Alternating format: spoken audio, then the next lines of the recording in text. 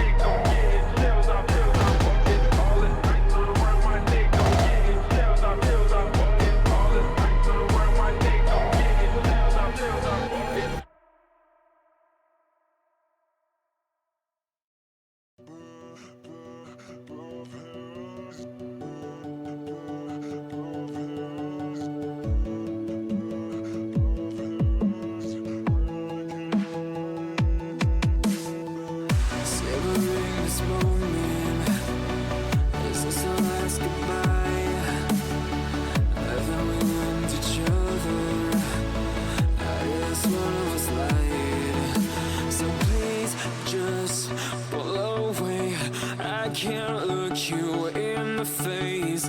I don't wanna have to lie. I wanted this love to survive. Now when I look in your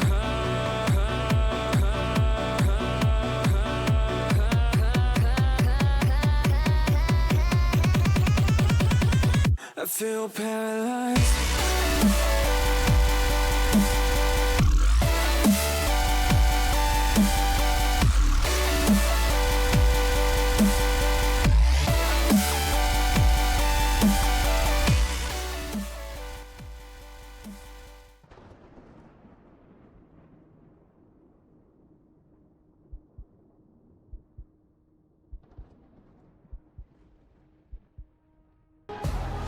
Ah, fucking hell. What was that? What? What is a what? Oh my god. Please, I hit you, please. Okay, we have one. What the fuck was that?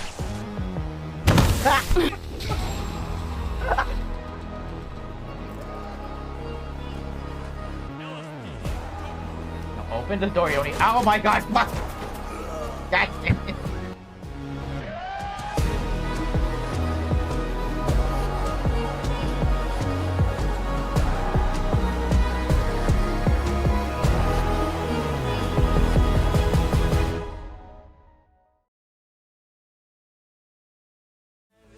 Hi guys, what's up? Hello?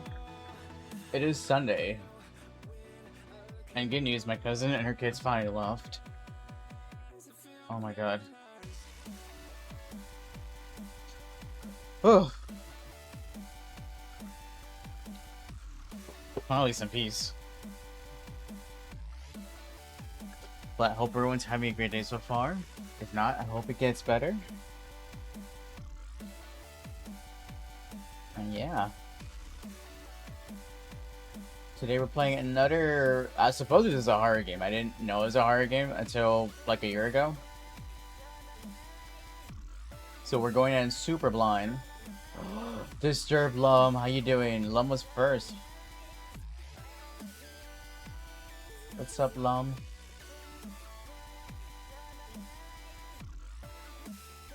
Also known as King Lum, by the way, for those of you that don't know. That is King Lum in the building.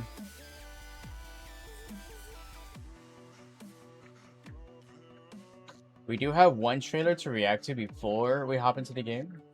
So I'm gonna just have that open real quick. No, don't play.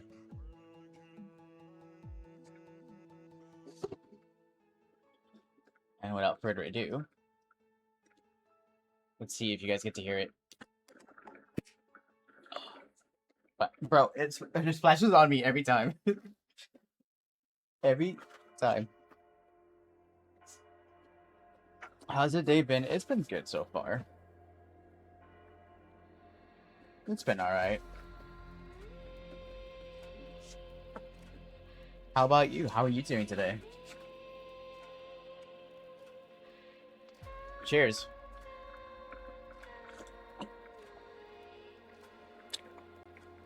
Oh my god, the strawberry peach flavor has been so good.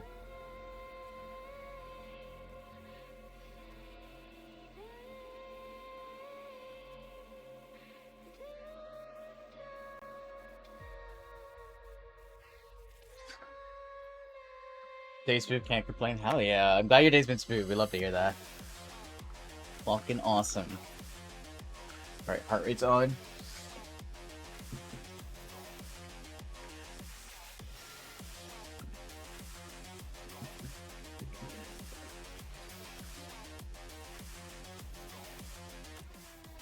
Yeah, yesterday we did our second playthrough of the Casting of Frank Zone. I saved one more person than my first playthrough.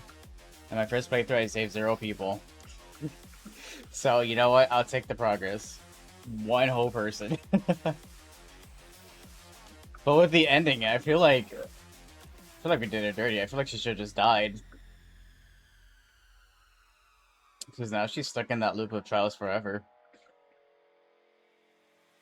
Oh well.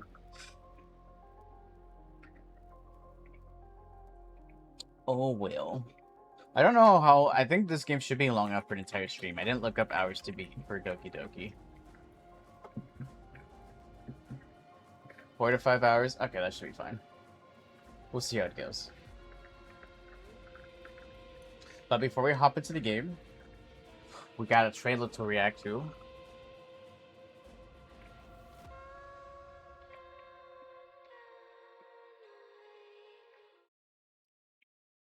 I haven't heard of this game before, so this should be interesting.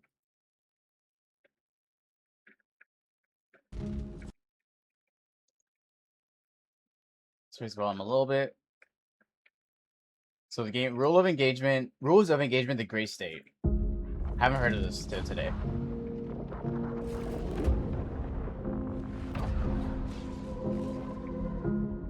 All the beauty in your face, when all the anger separates us. FPS maybe? The sun above my head. Developed by Gray State Studio. Lost myself in things I said. Oh, it is first person. You're wide behind the screen, and all it means The Slack Cthulhu? you Daddy Dulu? lost and lapse again, lost and lapse again. Unforgiven.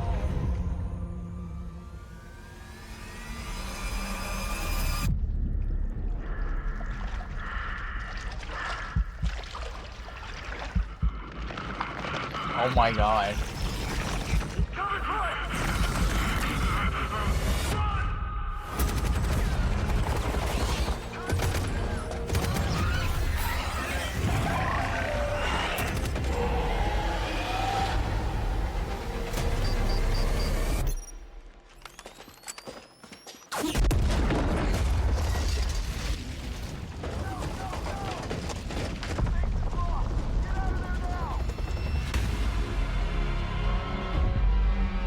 I like the UI. The UI, oh my god.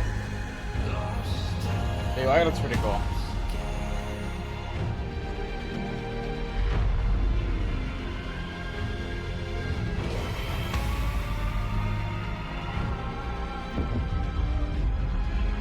Yo.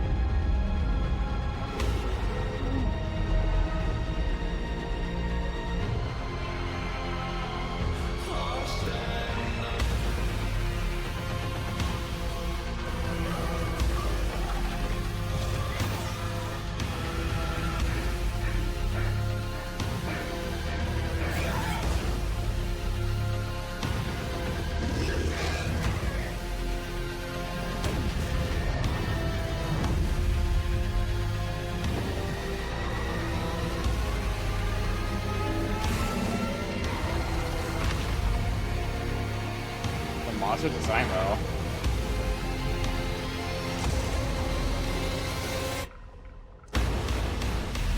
Holy crap.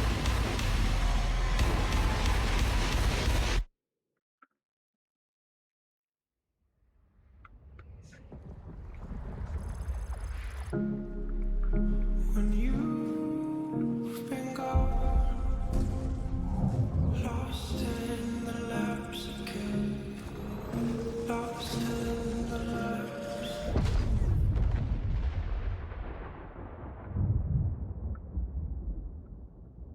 That was a dope trailer. Holy shit.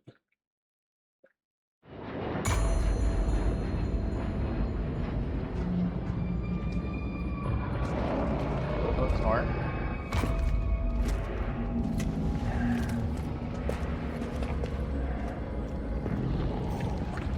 That's the whole goddamn street.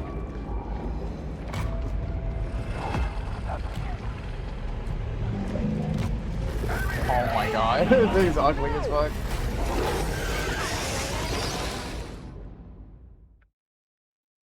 Okay, damn. When was this revealed? This was revealed 4 days ago. Oh my god. It feels like it's pretty gnarly. It does. This feels like if you took like you mixed Ready or Not with GTFO, but then you made it on a larger, like a much more larger scale, and then added like some little crafting elements. I'm very intrigued with this one. That's gonna have to get wishlisted. That was pretty dope.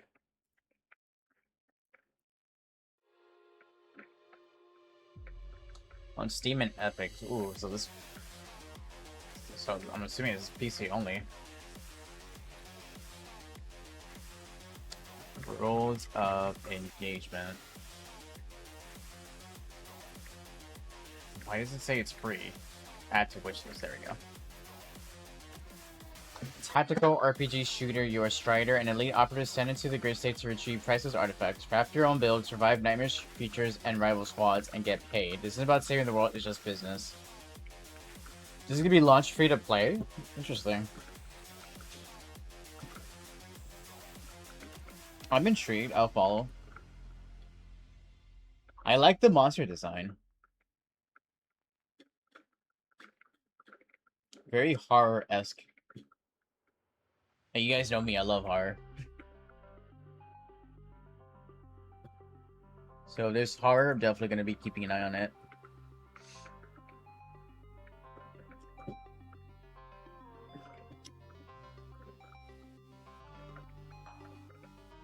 Yeah, before we hop to the game, so our horror marathon might have to be shorter than I planned because of, you know, the GPU. And all the horror games I had planned, I have on PC and not console.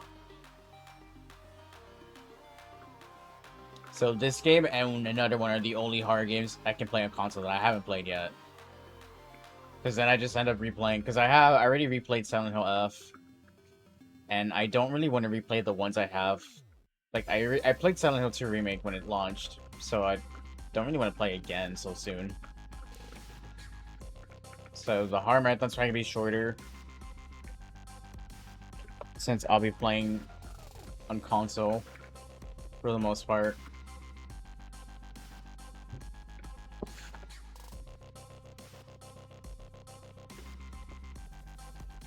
And then I don't expect everyone to feel, no one needs to feel obligated, but if we have a goal, if anyone wants to help out with a new GPU, no obligation though.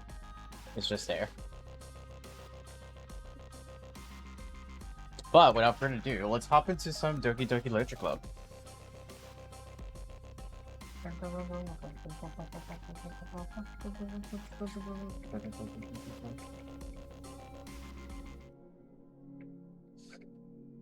Alright, hi YouTube in the future. Hello Twitch chat now. Today I'm playing Doki Doki Literature Club for the first time. I didn't actually know this was a horror game when it first came out. I just found out last year that apparently it's a horror game. And apparently there's some fucked up shit that happens in this game. But I haven't watched anybody play it, so we're going in as blind as possible. So, yeah, I don't know what to expect.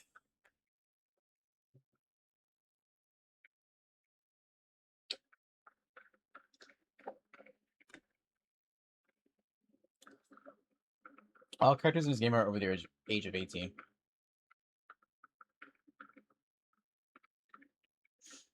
This game is not suitable for children or those who are easily disturbed, so there's your guys' warning. Individuals suffering from anxiety or depression may not have a positive experience playing this game. No, we're going in blind. I play horror games, so we're used to fucked up shit. Dude, we just played Silent Hill F. That fucking those cutscenes, the ritual cutscenes are, oh my god, they were pretty crazy. Yes, I agree. I mean, is it truly a horror game if there's no fucked up shit happening though?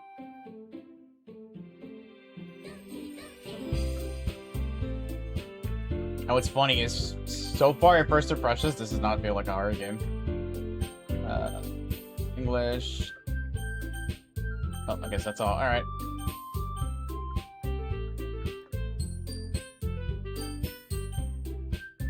Which one am I? That's the one I'm having, right? There we go, new game. Enter your name. Sky.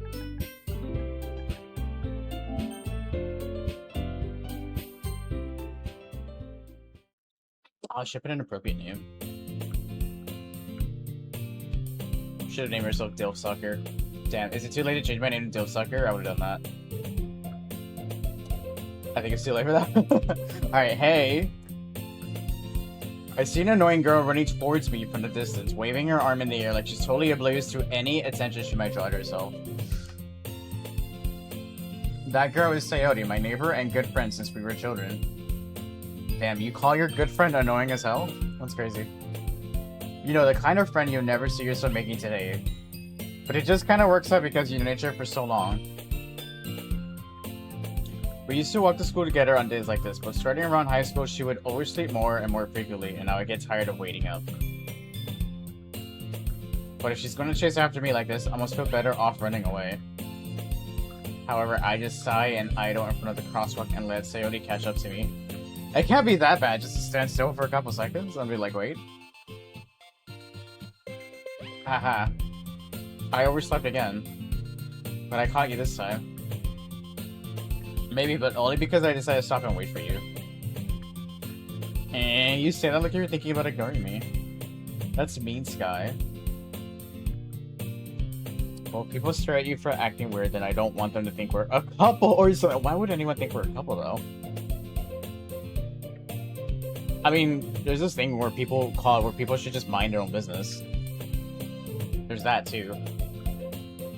Fine, fine. But you did wait for me after all. I guess you don't have it in you to be mean even if you want to. Oh, I can be mean. Whatever you say, Sayori. We cross the street together and make our way to school. As we draw near, the streets become increasingly speckled with other students making their daily commute. By the way, Sky, have you decided on a club to join yet? A club? I told you already, I'm not really interested in joining clubs. I haven't been looking either. And that's not true. You told me you would join a club this year. Who gives a shit? Did I? I'm sure it's possible that I did in one of our many conversations where I dismissively go along with whatever she's going on about. Sayori likes to worry a little bit too much about me when I'm perfectly content just getting by on the average while I spend my free time on games and anime. Exactly. Why would I join a club when I could just go home and play video games? Uh-huh. I was talking about how I'm worried that you won't learn how to socialize or have any skills before college. I could just socialize in a multiplayer game. Your happiness is really important to me, you know? And I know you're happy now, but I had the thought of you becoming a NEET. What the fuck does that mean? A NEET in a few years? Because you're not used to the real world. Is that an insult? What does that even mean? You trust me, right? Don't make me keep worrying about you. Alright, alright. I'll go look at a few clubs if it makes you happy. No promises, though. Will you at least promise me you'll try a little? Yeah, I guess I'll promise you that. Yay! Why do I let myself get lectured by such a carefree girl? More than that, I'm surprised I even let myself relent to her. I guess seeing her worry so much about me makes me want to ease her mind, at least a little bit. Even if she does exaggerate everything inside of her head. The school day is as ordinary as ever, and it's over before I know it. Damn, I wish school went by that fast for me. You know how many days it go by so slow? I'm just there like, oh, I want to go home. After I pack up my things, I stare blankly at the wall, looking for an ounce of motivation. Clubs. Sayori wants me to check out some clubs. I guess I have no choice but to start with the anime club. Wait, if there's a video game club, then we can still play video games in our free time and at club time. Hello? Sayori? Sayori must have come into the classroom while I was spacing out. I look around and realize I'm the only one left in the classroom. See, that's not realistic. I'd be the first person out when school's over. I thought I'd catch you coming out of the classroom, but I saw you just sitting there and spacing out, so I came in. Honestly, you're even worse than me sometimes. I'm impressed. You don't need to wait up for me if it's gonna make you late to your own club. Well, I thought you might need some encouragement, so I thought, you know what? Well, you can come to my club. Sayori. Yeah? There's no way I'm going to your club. What is your club? Meanie? Sayori's vice president of the literature club. Oh, right, the name of the game. Should have been Doki Doki Video Game Club. Not that I was ever aware that she had any interest in literature. In fact, I'm 99% sure she only did it because she thought it'd be fun to help start a new club. Since she was the first one to show interest after the one who proposed the club, she inherited the title of Vice President. That said, my interest in literature is guaranteed to be even less. Yeah, I'm going to the anime club. Come on, please. Why do you care so much anyway? Well, I kinda told the club yesterday I was bringing a new member. Wow. And Natsuki made cupcakes and everything. Don't make promises you can't keep. I can't tell if Sayori's really that much of an airhead or if she's so cunning as to plan all this out. I let out a long sigh. I'll do it with you. Fine, I'll stop by for a cupcake, okay? Yes, let's go. They better be good. And thus today marks the day I sold my soul for a cupcake. That's a description. I deject, oh my god, I don't know English, sorry. I'm illiterate, guys. I dejectly follow Sayori across the school and upstairs, a section of the school I rarely visit. How do I hit those other buttons too? I actually can't hit them. Oh, square does that. What does triangle do? Circle does nothing.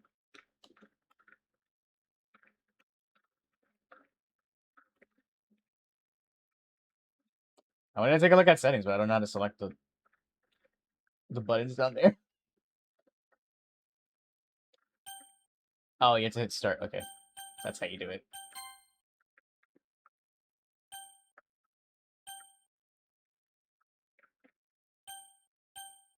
There's a DLC? Okay. Is history the dialogue? Okay, yeah. That's good to know. Alright, I just want to know how to press that. Sayori, full of energy, swings open the classroom door. Everyone, the new member is here. I told you, don't call me a new member. And I glance around the room. Welcome to the swear to God, I'm illiterate. Welcome to the literature club. It's a pleasure meeting you. Girl 1. Damn, didn't even get you a name? Sayori always says nice things about you. Girl 2. Seriously, you brought a boy? Oh, I'm a boy? I didn't know that. Way to kill the atmosphere. They came today and tell me if I was a boy or girl. Ah, Sky, what a nice surprise. Welcome to the club. All words escape me in this situation. This club is full of incredibly cute girls. What are you looking at? If you want to say something, say it. Sorry. Natsuki. The girl with the sour attitude whose name is apparently Natsuki is the one I don't recognize. Her small figure makes her look like a first-year student. She is also the one who made cupcakes, according to Sayori. You can just ignore her when she gets moody.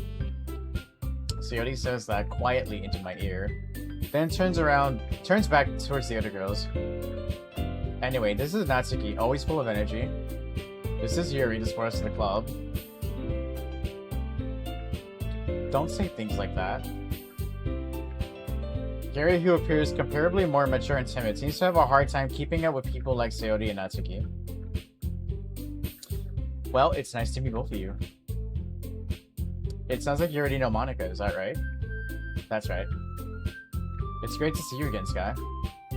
Monica smiles sweetly. We do know each other. Well, we rarely talk, but we were in the same class last year. Monica was probably the most popular girl in class. Smart, beautiful, athletic. Basically completely out of my league. So having her smile at me so genuinely feels a little... You too, Monica. Come sit down, Sky. We made room for you at the table so you can sit next to me or Monica. I'll get the cupcakes. Hey, I made them. I'll get them. Sorry, I got a little too excited. Then how about I make some tea as well? The girls have a few desks arranged to form a table. As Sayori mentioned, it's been widened so there's one space next to Monica and one space next to Sayori. Are you gonna make me pick who I'm gonna sit next to?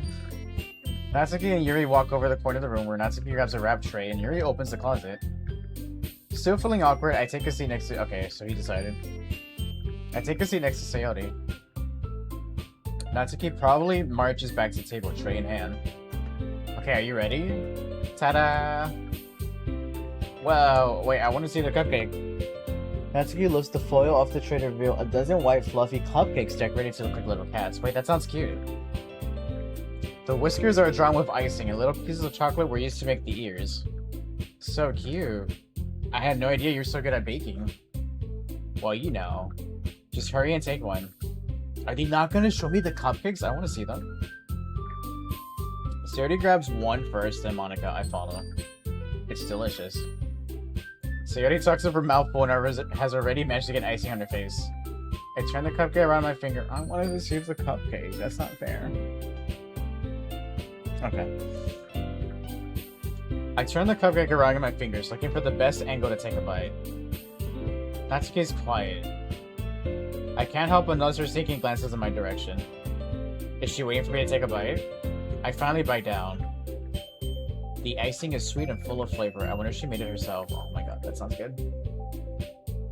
This is really good. Thank you, Natsuki. Why are you thanking me? It's not like...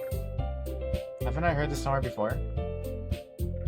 Made them for you or anything. I thought you technically did. Sayori said, well, maybe.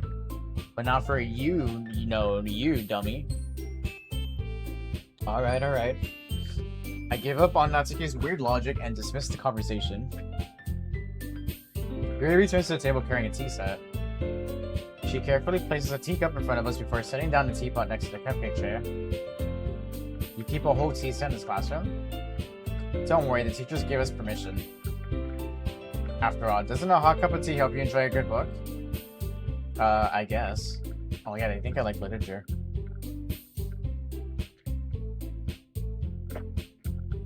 They think I like to read? I think I just skipped that. Oops. What did that say? Don't let yourself get intimidated. You're just trying to impress you. Okay, that's what I missed. That's not. Insulted, Yuri looks away. I meant that, you know. I believe you. Well, tea and reading might not be a pastime for me, but at least enjoy tea. I'm glad. Yuri faintly smiles to herself in relief. Monica raises an eyebrow, then smiles at me. So what made you consider the literature club? I was forced against my will. I was afraid of this question. Something tells me I shouldn't tell Monica that I was practically dragged here by Sayori. Well, I haven't joined any clubs yet, and Sayori seemed really happy here, so...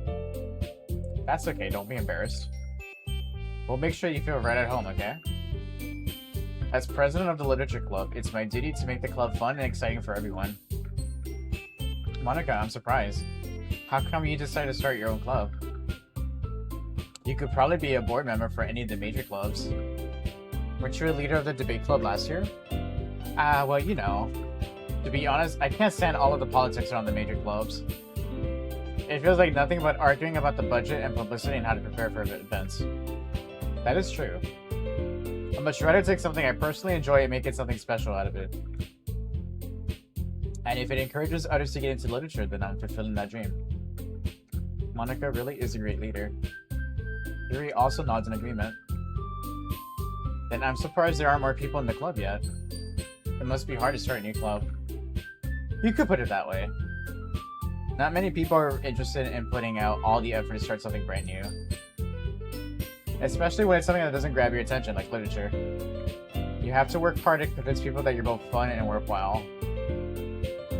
But it makes school events like the festival that much more important. I'm confident that we can all really grow this club before we graduate. Right, everyone? Yeah. We'll do our best. You know it. Yeah, I imagine it's hard to encourage people that reading is fun.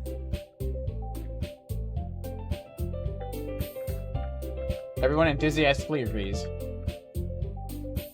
Such different girls all interested in the same goal. Monica was... Oh my god. Monica must have worked really hard to find just these three. Or find these three. Maybe that's why they're all so delighted by the idea of a new member joining. Though I still don't really know if I can keep up their level of enthusiasm about literature. So Sky, what kind of things do you like to read? Well, I like to read the little booklets that physical copies of video games used to come with. I like reading that. Considering how little I've read these past years, I don't really have a good way of answering that. Manga.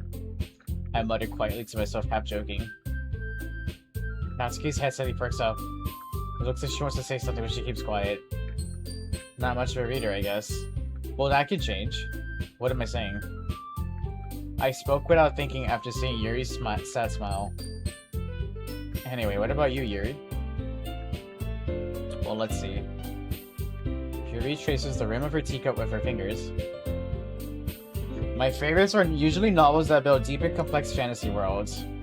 The level of creativity and craftsmanship behind them is amazing to me. And telling a good story in such a foreign world is equally impressive. Yuri goes on, clearly passionate about her reading. She seems so reserved and timid since the moment I walked in, but it's obvious by the way her eyes light up that she finds her comfort in the world of books, not people. But you know, I like a lot of things. Stories with deep psychological elements usually immerse me as well. Isn't it amazing how a writer can deliberately take advantage of your own lack of imagination to completely throw you for a loop? Anyway, I've been reading a lot of horror lately. Yo, wait, W. I can get behind that. I read a horror book once. I desperately grasped something I could relate to at a minimal level. At this rate, Yuri might as well be having a conversation with a rock. Really? I wouldn't have expected that, Yuri. For someone as gentle as you. I guess you could say that. But if the story makes me think or takes me to another world, then I really can't put it down. Surreal horror is often very successful at changing the way you look at the world, if only for a brief moment. Have I ever read a horror book before? I don't think I have. I don't think so. Oh, I hate horror. Hell. Oh, why is that? Well, Natsuki's eyes dart over me for a split second. Never mind. That's right, you usually like to write about cute things, don't you, Natsuki? What? What gives you that idea? You left a piece of scrap paper behind last club meeting. It looked like you were working on a poem called... Don't say it out loud. And give that back. Fine. Your cupcakes, your poems. Everything you do is just as cute as you are. Sayori slides up behind Natsuki and puts her hands on his shoulders. I'm not cute. Natsuki, you write your own poems? Well, I guess sometimes. Why do you care? I think that's impressive. Why don't you show them sometime? No. Natsuki averts her eyes. You wouldn't like them. Not a very confident writer yet. I understand how Natsuki feels. Showing that level of writing takes more than just confidence. The truest form of writing is writing to oneself. You must be willing to open up your readers, exposing your vulnerabilities and showing even the deepest reaches of your heart. Do you have writing experience too, Yuri? Maybe if you share some of your work, you can set an example and help Natsuki feel comfortable enough to share hers. She's like, I don't know about that, fam. I guess it's the same for Yuri. Oh, I wanted to read everyone's poems. We all stood in silence for a moment. Okay.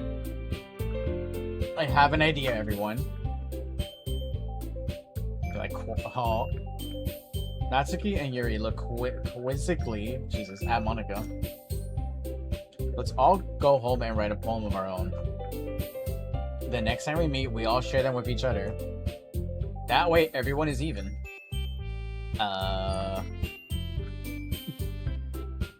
Yeah, let's do. She's the only one for this. Yeah, let's do it. Plus, now that we have a new member, I think it would help us get a little more comfortable with each other and strengthen the bond of the club. Isn't that right, Sky? Monica smiles warmly at me once again. Hold on, there's still one problem. Eh, what's that? Now that we're back to the original topic of me joining the club, I bluntly come forward for what's been on my mind the entire time. I never said I would join his club. Sayori may have convinced me to stop by, but I never made any decision.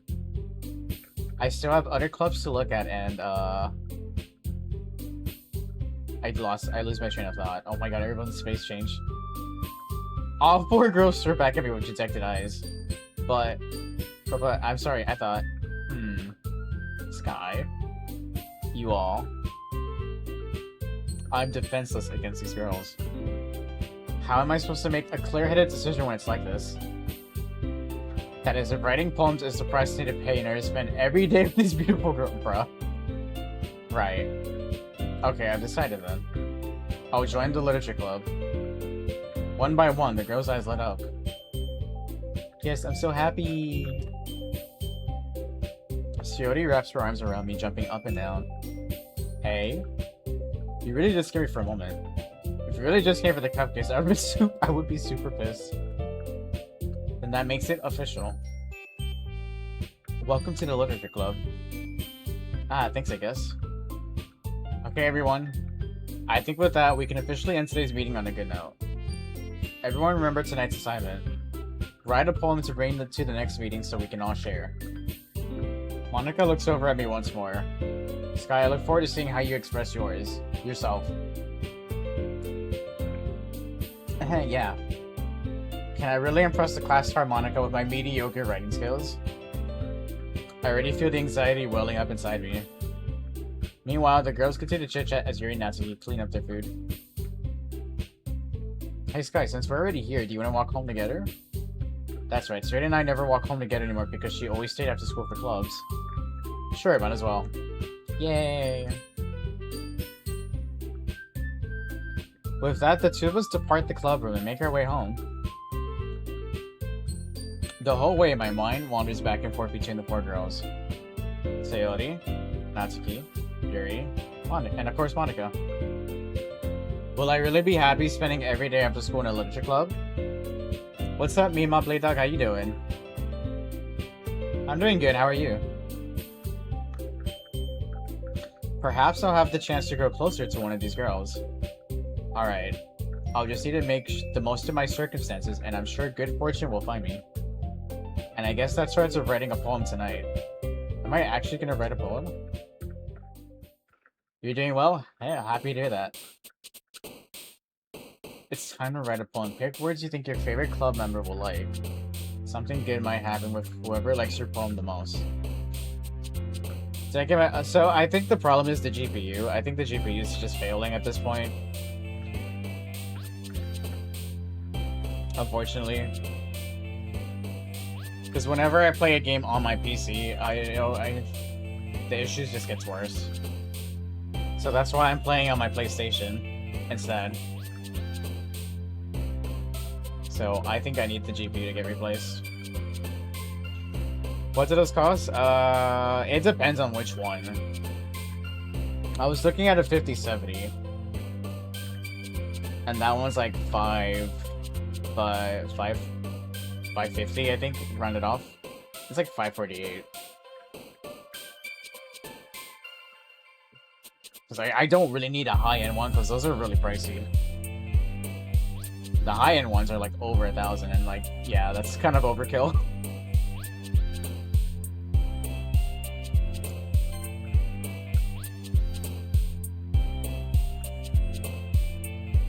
Charm, nightgown, contamination, breathe, philosophy, unrestrained, feather, fluffy, fireflies, anxiety.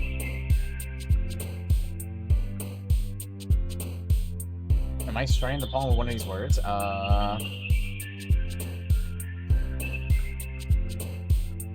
What word do I like the most? Contamination might be kind of hard. Ooh, anxiety.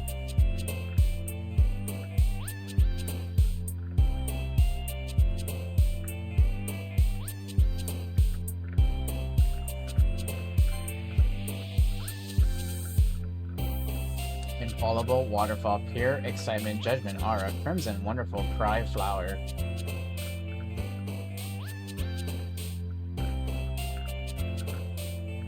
Top every day. What's up? How you doing? Am I learning literature? I think so. I need to. I've been like fucking up some of these words. I think I'm becoming illiterate. I need to join the literature club so I can not be illiterate. Is the poem gonna be all these words? Because it's not gonna make sense. I like the word crimson. Dazzle, grief, heaven sent, flying, passion, wrath, adventure, rain cloud, precious, skirt.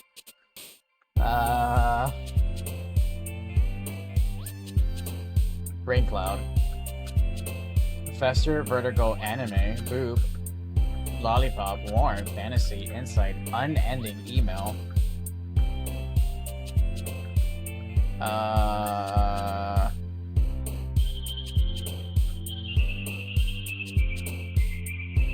What is vertigo? I always forget what that means. Is vertigo like the fear of going fat? What did I just get a trophy for? Spend enough time during the poem minigame for the music to loop. Oh. Is vertigo like the fear of going fast? Is that what that is? Vertigo is a sensation of spinning or dizziness when the world or oneself feels like it's moving. Oh. That's not what I thought it meant, I'm gonna be honest.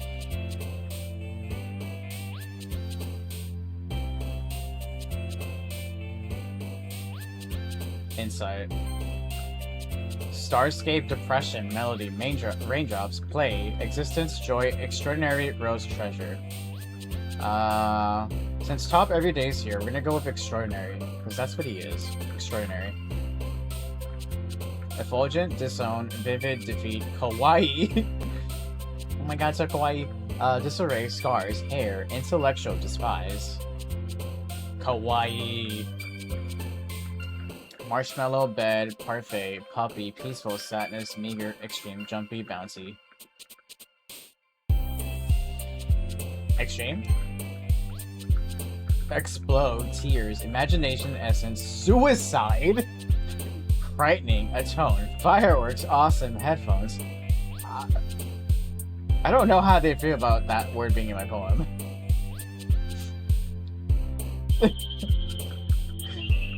Let's do frightening.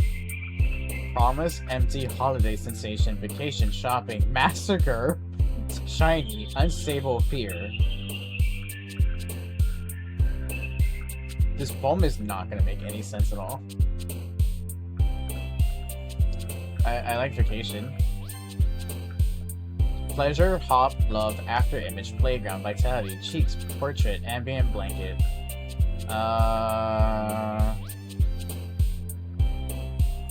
Pleasure? Spinning whistle, vanilla, determination, milk, deaf, music, Doki Doki, skipping, socks. I like music. I like the music, like the music. Palm dream, whisper, destiny, clouds, incapable beauty, journey, unrequited, infernal. I like infernal. Desire, smile, heartbeat, ribbon, pink horror, memories, incongruent, embrace pain, horror. Special swimsuit, misfortune, electricity, secretive party, analysis, kiss, forgive, ocean. Universe, silly, bunny, pop-up, broken, alone, together, pout, cheer, comfort. Broken? Alone. Actually, alone. Games, time, Valentine, summer, twirl, bliss, lazy, loud, graveyard, tragedy. I like games. Flee, whirlwind, tenacious, sunset, sing, happiness, laugh, and clumsy, shame, mouse. Got me tumbling, tripping. Only cause I'm falling in love. It's all I think about when I see the word clumsy. Got me stumbling.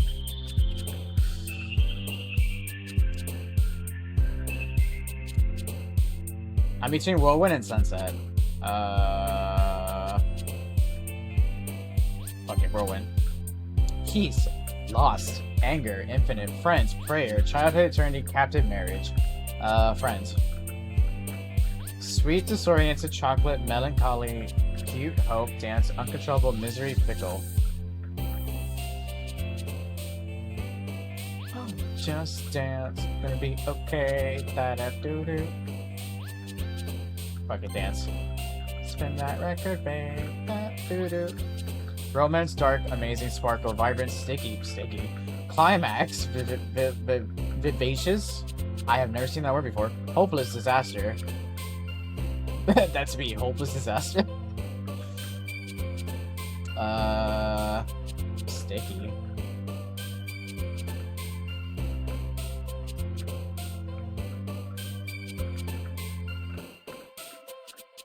What should our final word be? I'm between sticky, climax, and disaster. Put them all together. Sticky, climax, disaster.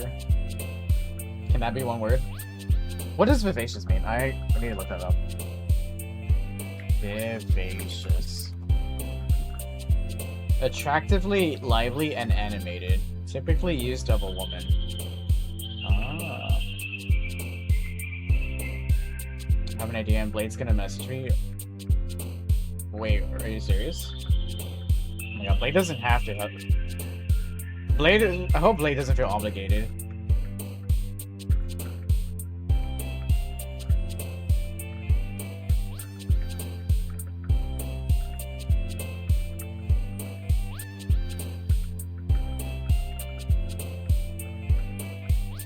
He doesn't? Alright.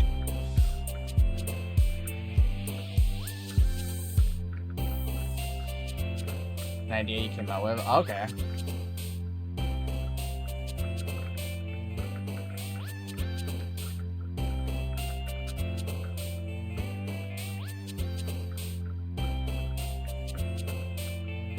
Okay, climax.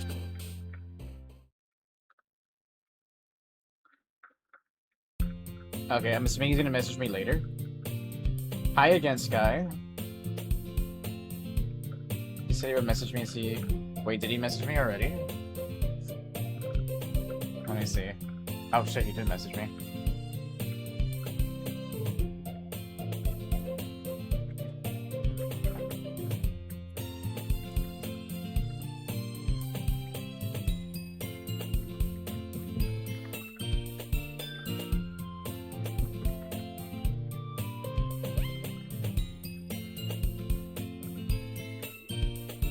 Glad to see you didn't run away on us. Haha. Nah, don't worry. This might be a little strange for me, but at least I at least keep my word. Well, I'm back at the literature club. I was the last to come in, so everyone else is already hanging out. Thanks for keeping your promise, Sky. I hope this isn't too overwhelming of a commitment for you.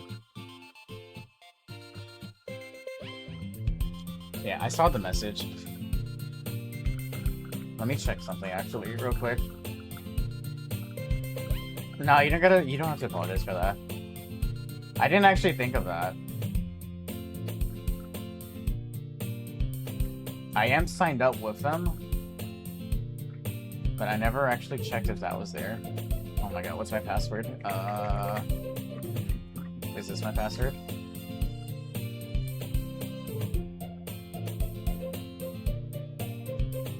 Does that mean the password was right?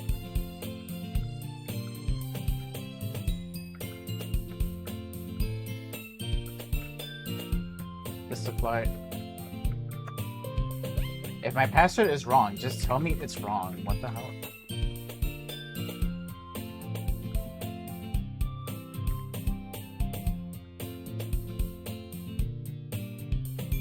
Verify you're human. Apparently I don't know my password.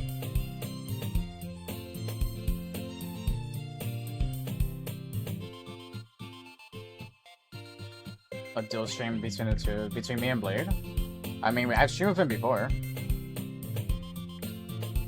There was a game he wanted to play, and I was down to play. I just haven't had the time. Where's my password for... God damn it.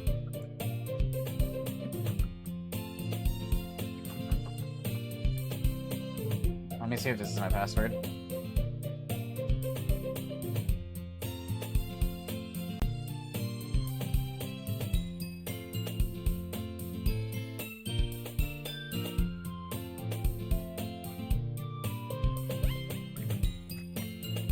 Is this my password?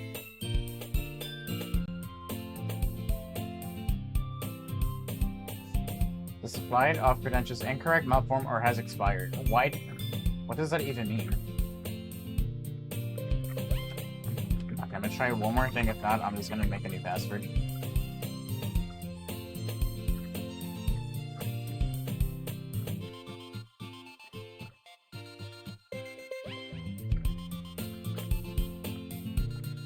Okay, I'm gonna make a new password because what the fuck? It won't even tell me what's wrong.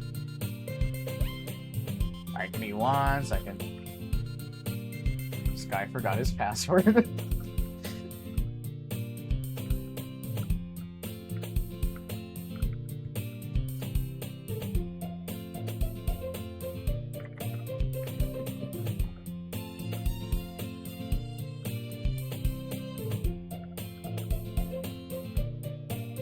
Password reset. Okay.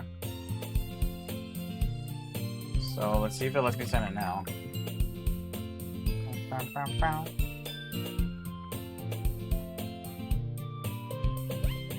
Check code. I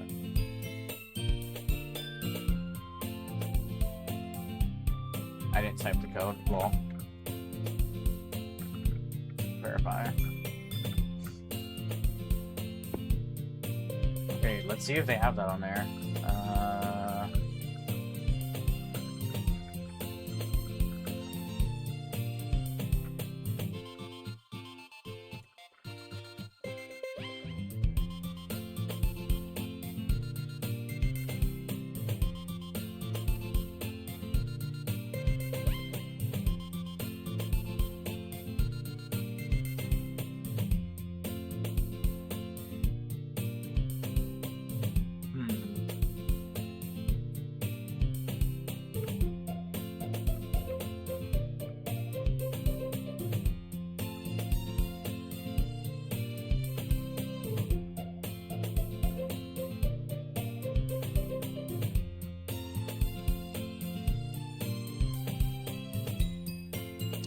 That one.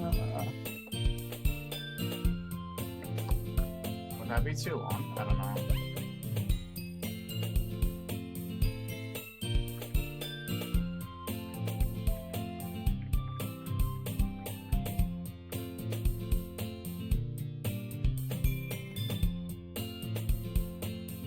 Okay, so I could probably add that one then.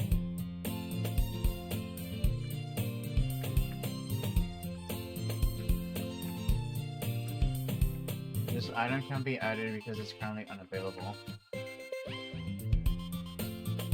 Then why does it show here though?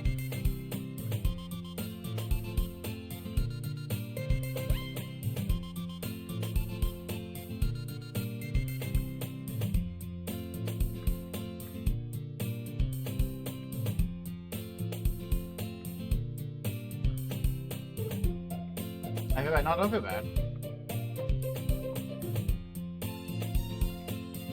I mean, I didn't think of it either.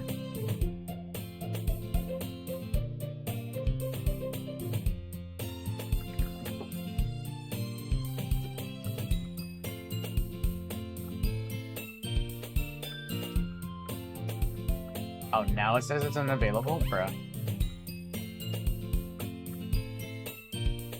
Okay, so I can't do that one then.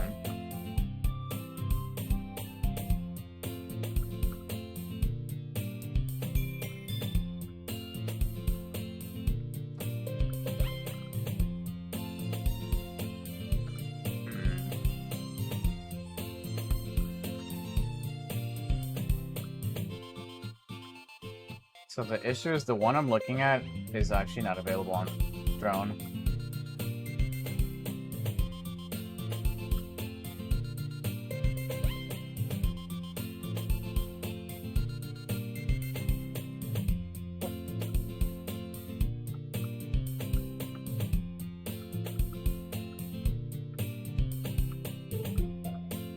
They have the more expensive one, which I didn't really want to go that expensive. I could probably talk to Blade about it later. I appreciate it though, thank you guys. I make you dive making you dive headfirst into literature when you're not accustomed to it. Oh, come on, like he deserves any slack. So you already told me you didn't even want to join any clubs this year. And last year too.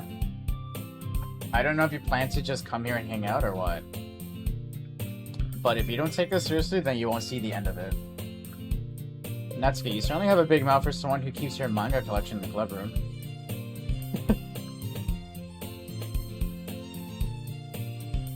Natsuki finds herself stuck between Saint Monica and manga.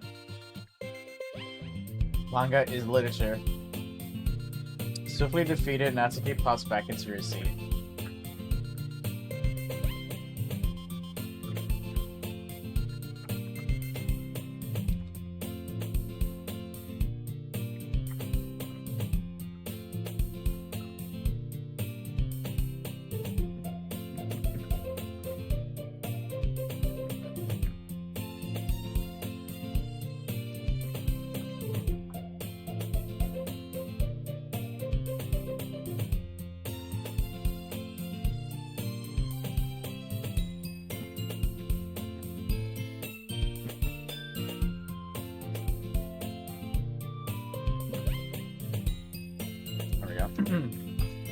Swiftly defeated, Natsuki plops back into her seat. Don't worry, guys. This guy always gives it his best as long as he's having fun. He helps me with busy work without me even asking. Like cooking, cleaning my room. How dependable. Sorry, that's because the room is so messy, it's distracting. And you almost set your house on fire once. How did she do that? From what, cleaning? Is that so? You two are really good friends, aren't you? I might be a little jealous. Oh, calm. You and Sky can become good friends too. Sayori. As usual, Sayori seems oblivious to the weird situation she's put me into. Oh, Yuri even brought you something today, you know? Wait, Sayori. She brought me something? What'd she bring me? Not really. Don't be shy. It's really nothing. What is it? Never mind. They already made it sound like a big deal when it's really not. What do I do? I'm sorry, Yuri, I wasn't thinking. I guess that means it's up to me to rescue the situation. Hey, don't worry about it. First of all, I wasn't expecting anything in the first place. So any nice gesture from you is a pleasant surprise. It'll make me happy no matter what. Is that so? Yeah, I won't make it a big deal if you don't want it to be. Alright.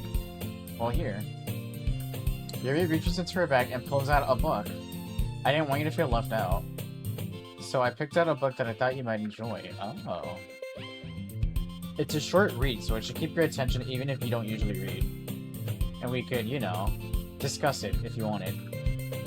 This is... How is this girl accidentally being so cute?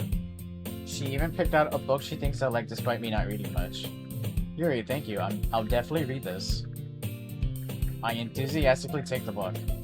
Phew. Well, you can read it at your own pace. I'll look forward to hearing what you think. Now that everyone's settled in, I expect Monica to kick off some scheduled activities for the club. But that doesn't seem to be the case. Sayori and Monica are having a cheery conversation in the corner. Yuri's face is already buried in the book.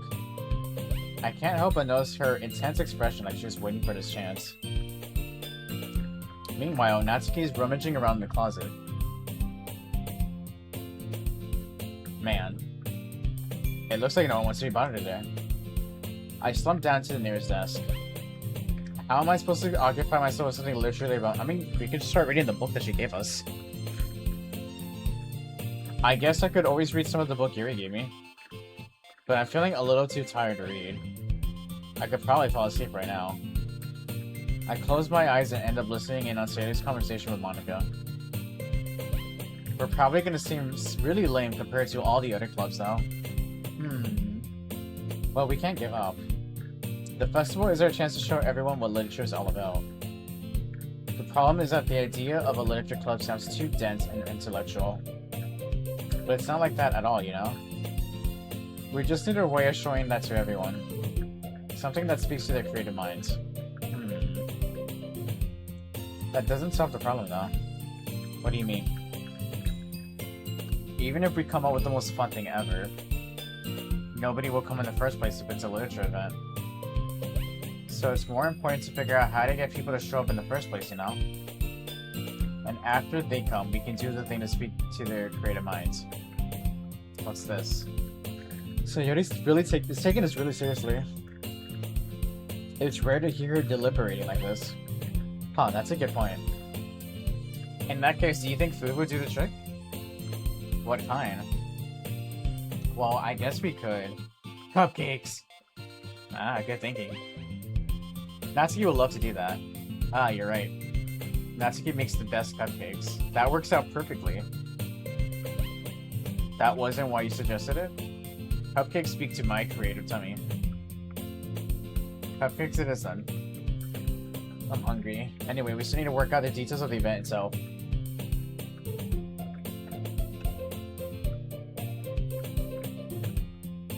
I find myself smiling. In the end, Sayori's still her usual self. But therein lies the unexpected reason I admire her.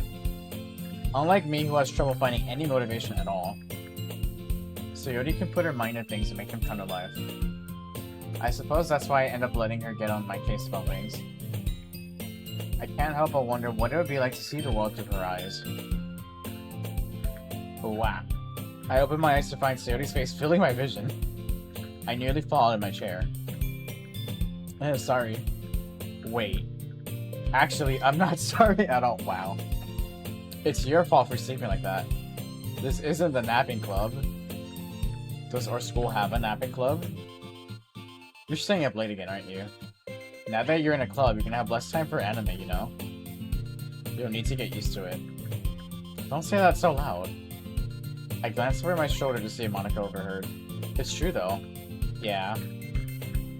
I know. You're always looking out for me, Sayori. It's what I do best. That's a problem. What about you? You look out for me better than you look out for yourself. You're just oversleeping every day, aren't you? Eh? Not every day. That's not very convincing. How many days this past week have you gotten up on time? It's a secret. I knew it. Come on. At least give me the benefit of the doubt. I can't even do that.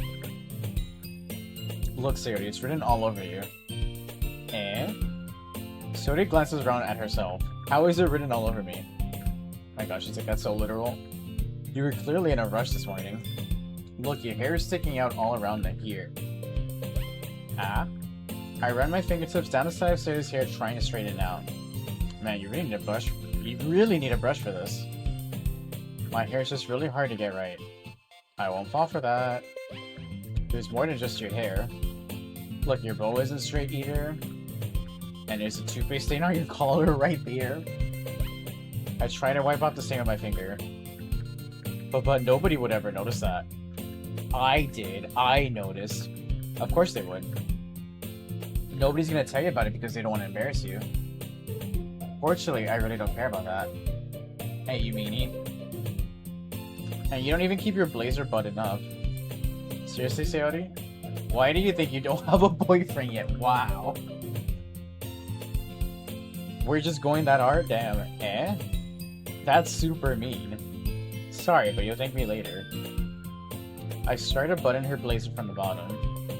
Once you see how much better it looks, you'll change your mind. Oh my god, this camera angle. This is so funny. What is?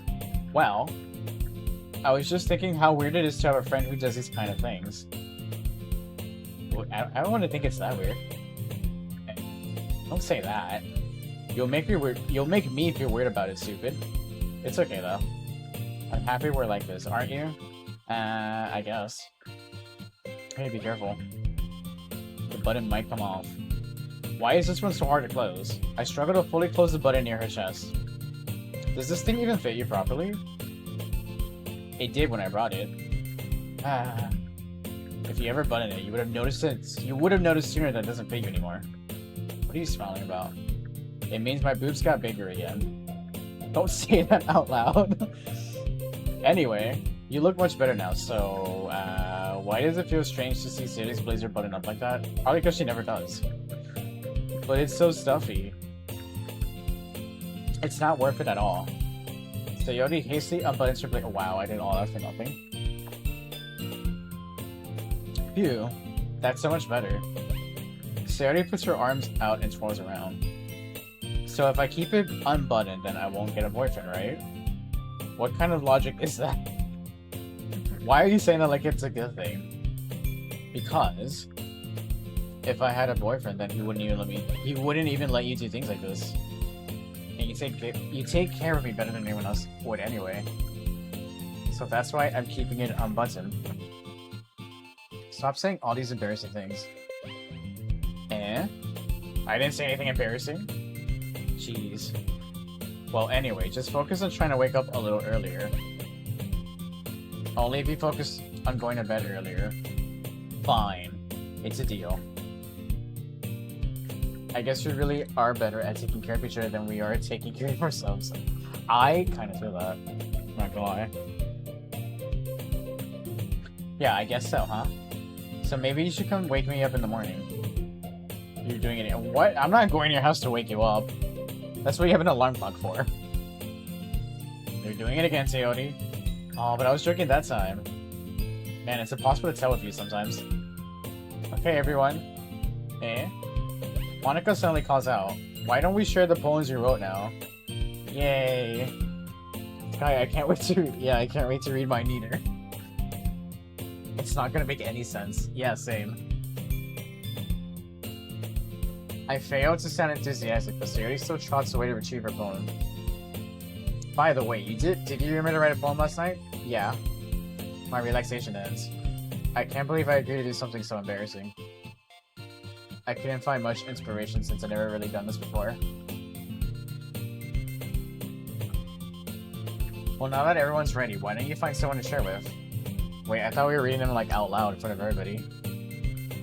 What do you mean share? What do you mean by that? I can't wait. Sayori and Monica enthusiastically pull out their poems. Sorry, give me 1 second. Sayori's is on a wrinkled sheet of loose leaf torn from a spiral notebook. On the other hand, Monica wrote hers in a composition notebook. I can already see Monica's pristine handwriting from where I sit. Natsuki and Yuri reluctantly comply as well, reaching into their bags. I do the same myself. Who should I show my poem to first? Does it matter?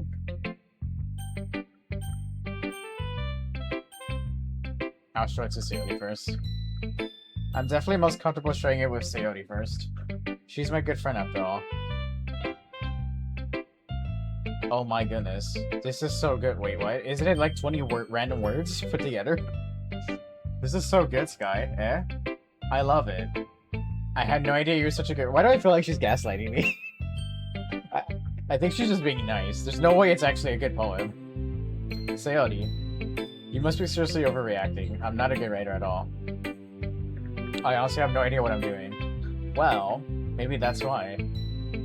Because I have no idea what I like either.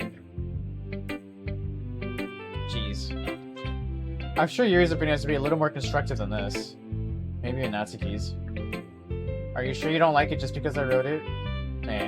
Well, I'm sure that part of it. I'm sure that's part of it. I think I understand you better than a lot of other people, you know? So when I read your poem, it's not just a poem. It's a Sky poem. And that makes it feel extra special. Like I can feel your feelings in it. Sayori hugs the sheet against her chest. You're so weird, Sayori. I'm really happy that you wrote one. It just reminds me of how you're really a part of the club now. Not to mention the fact that I'm standing in front of you in the club room. And well, of course. I'm not really into it yet, but that doesn't mean I'll break my promise. See? It's like I said before, Sky. Deep down, you're not selfish at all, you know? How is not joining a club selfish, though? Try new things like this for other people. That's something that only really good people do. Thanks, Sayori. I'm not sure if Sayori sees the full picture of my motive here. Then again, I can't deny that she's part of the reason I joined. Knowing how much this means to her and all. Yeah, and I'm gonna make sure you have lots of fun here, okay? That will be my way of thanking you. Alright, I'm gonna hold you to that then. Yay! Now you read my poem too, right? Don't worry, I'm really bad at this. We'll see about that. Wait, do I get to see my own poem? How do I know what I wrote? Is it just 20 random words? Dear sunshine, the way you glow through my blinds in the morning, it makes me feel like you miss me. Kissing my forehead to help me out of bed. Making me rub the sleepy from my eyes. Are you asking me to come out and play? Are you trusting me to wish away a rainy day? I look above, the sky is blue. It's a secret, but I trust you too. But if it wasn't for you, I could sleep forever, but I'm not mad. I want breakfast. That last part is so her. It's not bad though. Sayori, this is just a guess, but did you wait until this morning to write this? No. Just a little bit. You can't answer just a little bit to a yes or no question. I forgot to do it last night. Well, at least that makes me feel a little better about myself. Don't be mean. I still try my best. Ah, yeah. I didn't mean to say that was a bad poem. It came out nice, or how should I put it? It sounds just like you. Really? Yeah. Especially that last line. I made eggs and toast. Even though you were late to school, it's bad to skip breakfast. I get all cranky. Well, I guess there's no point in arguing. Anyway, thanks for showing me. This is so much fun. Do I get to read the other ones? Monica's the best. Ah, yeah. But next time I won't forget. And I'm gonna write the best poem ever. Well, I guess I'll look forward to it.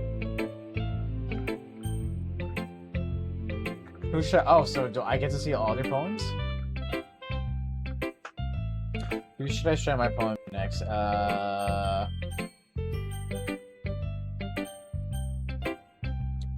feel like Monica wrote a really good poem. Let's do her next. Hi, Sky. Having a good time so far? Yeah. Good, glad to hear it. By the way, since you're new and everything, if you ever have any suggestions for the club, like new activities or things we can do better, I'm always listening. Don't be afraid to bring up things, okay? Alright, I'll keep that in mind. Of course I'll be afraid to bring things up. I'm much better off just going with the flow until I'm more settled in. Oh, I bit my tongue a little bit. Ah. I'm much better off just going with the flow until I'm more settled in. Anyway, want to share your poem with me? It's kind of embarrassing, but I guess I have to. Hahaha. Don't worry, Sky. We're all a little embarrassed today, you know? But it's that sort of barrier that we'll all learn to get past soon. Yeah, that's true. I hand Monica my poem. She's like, it's fucking trash. Honestly, if one of them said that, I think that would make this a W game for me.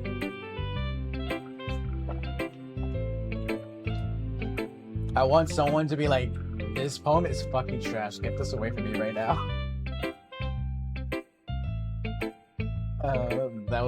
That would be great. What's up, Lycos? How you doing? Welcome in. I like this one. It makes me think of something Sayori will like. Is that so? You and Sayori are really good friends, right? I wouldn't be surprised if we had those sorts of things in common. Ah, well. We may be good friends, but Sayori and I are actually really different. Well, that may be the case, but maybe there's some similarities that you wouldn't expect. The way she talks about you. It sounds like the two of you really care about each other's well-being.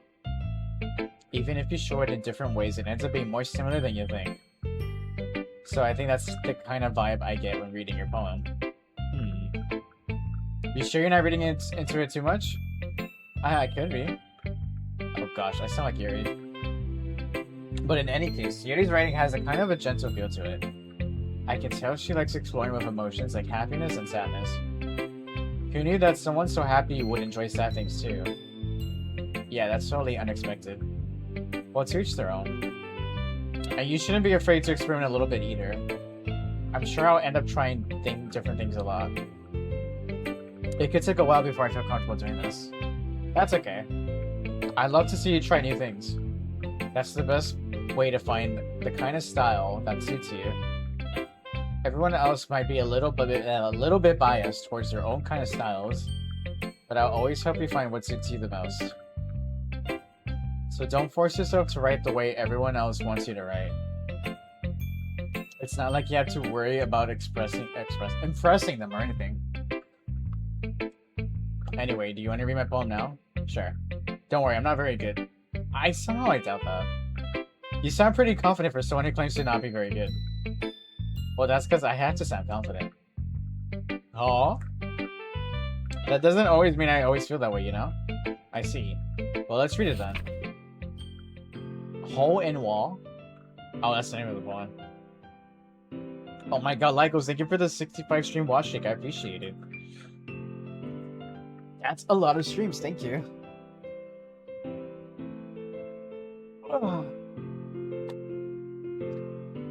Alright.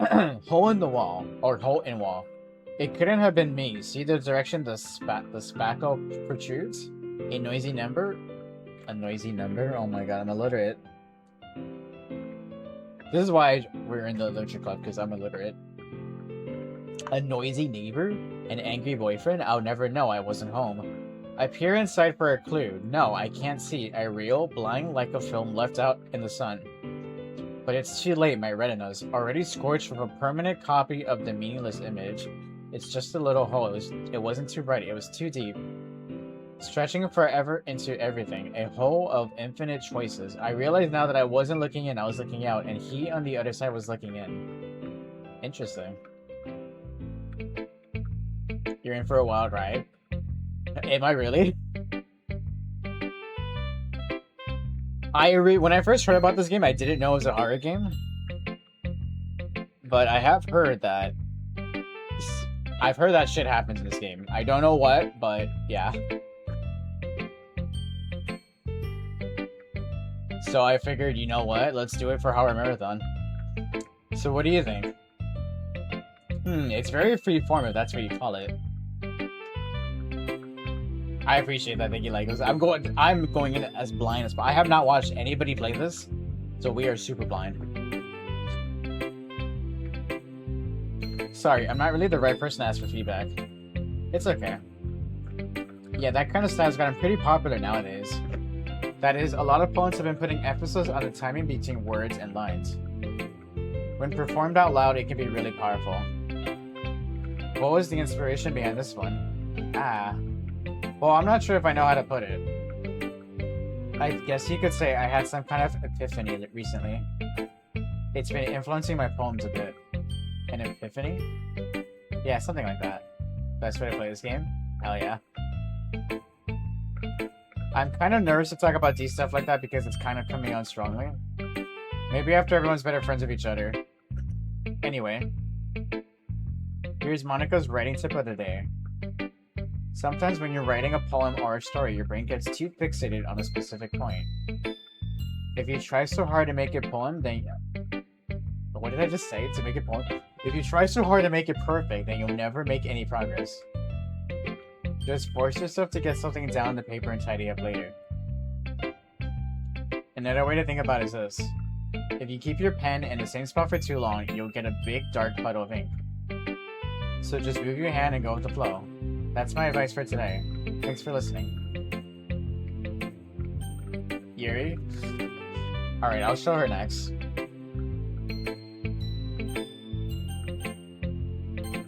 There we go.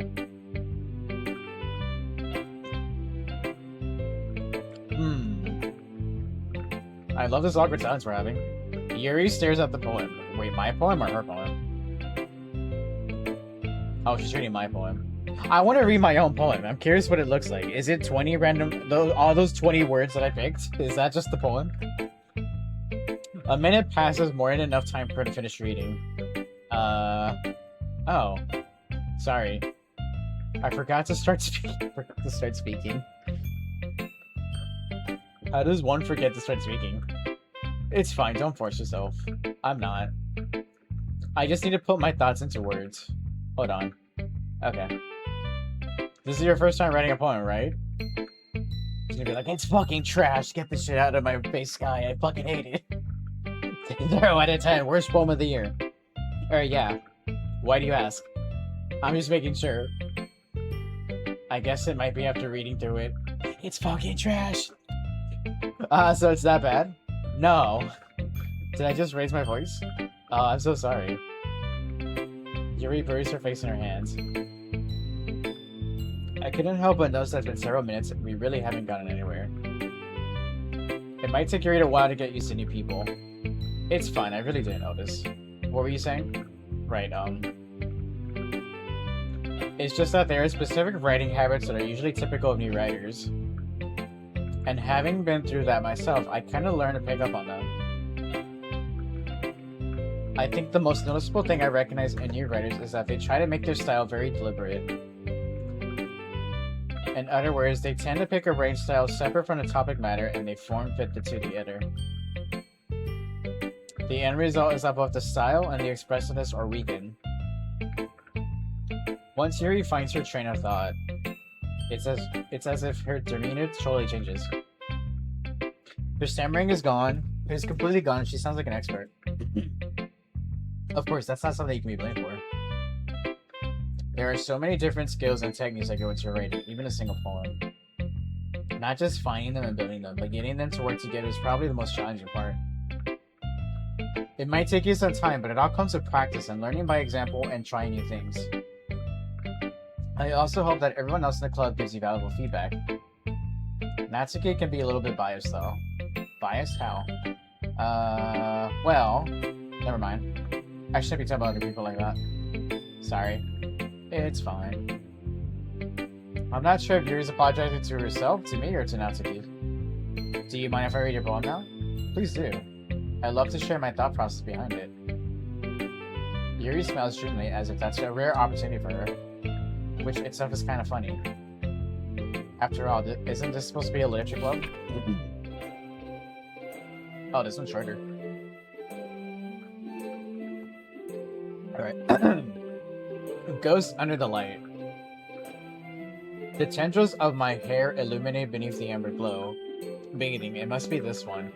The last remaining streetlights who have withstood the test of time. The last yet to be replaced by the sickening blue-green hue of the future. I bathe, calm, breathing air of the present, but living in the past. The light flickers, I flicker back. This is actually pretty nice. I liked it. I'm sorry, I have such terrible handwriting. What? I was able to read it. What? I wasn't thinking about that at all. But it took you a long time to read. Well, I just don't read script very often. I actually think your handwriting is very pretty. Eh? That's a relief. Also, I like the poem. Even though it's short, it was really descriptive. It wasn't too short. I usually write longer poems. Not at all. I'm really glad you like it. Hi, Hamable, how are you? Welcome in. So I've heard. I'll be honest. Since it's our first time sharing, I wanted to write something a little more mild. Something easy to digest, I suppose. Are you into ghost theory? Actually, the story isn't about... My impression was that it's about a candle. So I don't know where the fuck he's getting ghosts from. I think it's related to candles. Actually, the story is about a ghost at all sky. Really? I must have totally missed the point. Well, I suppose you did only glance over it after all.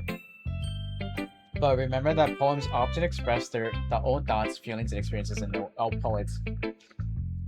Poets often express their own thoughts, feelings, and experiences in their work. I'm alive at least. I feel that, man. I really feel that. But hey, I'm glad you're alive.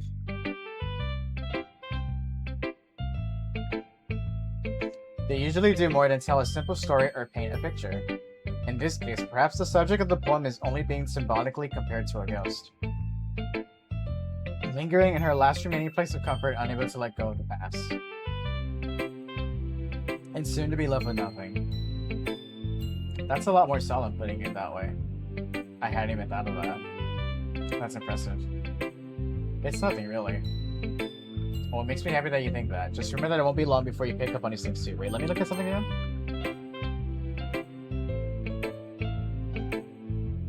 Oh, symbolically compared to... Okay, so it had nothing to do with a candle, like I thought.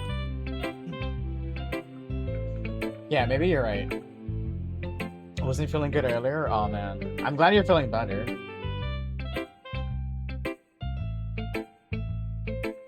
But yeah, hopefully it's not like a sickness or anything.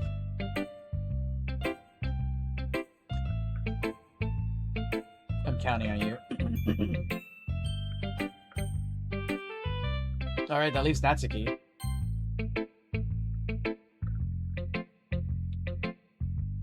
Well, it's about what I expected from someone like you. Wow. Is this where she's like, it's fucking trash? That's a little blunt. Well, excuse me. It's not like I said it was bad. It just didn't evoke any emotions. So basically, it's not cute enough for your taste. Do you want to get smacked? I'll pass. Well, anyway, I guess I need to show you mine. Not that you'll like it. Eagles can fly, monkeys can climb, crickets can leap, horses can race, owls can seek. Cheetahs can run, eagles can fly, people can try, but that's about it. Damn. Wait. That last part?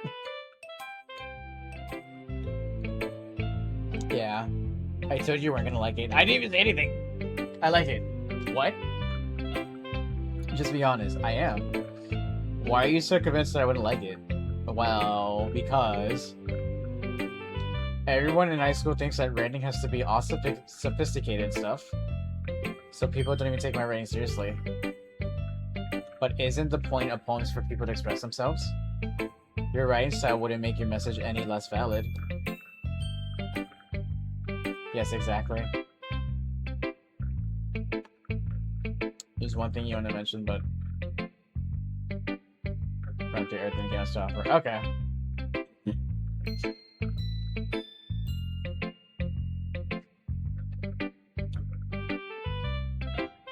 How long does a... Because I looked up how long a playthrough should take, and it's 4 to 5 hours. Would you say that's pretty accurate? Or longer? That's the only thing I'm not sure, is how long the game is.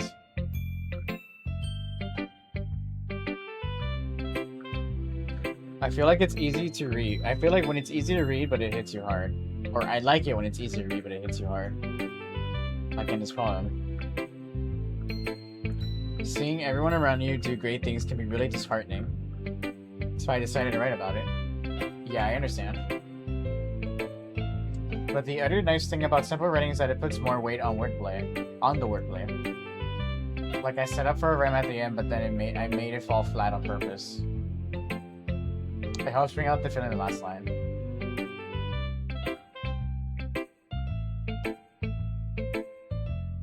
pretty accurate. Alright, we shall see then.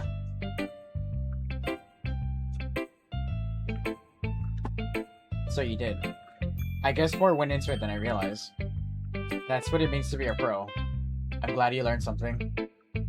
Didn't expect that from the youngest one here, did you? Yeah, I guess not. I decided to humor her with the last comment.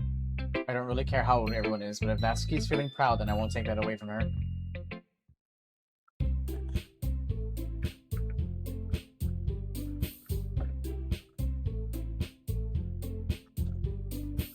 I feel like I should make some tea with honey later, because we're going to be doing a lot of talking. Phew. I guess that's everyone. I glanced around the room. That was a little more stressful than I anticipated. It has a slow start up, but oh, that's fine. I don't mind that. I just hope. All I'm hoping is that it's long enough for a full stream.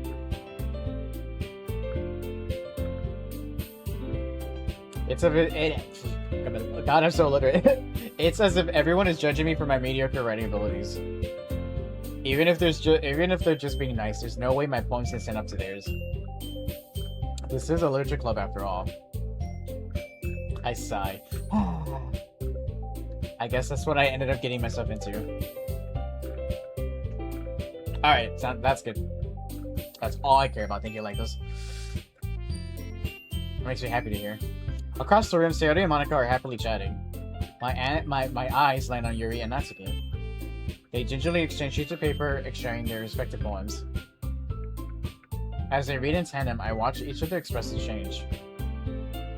Natsuki's eyebrows furrow in frustration. Meanwhile, Yuri smiles sadly. What's with this language? Eh? Did you say something? Oh, it's nothing. Natsuki dismissively returns the poem to us with one hand. I guess you could say it's fancied. Ah, thanks. Yours is cute. Cute? Did you completely miss the symbolism or something? It's clearly about the feeling of giving up. How can I be cute? I know that.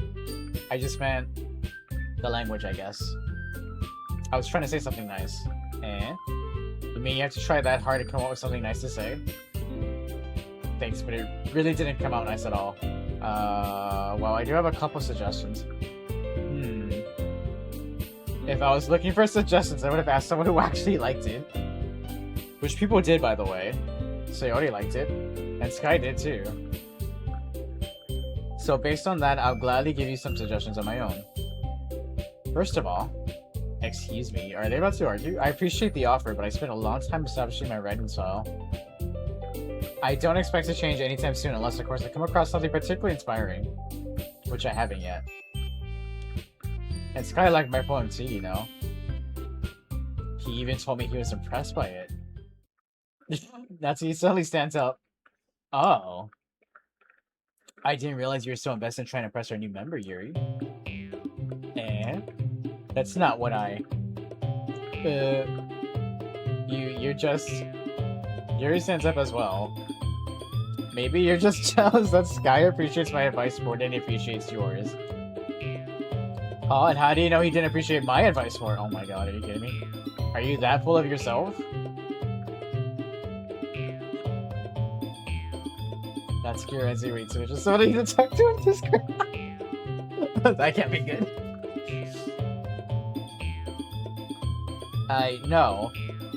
If I was full of myself, I would deliberately go out of my way to make everything I do overly cutesy. Ew. Why did she say ew? Is everyone okay? Well, you know what? I wasn't the one whose boobs magically grew a size bigger as soon as Sky started shouting out. What? What is this sentence? Oh my god, are you saying she's stuffing her bra? Is that what she's saying? Natsuki. Natsuki, that's a little... This doesn't involve you. I don't like to fight. I don't like fighting, guys.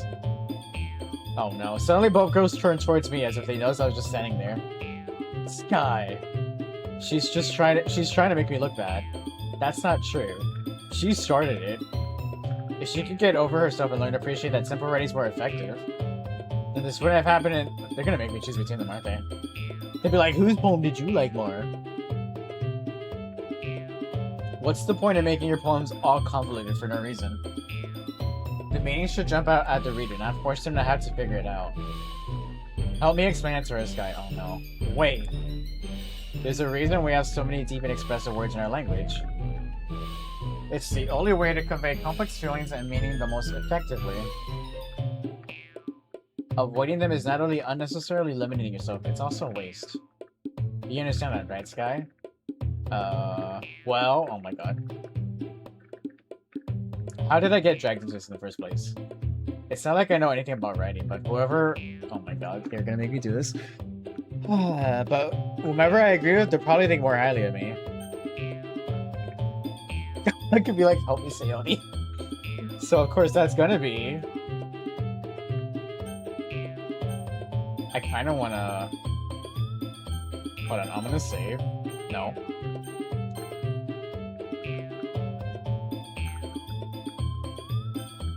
Help me, Sayori. Natsuki glares at me, drawing up any words I had in my mouth. So instead I turn to Yuri. Yuri. But Yuri's expression is so defenseless that I can't bring myself to say anything to her. Sayori. Eh? Yeah. Everyone's fighting is making Sayori uncomfortable. How can the two of you keep fighting when you know you're making your friend feel like this? Sky. Well, that's her problem. This isn't about her. I agree. It's unfair for others to interject their own feelings into our conflict. Yeah, unless Sayori wants to tell Yuri what a stuck-up jerk she's being. She would never. It's your immaturity. Oh my god, I think I made this worse. It's your immaturity that made her upset in the first place. Excuse me? Are you listening to yourself? This is exactly why. Exactly why nobody likes. Stop.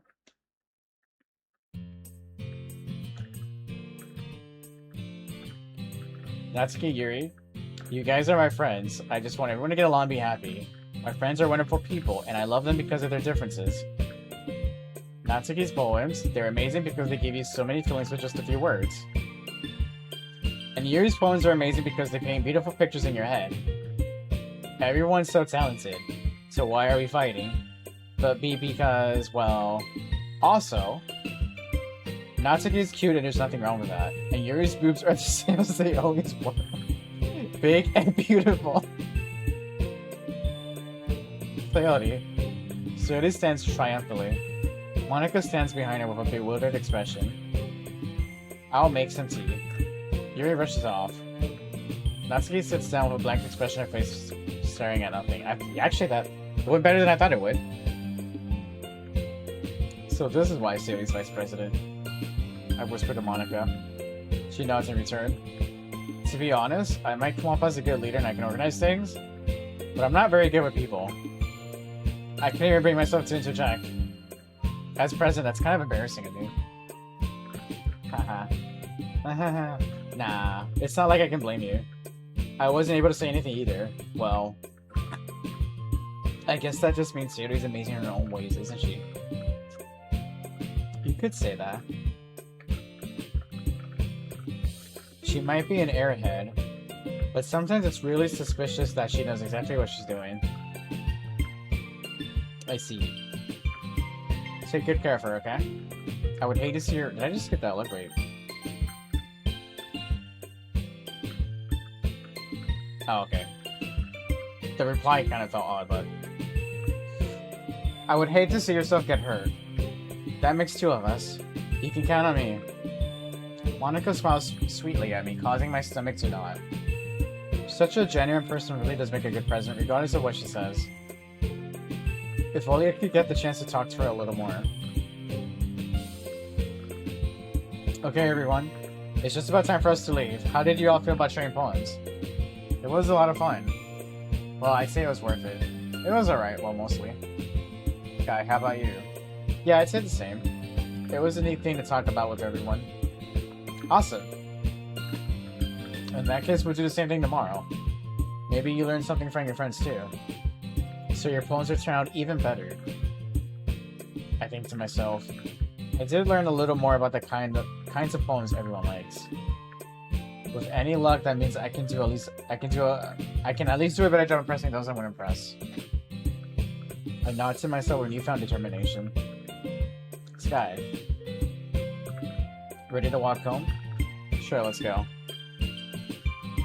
Sayori beams at me. It truly has been a while since Sayori and I spent this much time together. I can't really say I'm not enjoying it either.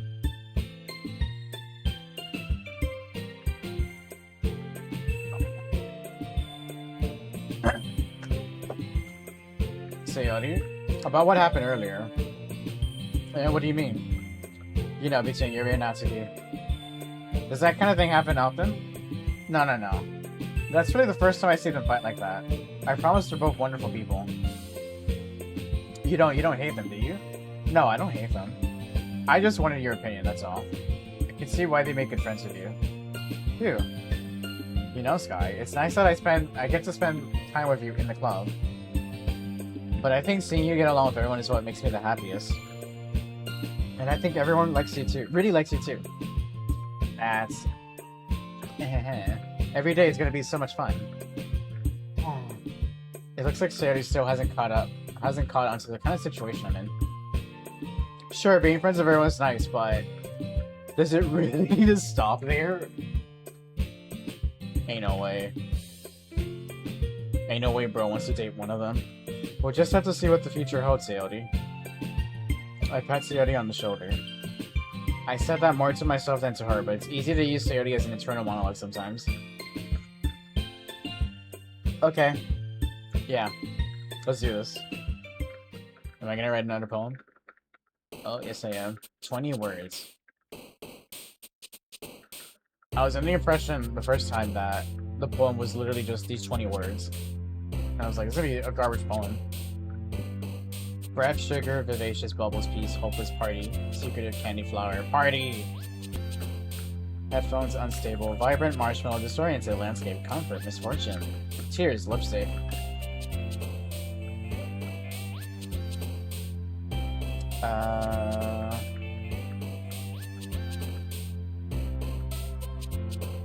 I guess tears. Universe, shame, captive, incapable, whistle, alone, lollipop, ribbon, pain, judgment. These are some of these words are the same as last time. I like universe. Games, together, flee, whirlwind, covet, tenacious, extreme, crimson, analysis, horror. Oh my god, games and horror. Horror. I love games too, though. Sweet existence, infallible, embrace, childhood, joy, swimsuit, sticky, forgive, heart, sticky. Milk, smile, parfait, fireworks, twirl, wonderful, peaceful, sparkle, cheer, empty. Firework. Shiny, question, bunny, waterfall, fireflies, calm, dream, cute, variance, wrath. Wrath. Eternity, pleasure, awesome, nibble, kawaii, frightening, hope, romance, anger, fun.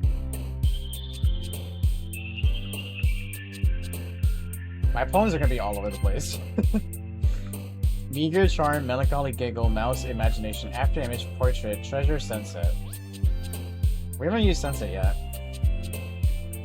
Bliss, ambient, kiss, amazing, dance, air, hair, journey, unregretted, proof, contamination.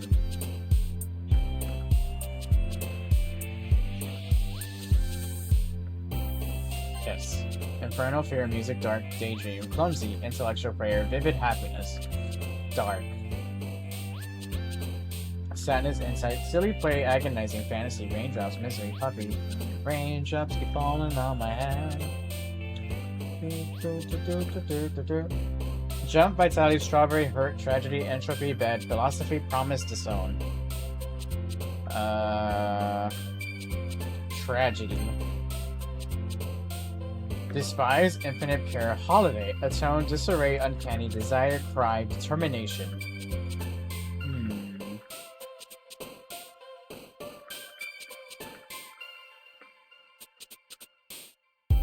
Infinite. Vacation, vertical, Valentine, friends, death, massacre, pity, beauty, flying, vanilla.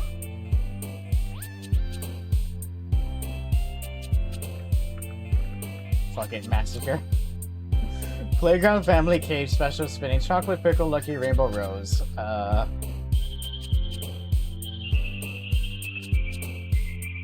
Rose. Skirt excitement are allowed. Anime time. Color dazzle pelt. Skirt by Kylie Minogue. Tonight, be my supernova. Take whatever you want. Tonight, let me bask in you like rays of the sun.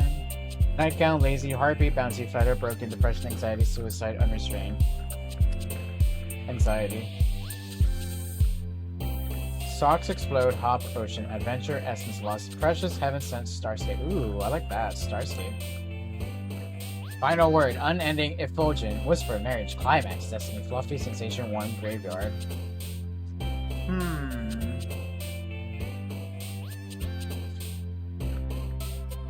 Unending.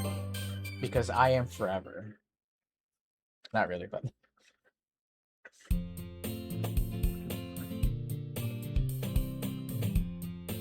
I made the worst poem ever, let's go. Another day passes, it's time for the club meeting already. I've gotten a little more comfortable here over the past couple days. Entering the club room, the usual scene greets me. Hi Sky. Yo Coyote. Looks like you're in a good mood today. I'm just still not used to you being in the club, that's all. It's been like how many days now? Are you still not used to it? I see. That's a pretty simple thing to get you in a good mood. But I guess it's always the simple things with you anyway. Speaking of which, I'm kind of hungry. Will you come with me to buy a snack? No thanks. Eh? That's not like you at all. I have my reasons. Why don't we take a look at your purse, Coyote? Eh? Why that, all of a sudden? No reason, really. I just wanted to look at it. Coyote nervously retrieves her coin purse. She fumbles with the latch and gets it open. Then she turns it upside down and let its contents spill. This is where the gun pops out, right? Only 2 small coins fall out. I knew it. I can see right through you, Coyote. That's not fair. How did you even know? It's simple. If you had enough money in the first place, you would have brought a snack before coming to the club room. So either you're not hungry and want an excuse to take a walk, or you plan to conveniently forget that you spent all your money so that I would lend you some. Bro. But there's one more thing. You're always hungry. And so that leaves the one option. What? I give up. Don't make me feel guilty. If you feel guilty, that means you deserve to feel guilty. Even Yuri's laughing at your ass. She's like, damn, broke ass fuck. Can't even buy food. Yuri suddenly giggles. Eh? I didn't notice that she was listening in. Her face is in her book as always. Ah, I wasn't listening or anything. It was just something in my book. Yuri. Tell Sky to let me borrow some money? That's wild. That's... Don't get me involved like that, Coyote. Besides, you should only buy what you can responsibly afford. Can she even afford anything? And frankly, after pulling a mysterious little stunt like that, your suffering is fair enough retribution. Did I just... I didn't mean that. I got too absorbed into my blood. I really like when you speak your mind, Yuri. It doesn't happen much, but it's a fun side of you. There's no way you can think that. You were right, though. I did something bad now, and now I have to accept the revolution. No, wait, she said retribution, not revolution. Retribution. Even I picked up on that. Accept the revolution. That. So, coming for you, Coyote. I guess there's a little devil inside us all, isn't there? Oh, absolutely. You know what up? Once you hear that joke, there's 2 wolves inside you. Both of them are gay. Don't let her fool you. Sadie knows exactly what she's doing. After all, she told you guys she was bringing me to the club before she even told me. But, you wouldn't have come if it weren't for the cupcakes. So I had to trick Natsuki into making them. Come on, give me more credit than that, Coyote. Out of nowhere, something smacks Coyote in the face and tumbles onto the desk. Whap. She's like, ah, ow. What was... a cookie? Wait, who threw a cookie at her face? Sure enough, it's a giant cookie wrapped in plastic. Sadie glances around. Is this a miracle? It's because I paid my restitution. Oh my gosh, she got the word wrong again. Restitution. Retribution. Damn, even I corrected her in game. Retribution. Actually, that one almost worked. Oh, she threw it at her. I was just gonna give it to you. But then I heard you blab about the cupcakes. It was totally worth seeing your reaction, though. Natsuki, that's so nice of you. I love it when my friends throw food at my face. I'm so happy. Sayori hugs the cookie. Jeez, just eat it. Sayori rapidly tears open the wrapper and takes a big bite. So good. Mmm. Sayori suddenly claps her hands over her mouth. I bit my tongue. Yikes. I feel that one a big oof. You're going through a lot over just one cookie. Natsuki takes a bite of her own cookie. Ah, yours look really good too, Natsuki. Can I try it? She just gave you a cookie. Beggars can't be choosers. But yours is chocolate. Yeah, why do you think I gave you that one? Fine. So, I'm really happy that you shared this one with me. Sayori gets out of her seat and goes behind Natsuki and then wraps her arms around her. Oh, jeez. I get it. Cookie still in hand, Natsuki reaches up to nudge Sayori off of her. Sayori suddenly leans down and takes a bite out of- wait, what? Hey, what is she doing? Does it just do that? Bruh. Mouthful, Sayori trumps away his- bruh. Yuri and I laugh as well. Jeez, you're such a kid sometimes. Monica, can you tell Sayori? Natsuki glances around. Monica isn't in the club room. Where's Monica anyway? Good question. Have any of you heard anything about her being late today? Thought she was in the room with us. Not me. Yeah, I haven't either. That's a bit unusual. I hope she's okay. Of course she's okay. She's probably just has something to do today. She's pretty popular after all. You don't think she has a... Oh no, not a boyfriend. I wouldn't be surprised. She's probably more desirable than all of us combined now. And that's true. Excuse me. Suddenly the door swings open. Sorry, I'm super sorry. There she is. And there you are. I didn't mean to be late. I hope you guys weren't worried or anything. Monica chose the club over her boyfriend after all. She was so strong-willed. Boyfriend? What on earth are you talking about? Monica quizzically glances at me. Ah, never mind that. What held you up anyway? Traffic. Well, my last period today was study hall. To be honest, I kind of just lost track of time. That makes no sense though. You would have heard the bell ring at least. I must not have heard it since I was practicing piano.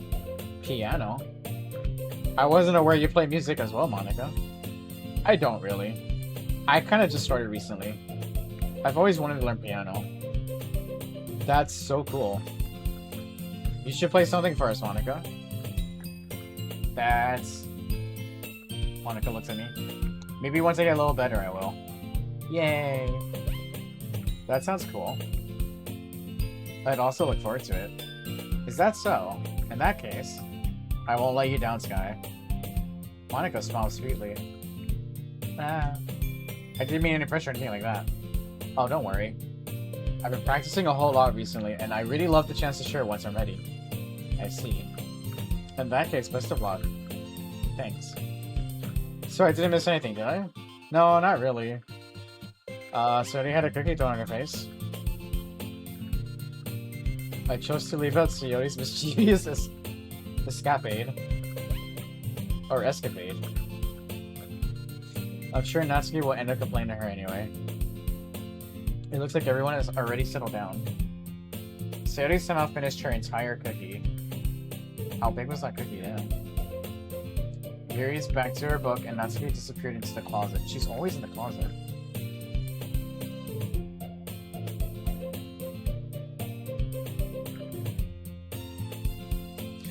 Sky. Sayori suddenly comes up to me. I'm gonna get some supplies from another classroom. Wanna come with me? Wait, this isn't a trick to get me to buy food again, is it? Supplies? Supplies, motherfucker. What for? Well, you know how the festival's coming up? No.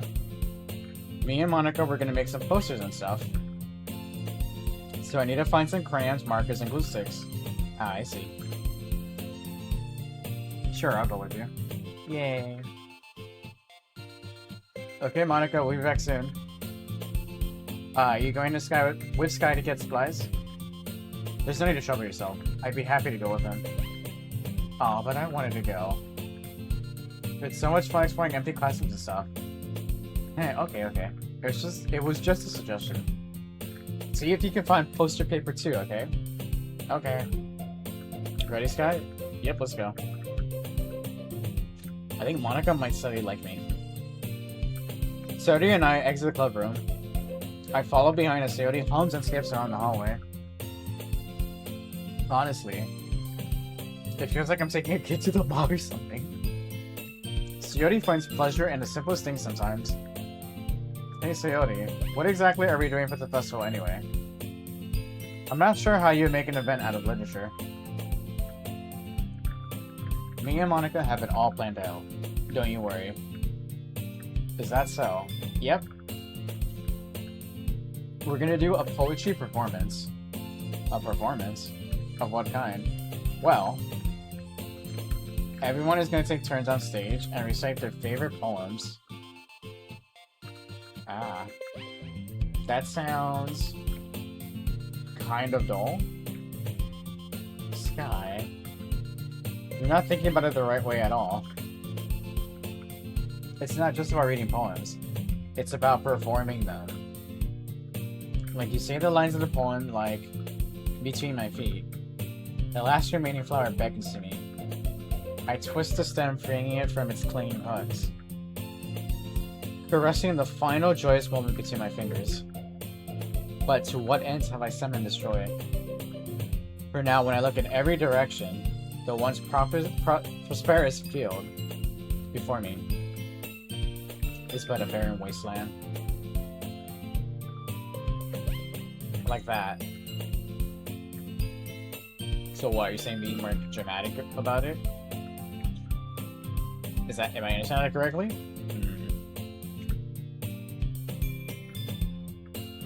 Sayori, how do I put this? I'm sure it's just me, but it's impossible for me to take you seriously when you talk like that. Eh? You meanie. Oh my god, she called me a meanie, I'm so hurt. I'm working super hard on this, you know? I know. I just meant that it's a pretty unordinary contrast to your Kitsu. Don't say that, it's embarrassing. But I guess that means I'm doing a good job. Yeah, I guess so. I'm so excited.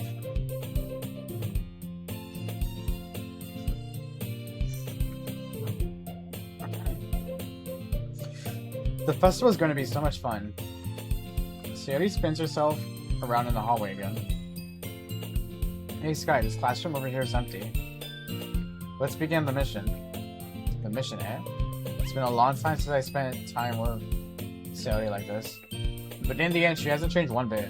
She's nothing but a ball of sunshine, showing happy vibes from the world around here. It's a pretty nostalgic feeling for me. As the years went by, I began to hold myself in the classroom more and more. So going adventuring with Sayori brings about a special sort of feeling I forgot I had in me. The two of us enter the classroom. Sayori heads straight to the closet and I follow. Let's see what we have in here. Crayons. Sayori pulls a box full of crayons off the shelf. They're the best brand too. different, YOLO. You're kind of dirty though. So Sayori starts pulling various crayons out of the box, reading the color names. Alright, that's one down. Don't get distracted, we still need to find... Wait, I'm looking for my favorite color. Fine, fine. Then at least move aside so I can look for the poster paper. Ah, I dropped one by accident. Smack. Did I just smack her? Wait, what? Oh, I thought I smacked her. I was like, what? Sayori bends over and smacks her forehead right into the shovel. Oh my god. Damn, girl. She falls to the floor and the crayons spill all over her lap. What? How did you fall on the floor from that? Ow, ow, ow, ow, ow.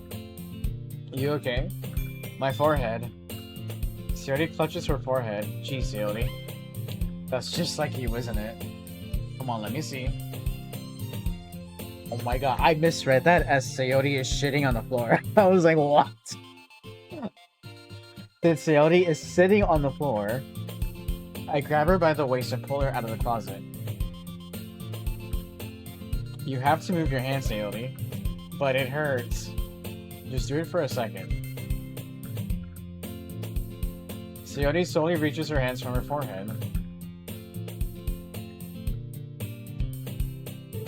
Two of those crayons. Oh wait, no, those are different colors. Never mind. They made it sound like every crayon fell from the box. It's not that bad. Only 4 crayons fell out. I gently brush her bangs to the side. Ow. Sorry. There's a huge red mark on the center of her forehead. A bump is starting to form. How hard did you fucking smack yourself? Damn. Man, that's gonna swell up. I should find you some ice. Sky. Where would I even find ice around this time? I guess a cold drink would do. You don't have to. I'm fine with looking like a unicorn. Okay, that's exaggerated. You're not gonna look like a unicorn. Even wincing from the pain, Sayori makes a silly joke. What did you say? I'll be right back, okay? Okay. I pat Sayori on the shoulder and run out into the hallway. I locate the nearest vending machine. What should I get? It doesn't really matter since it will be used as an ice pack rather than to drink. But I know Sayori likes apple juice, so I purchased that one. Oh, I thought I get to choose. In just a moment, I'm already returning to the classroom where I left Sayori. She's still on the floor? Bro. She has one palm on her forehead and is using the other hand to clumsily scoop crayons back into the box. At least they were already in the wrong spots before I spilled them. Sayori here. I hand Sayori the bottle of apple juice. It's nice and cold. Sayori opens the cap and starts drinking from it. Sayori, what are you doing? It's for your forehead, idiot. Ah. Sorry, I forgot. Hahaha. How hard did you hit your head? Sayori places the bottle against the bump on her head. It stings. Just bear with it, it'll be better soon. It looks like you cleaned up most of the crayons, so that's good. Hey, Sky. Oh my god, I see Bella. Hey, Sky. Oh. This kind of reminds you of growing up, doesn't it? What do you mean? You know how we used to play outside all the time? I would always try to keep up with you. You were kind of oblivious in some ways. Like I usually fell behind or had trouble climbing on the things you did. But sometimes when I tried to do things I couldn't, I would get myself hurt. I'd fall and scrape myself or get a bump. And I would start crying really hard. And you would rush over as quick as you could. You would try really hard to get me to stop crying. It was almost like you blamed yourself and you were afraid of getting in trouble if someone found out. Even though it really wasn't your fault at all, you know? Did I really do that? Yeah, you don't remember? Come to think of it, maybe I do remember a little bit. I guess I was always so focused on my games I didn't pay enough attention to you. So in a way, it was my fault. Kind of like this time too. What? How is it my fault? I would say it was her fault she hit her forehead. If I wasn't rushing you out of the closet, you probably wouldn't have hit your head. I disagree, but whatever. Sky, I don't think you realize it, but you're always thinking about other people. Even after all these years. You're rushing to help me even though I'm just being clumsy. You're really a sweetheart. Oh, am I really? Don't call me that. And I don't really do this kind of thing all the time. I guess when it comes to you, it just feels natural. Before I even know it, I'm treating you like that. I guess that's what happens when you've been friends for so long. Really? Maybe you're right. Sky. I'm so glad that nothing's changed between us. Do you think it'd be like this forever? Forever? If I'm honest to myself, there's no telling where we'll end up. Where we'll each end up for college or after that. So it wouldn't be fair to me to make any promises. But, well, I hope so. It's been this long already, right? I can't imagine you ever changing, so my hopes are up. I'm so happy. Sayori has a whimsical expression in her eyes. We remain silent for a moment. She's so silly and clumsy on the outside that when I see her deep in thought like that, or when I see her deep in thought like this, it makes me not want to disturb her. I swear to God, guys, I know English. I swear. I guess we should go back. I don't want to worry Monica, you know. Good luck with that. She's gonna see your forehead either way. I mean, it's not that bad. Come on. Not if I hide it under my bangs.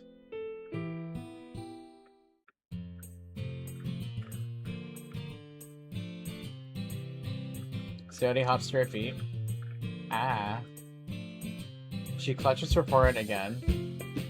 Don't stand up so fast after hurting yourself. Ew.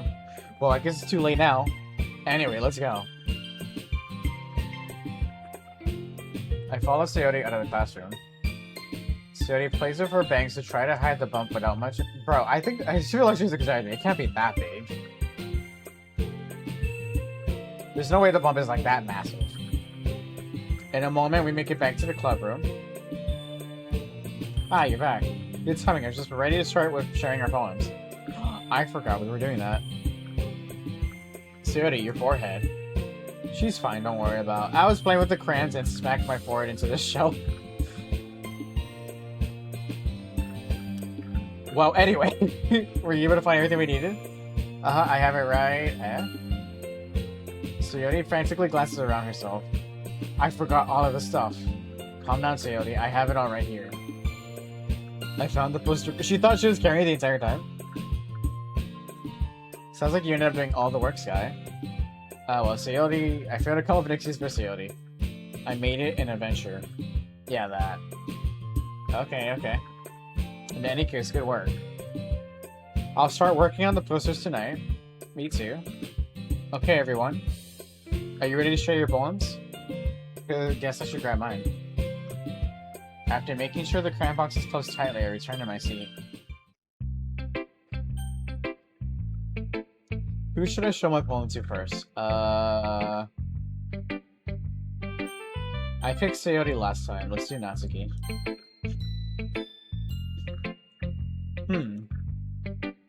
Well, it's not really any worse than your last one. But I can't really say it's any better either. Phew. Help you what? Well, anything that isn't a train wreck, I'll take as a win. And I get the feeling you're probably the most critical. Hey, what makes you... Wait, maybe that was a compliment. Ah, glad to see someone recognize my experience. Well then, keep practicing and maybe you'll be as good as me someday. That's, something tells me Natsuki completely missed the point. Come to think of it, this kind of reminds me of Sayori's poem from yesterday. And you think so? Well, I guess you've been friends with her for so long, you might be on the same wavelength. But you never really struck me as her type. Sayori has a type all of a sudden? Well, I don't know, but honestly, how can someone so fluffy spend so much time with someone like you? It's like she's dragging around a dead weight. Well, that was a little unnecessary. But think of it this way, if it weren't for me, she would probably just fly away like letting go of a balloon. You could say we each take care of each other in our own way. Whatever it is, I don't get it. Oh yeah, I guess I'm supposed to show you my poem. Here. Oh wow, it looks longer than the last one. Amy likes spiders. Hold on.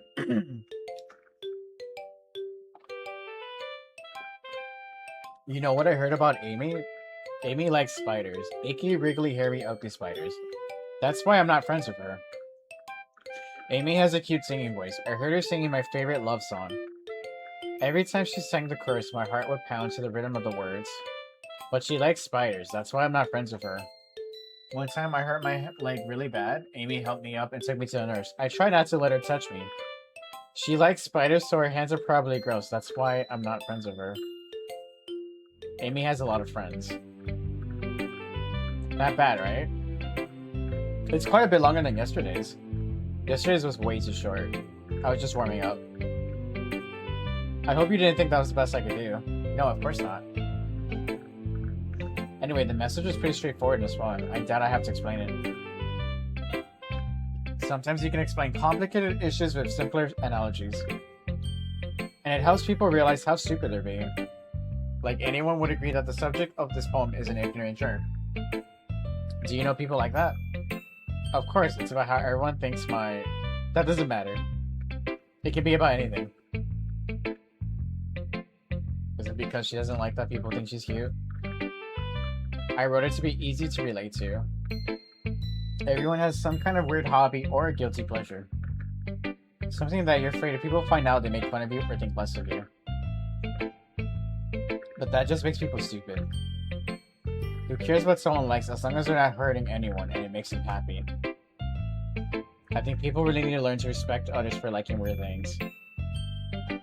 Well, you're definitely right.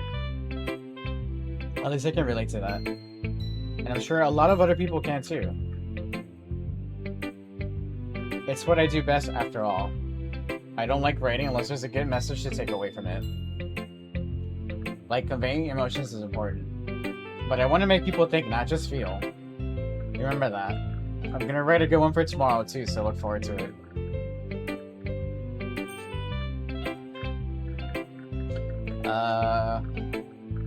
Alright, I'll show it to Yuri next.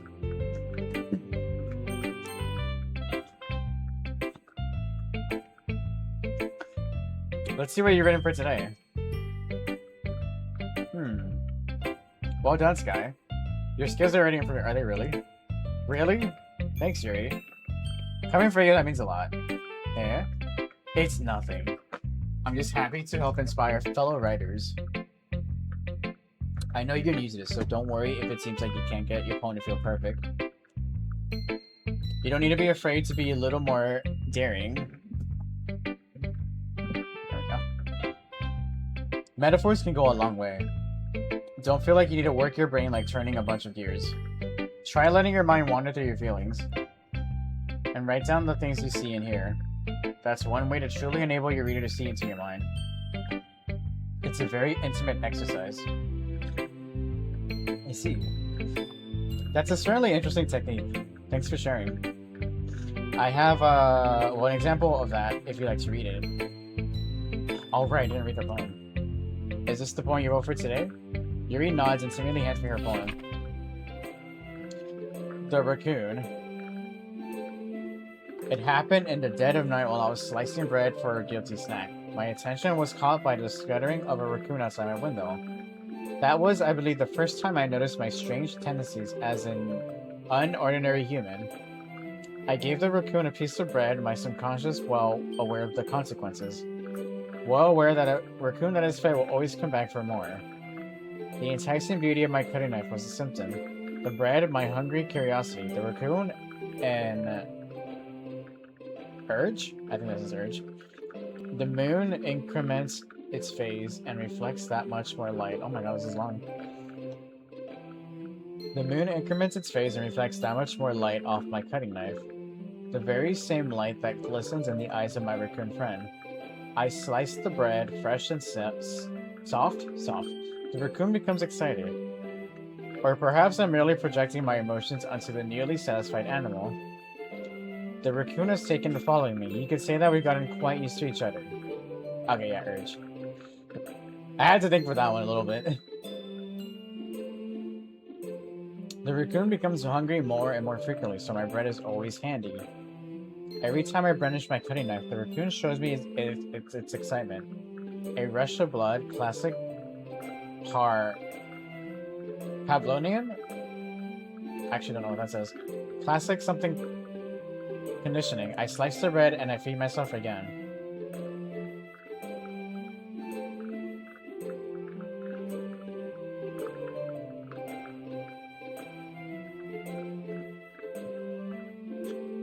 Yeah, I remember when I was in 3rd grade, they only taught us cursive for like 1 week, and then that was it.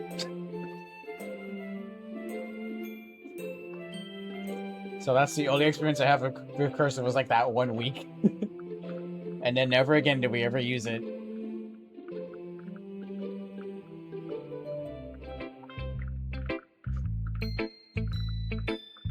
Pavlovian, okay, got it.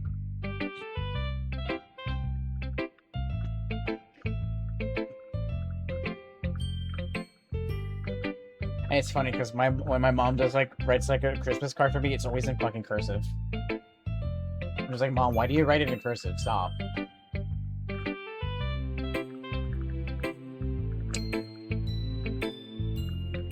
And she was like, because. And I'm like, you know what? Okay. I was a little more daring with this one than yesterday's. I can see that.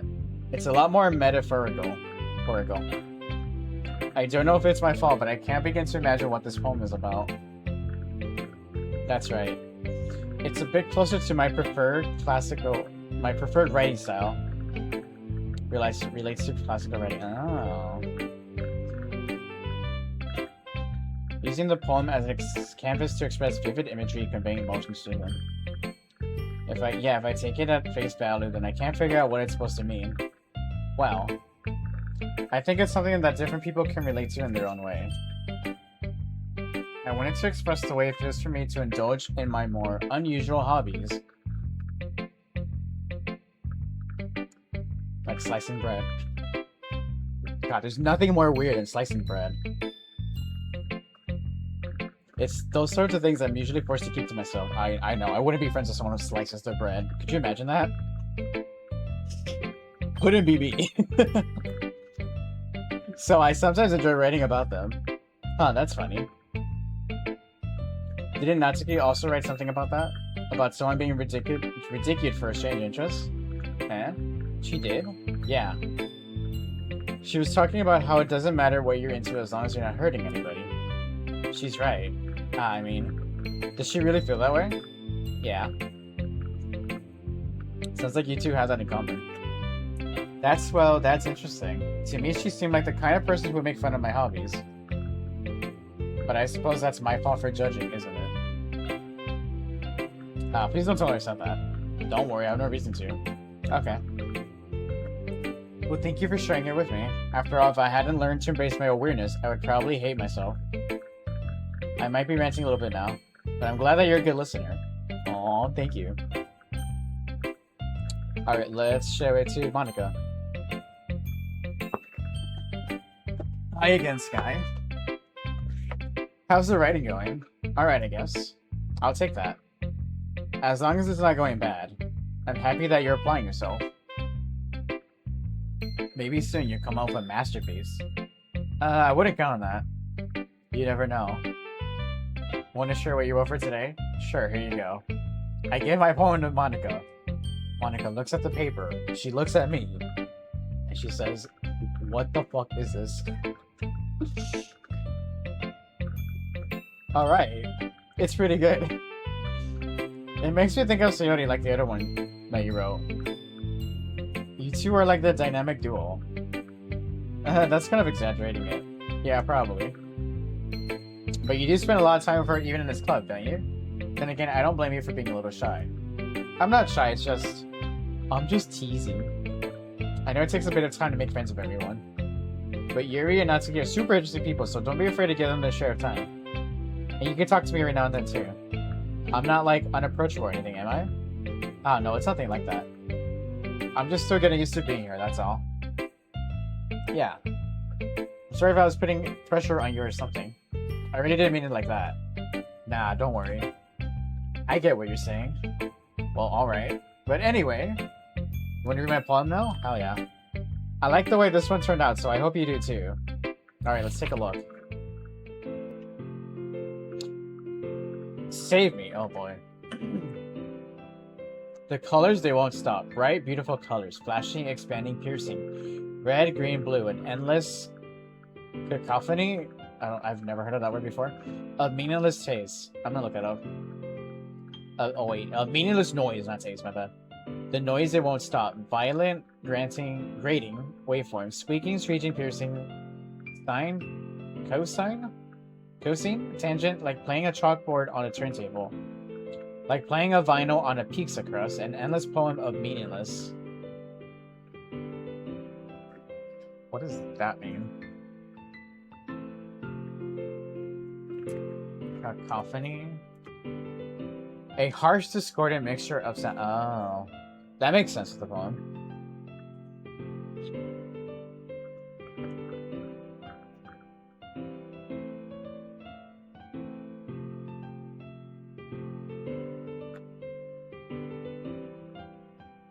Violent gradient forms, speaking, screeching, piercing, sound feels like sand. They're like playing chalkboard on a turntable, like playing a vinyl on a pizza crust.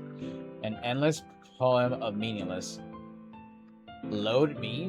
What? What does that even mean? Oh. Are you okay? It's even more abstract than your last one, huh? I guess it's just the way I write. I'm sorry if you don't like it. No, I never said that. It's just the kind of thing I never really seen before, I guess. I kind of like playing with my space on the paper. Choosing where and how to space your words can totally change the mood of the poem. It's almost like magic. The way I wrote the lines really short makes it feel like they're trying to speak over the noise. I see. It's still hard for me to tell what it's about, though. Sometimes asking what a poem is about isn't the right question. A poem can be as abstract as a physical expression of a feeling, or a conversation with the reader. So putting it that way, not every poem is about something. Anyway, here's Monica's writing tip of the day. Sometimes you'll find yourself facing a difficult decision. When that happens, don't forget to save your game. You never know when you might change your mind.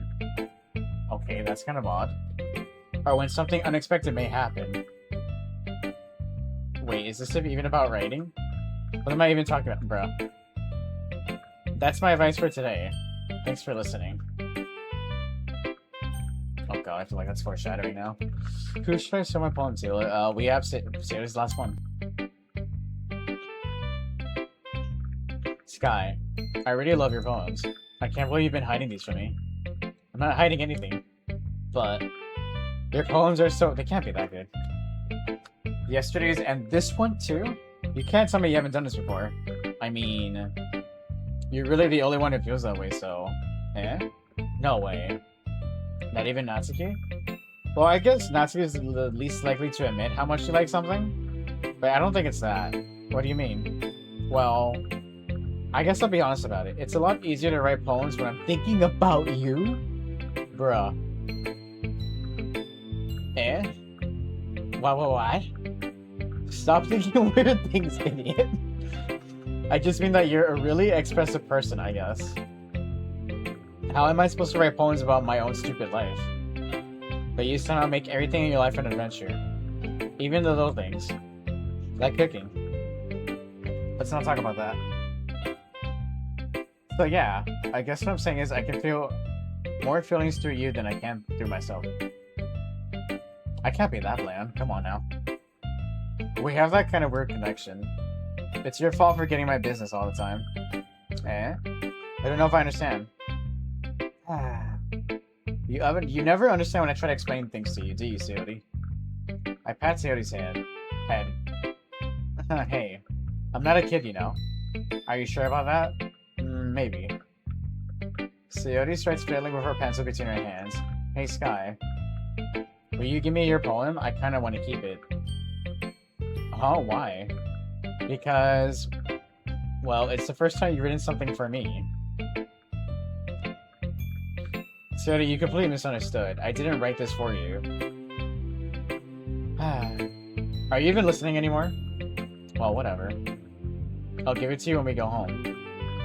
Really? Snap. I broke my pencil. Shiori hastily bends down to pick up the piece she dropped, but being inattentive of her— oh my god. Oh, I thought she had her head on the desk. Being inattentive of her surroundings, she bumps right into me. Sorry. It's fine, it's fine. I'll get it for you. I bend down and pick up the broken pencil. Shiori clutches the desk beside her to support herself, knees shaking. I'm a little clumsy today. You don't say. Let's sit down. Shiori, yeah. I grab Shiori's arm and help her sit at the desk. Anyway, I still haven't read your poem. Oh. Sorry, I forgot about that. But it's not as good as yours. I doubt mine's that good. I'm sure I'll like it. Bottles. I pop off my scalp like the lid of a cookie jar. It's the secret place where I keep all my dreams. Little balls of sunshine, all rubbing together like a bundle of kittens. I reach inside with my thumbs and forefinger and pluck one out. It's warm and tingly.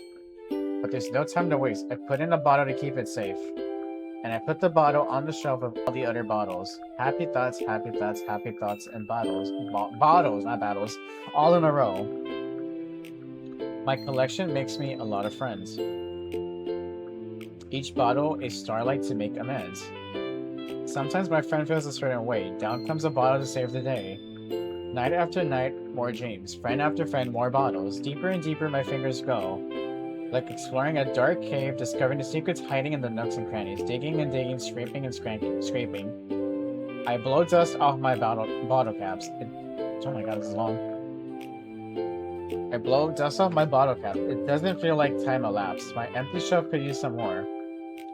My friends look through my locked front door. Finally, all done, I open up and in come my friends. And they come in such a hurry. Do they want my bottles that much? I frantically pull them from the shelf, one after the other, holding them out to each and every friend, each and every bottle. But every time I let one go, it shatters against the towel between my feet. Happy thoughts, and shards all over the floor. They were supposed to be for my friends who aren't smiling. They're all shouting, pleading something, but all I hear is echo, echo, echo, echo inside my head. That's interesting. Holy crap. Shiori, did you really write this? Of course I did. Didn't I tell you yesterday I was gonna write the best poem ever? Yeah, but I mean, I didn't expect something like this coming from you. Monica taught me a whole lot, and I've been really in touch with my feelings recently. I see that. It's almost kind of creepy. Creepy? Well, not exactly. Maybe because I'm so used to you being cheerful. Well, never mind. I'm thinking too hard about it. The point is, it came out good, so you should be proud of it. Aw, thanks. I feel like I was meant to express myself this way. It even helps me understand my own feelings a little bit better. Writing is like magic. You've gotten pretty passionate about this, huh? I hope you keep it up.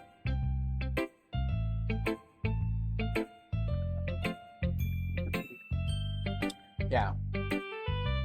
Writing is the best. I'm gonna keep writing until I die.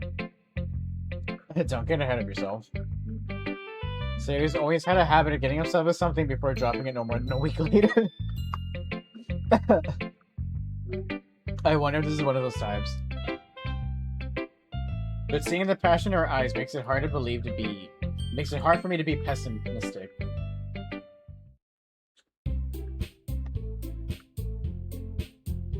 Here, let's drop a random save.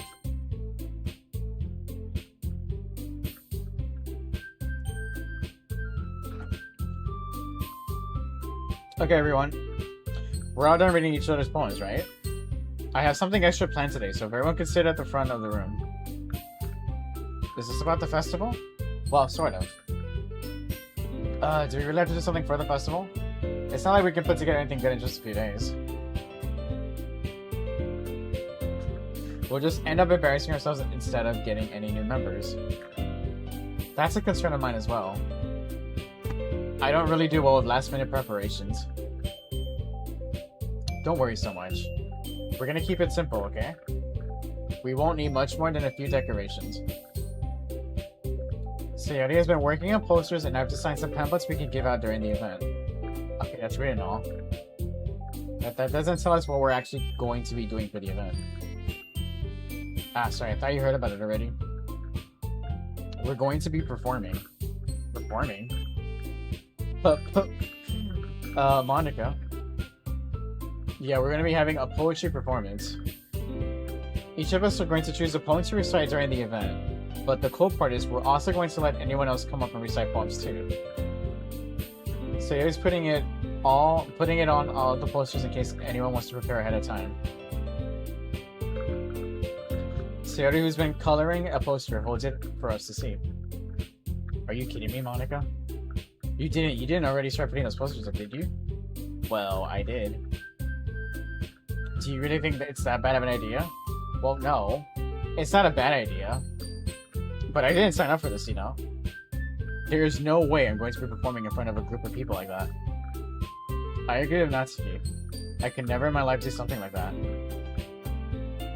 Imagining it, Yuri shakes her head in fear. Guys. No, Sayori. I understand where they're coming from. Remember that Natsuki and Yuri have never shared their poems with anyone until just a couple days ago. It's a lot to ask for them to recite their poems out loud to a whole room full of people. I guess I kind of overlooked that. I'm sorry. But, I still think we should give it our best. We're the only ones responsible for the fate of this club. If we start the event and each put on a good performance, then it will inspire others to do the same. And the more people who perform, the better we'll be able to show everyone what literature is all about. Yeah. It's all about expressing your feelings, being intimate with yourself, finding new horizons, and having fun. That's right. And it's those reasons that we're all in this club today. Don't you want to share that with others? To inspire them to find the same feelings that brought you here in the first place? I know you do. I know we all do. And if all it takes is standing in front of the room for 2 minutes and reciting a poem, then I know you can do it. Natsuki and Yuri remain silent. Maybe they'll think about it. Sayori looks worried. I guess that leaves me no choice. I agree. I don't think it's too much to ask. I think that Sayori and Monica have been trying really hard to get new members. The least we can do is help them out a little bit. Well, maybe, but... It looks like Natsuki doesn't have any arguments left. What's up, Yume? Welcome in. I appreciate the alert, thank you. Okay, fine. I guess I just have to get it over with. Alright. Phew. Thanks, Natsuki. What about you, Yuri? Yuri dejectedly glances around at everyone else's expectant faces. I guess I don't have a choice. That's everyone. You're the best, Yuri. This club is seriously going to be the death of me. Oh gosh. You'll be fine, Yuri. But anyway, let's move on to the main event. Oh, excuse me. I want each of you to choose a poem of yours. We're going to practice reciting them in front of each other. No, wait. Monica. This is too sudden. Well, if you can't recite your poem from the club, how do you expect to do it in front of strangers? Oh no. Don't worry. I'll start off to have everyone feel a little more comfortable. Can I go next? Of course. Now let's see. Monica flips through her notebook to do a specific poem she has in mind for herself. She then stands behind the podium. The title of this poem is The Way They Fly.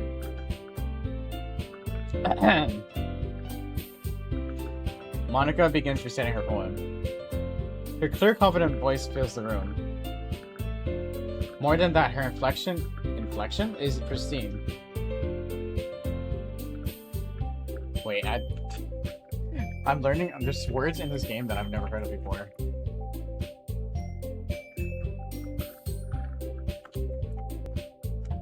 Inflection. A change in the form of a word, typically the ending to express a grammatical function or attribute such as tense, mood, person, number, case, and gender.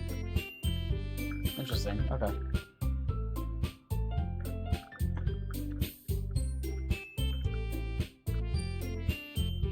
She knows exactly how to apply emotion behind each line she recites, bringing the words to life.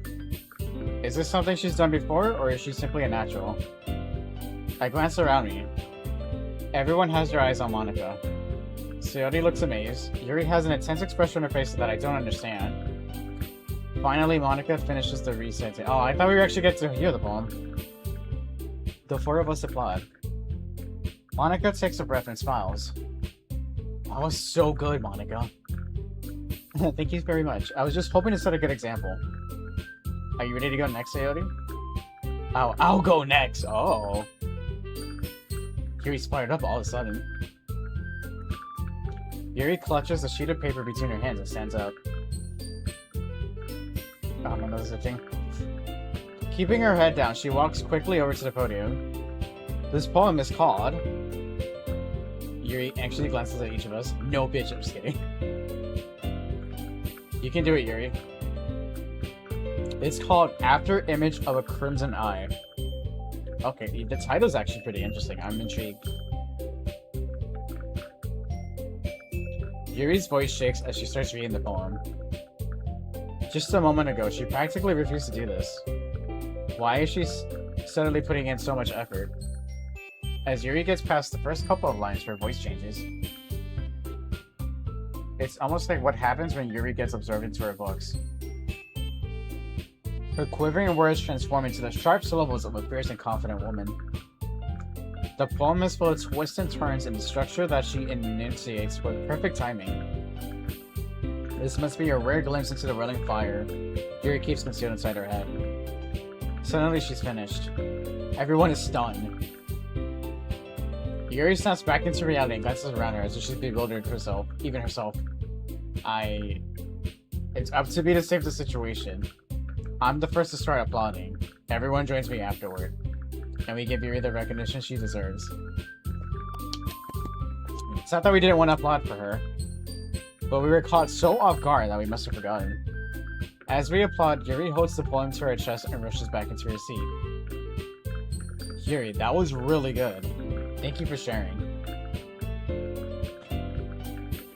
Looks like Yuri's down for the count. Okay, I guess I'm next then. Sayori hops out of her chair and swiftly walks to the podium. This one's called My Medal. Ah. Ha ha ha. Sorry, I giggled. Sayori, it's a lot harder than I thought. Stop laughing. Just read it. How did you guys do it so easily? Ah. Try not to think about it. Try not to think of it like you're reciting to other people. Imagine you're reciting it to yourself like in front of a mirror or in your own head. It's your poem, so it'll come out the best that way. I see. Or, okay then. Sayori begins her poem. Somehow it feels like her soft voice was made as a perfect match. The poem isn't aimlessly cheery like Sayori is. It's serene and bittersweet. If I were to read this on paper, I probably wouldn't think much of it. But hearing it come from Sayori's voice almost gives it a whole new meaning. Maybe this is what Sayori meant when she said she likes my poems. It's like I get to reach more deeply into someone I thought I knew through and through. Sayori finishes and we applaud. I did it. Good job, Sayori. Even Sky liked it. I guess that's a good sign. What does that even mean? It came out nicely, Sayori. The atmosphere of the poem fits you really nicely. But it might be that other poems won't work quite as well with that kind of delivery. I don't really understand. In other words, I've seen poems of yours where that sort of gentle delivery wouldn't work as well. It might need a little more force behind them depending on what you're reading. Oh, I know what you mean. That's, well, I've been practicing on that kind of thing. It's just embarrassing to do it in front of everyone. The next time I'm going to make you pick a poem that challenges you a little more.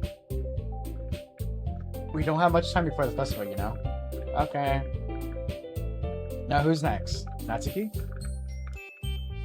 Don't make me go before Sky. It's not like I can compare to you guys anyway. Might as well let Sky lower everyone's standards a little bit before I have to do it. Wow.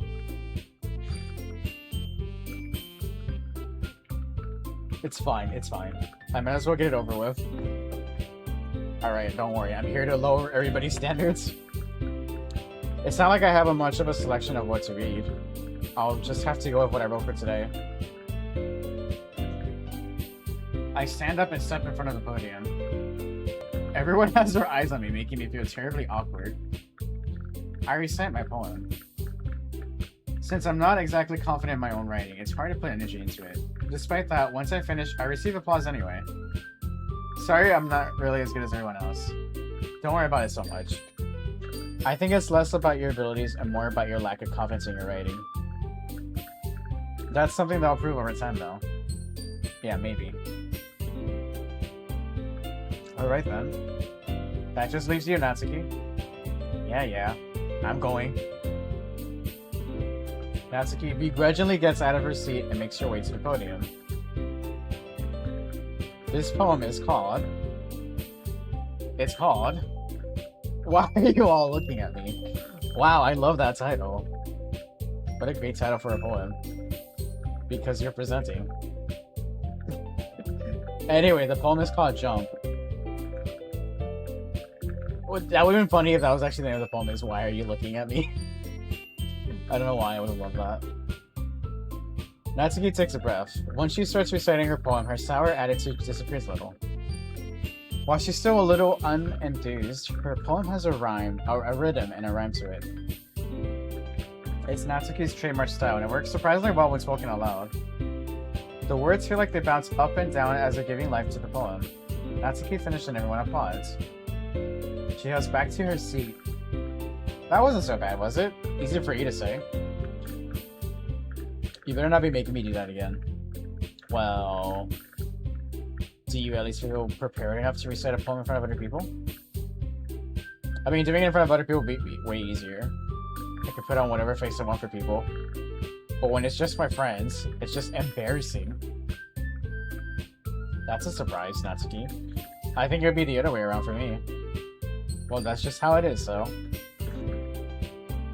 Well, I guess in that case, you won't have to worry about... You won't have much to worry about for the festival. Jesus, why is that so hard to read? That said, I want to thank everyone for coming through. It might be hard, but I hope that you all have an idea what it's like now. Make sure you pick a poem and get enough practice before the festival, okay? I'll be making pamphlets, so let me know ahead of time what you'll be reciting. Jeez. I should probably find some other poems to recite instead. That's fine too. It doesn't have to be your own. I'm already pleasantly surprised that you're putting in all this effort for the club. It makes me really happy. Yeah, no problem. Okay, everyone. I think that's about it for today. I know the festival's coming up, but let's try to write poems for tomorrow as well. It's been working out really nicely so far, so I'd like to continue that. As for the festival, we'll finish planning tomorrow, and then we'll have the weekend to prepare. Monday's the big day. I can't wait. I can do this. I can do this. Alright, I stand up.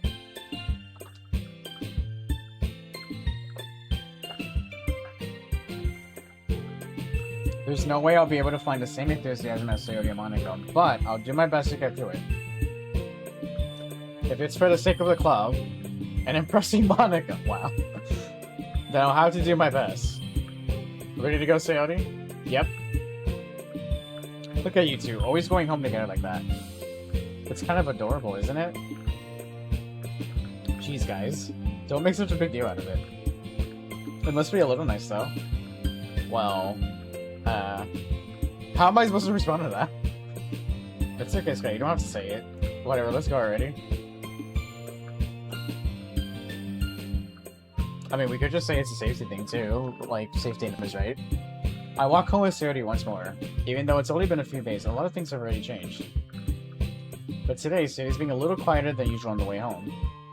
Alright, Sayori. Sorry, I was facing out. No wonder. I was thinking about something from earlier. I like how we get to, Sayori fumbles with her words. So let's just say that one day Yuri asked to walk home with you. Huh? What would you do? What kind of question is that? You're kind of putting me on the spot here. Well, I would walk home with Yuri. I would still walk home with Seody. Can't we just walk together as a group? Why is that not an option? This is probably the major decision she was talking about, wasn't it?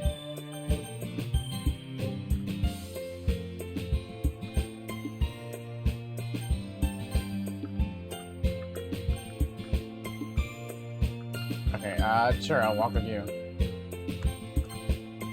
Seody, you really think I would ditch you for Yuri? Holy shit, it's a Skywall raid. Welcome in, guys.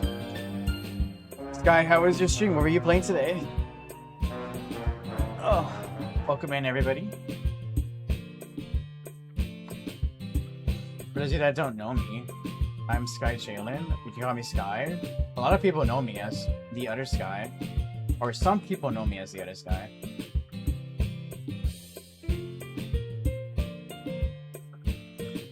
Oh, you want it? Oh, my bad. But I hope you got a great stream today. I got it. Is this Hentai Simulator? Not that I know of. I heard this becomes fucked up simulator, but we haven't reached that point yet. What the fuck? What? You're playing Backseat Drivers. I don't think I've heard of that. How was it? Bro. But welcome in, everybody, and thank you, Sky, again.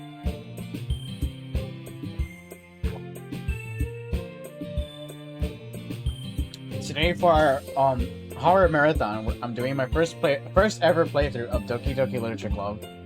Never played it before. New game that came out recently. It's co-op. Oh, okay.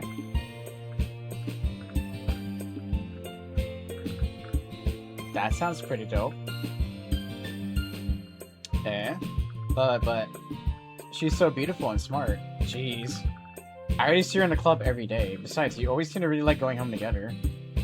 I wouldn't just ruin that for you. You're so silly, Sky. You think about me too much sometimes. Yuri would deserve if she wanted to, so...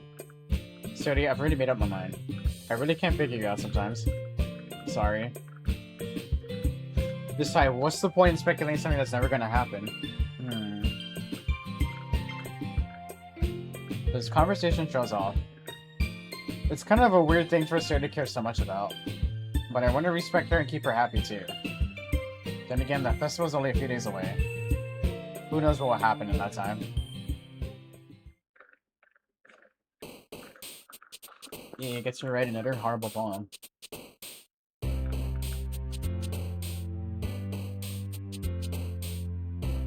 Eternity-proof melody, fireworks, Valentine, electricity, charm, anger, melancholy, bubbles.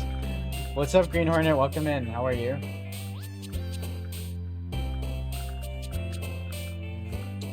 Let's do electricity. Explode, poems, or explode, headphones, fear, fatter, dance, vacation, empty, unstable, heavens, and peaceful. Dance. Just dance. Gonna be okay. Da-da-doo-doo. Just dance, midnight record green. Da-doo-doo. Doing good? Hell yeah. And chilling today? Hell yeah. We love a chill Sunday. I'd love to hear that.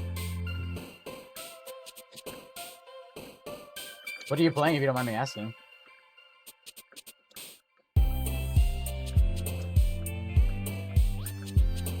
Okay, I've used the word anxiety twice already. We should probably do something different. Infallible. Broken, pure, portrait, hair, question, captive, ocean, landscape, incapable, uncanny. You're playing Dead by Daylight? Damn. How is that going? Are you traumatized? Is it going good? I don't think that's a game I would ever play again. To be honest. But I hope the matches are going well. Oh, I guess the only way I would probably play it again is probably if it's kill your friends. Maybe that. Maybe. That's a big maybe, though.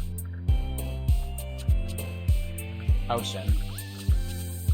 Vitality, meager, effulgent. That's another word I've never seen before. Jumpy, sparkle, heartbeat, shiny, universe, insight. Ooh, music. Music makes the people come together. It's going good? Oh shit. It's very rare that it's very rare to hear that in a Dead by Daylight match that it's going good. Disarray, Marshmallow. But I'm glad you're having a good time. Disarray, Marshmallow, Swimsuit, Philosophy, Chocolate, Amazing, Games, Email, Unrecorded, Awesome. Games. Cheeks, Unending, Secretive, Atone, Sweet, Socks, Mouse, Cute, Clouds, Loud. Cheeks.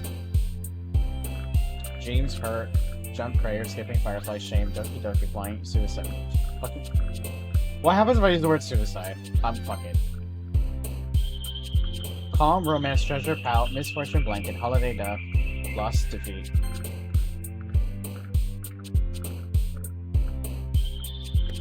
Nightgown, Grief, Bunny, Smile, Sunset, Whistle, Peace, Despise, Frightening, Infinite. I've used Infinite, let's do Frightening.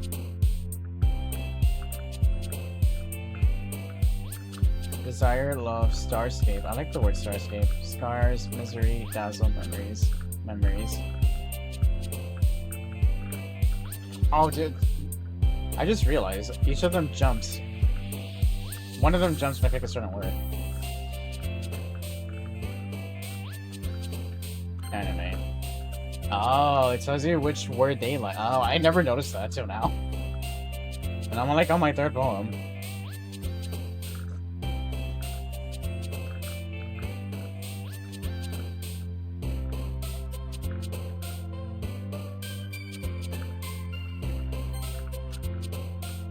Massacre, Strawberry, Vibrant, Together, Fire.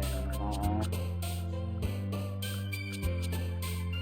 Can I get all together to like my poem equally? Is that possible? Sadness, Tro, Embrace Childhood, Puppy. Puppy. Intellectual, Imagination, Behavior, Party. Sunny, Clumsy, Promise, Existence, Friends, Pleasure.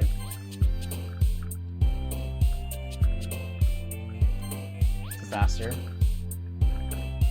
Inferno. Pink. Oh, so I have to pick one more word?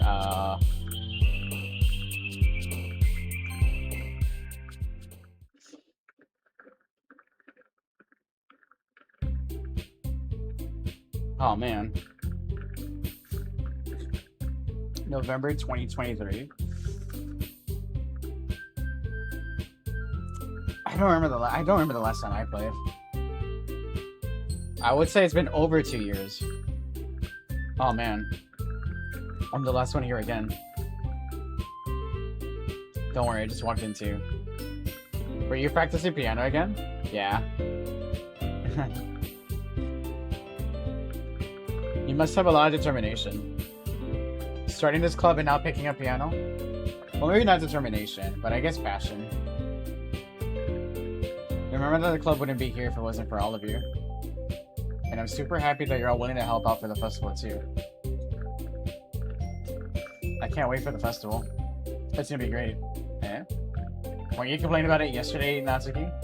Well, yeah. I'm not talking about our part of the festival, but it's a whole day of school where we get to play and eat all kinds of delicious food. You sound a bit like Sayori all of a sudden. Monaco, do they usually have fried squid? Squid? That's a pretty specific thing to look forward to. Oh, come on. Are you saying you don't like squid? You of all people? I didn't say I don't like it. Besides, what do you mean by you of all people? Because it's right in your name. Monica. What does that have to do with not liking squid? That's not how you... Oh, she probably... Okay. That's not how you say my name at all. Also, that joke makes no sense in translation. Never mind. Oh, maybe that's like a Japanese thing that you get if you spoke Japanese. Let's just focus on our own event for now, okay? Fine, fine. Your reactions aren't as fun as Yuri's or Sayori's anyway. Excuse me. Where is Sayori anyway? Oh, there you are. Sayori is sitting at a desk in the corner of the room looking down at nothing. I walk over. Shit. I walk over to her. Okay. Hi, Sayori. I wave my hand in front of her face. Eh? You're spacing out again. Ah. Sorry. Don't mind me. You can go talk to everyone else. Huh? Is everything alright? Of course. Why wouldn't it be? It just feels like you're a little off. Sorry for assuming things. Jeez, you worry too much about me. I'm fine, see? Seriously, it's so easy to fake a smile, bro. Don't let me distract you from having fun with everyone. If you say so, there's something going on with her. I worriedly glance at Sayori before turning back toward everyone else. But the conversation is already dispersed with everyone back at their usual activities. Maybe I should ask Monica if she's noticed anything about Sayori recently. Since they've been preparing for the festival, they must be spending a lot of time together. I timidly approach Monica, who is shuffling through some papers at her desk. Sky, what's up? Hey, this might sound a little strange, but have you noticed anything up with Sayori recently? Anything up with her? In what way do you mean? Maybe I'm reading into it a little too much, but she seems a bit downcast today. Oh, you think so? I can't say I've noticed anything about her.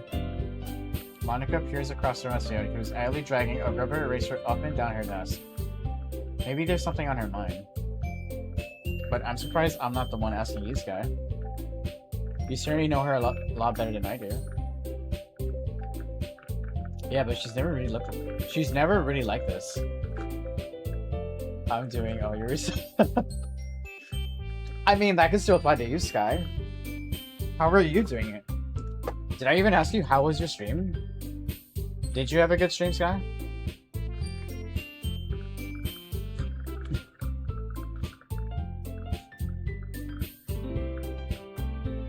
A double date kind of thing?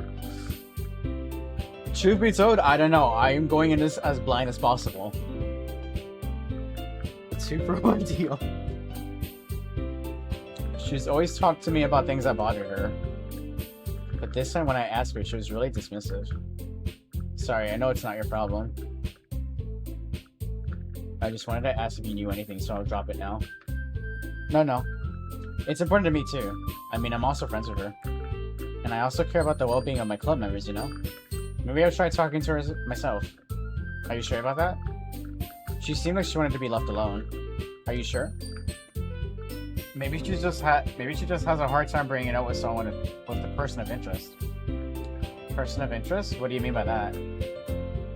I'm saying that maybe the thing on her mind is you, Sky. Oh my god, she likes Skywa. I knew it. Me? How on earth would you come to that conclusion?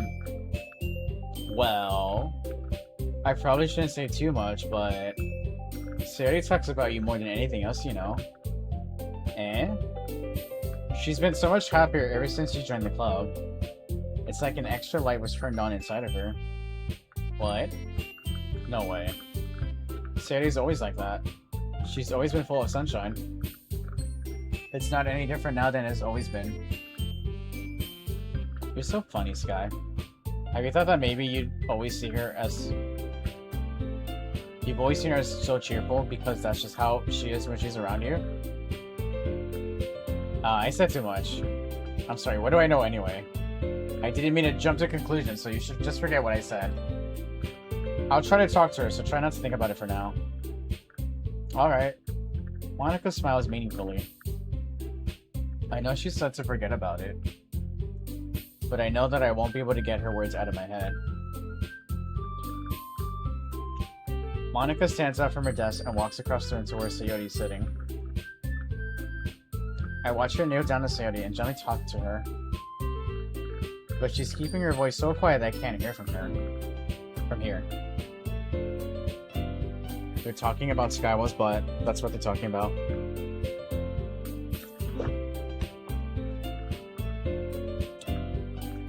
I sigh and sit myself down. I know Sayori told me not to worry about her and have fun with everyone else. But that's impossible to do when she's behaving like this. Exactly how much do I care about her than letting this weigh me down so much? Now it feels like I'm the one behaving out of the ordinary. But there's nothing I can do besides wait for Monica.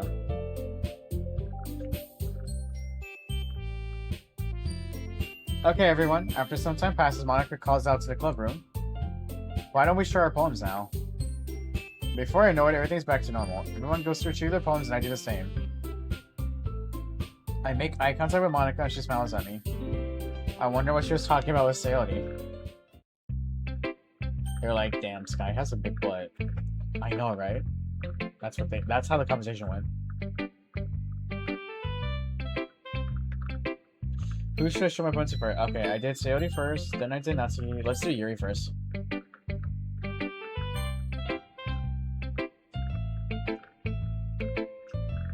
Well done, Sky. You definitely improved your writing over the course of these few days. Has my advice been helpful to you? Yeah, definitely. I'm glad. Sharing our writing like this, it's a lot more fun and rewarding than I anticipated. I need to remember to thank Monica. I think we all felt a little awkward at first, but now it seems like everyone's enjoying sharing their writing and seeing what others think. I guess I can't really disagree. I was afraid this whole thing would be a chore.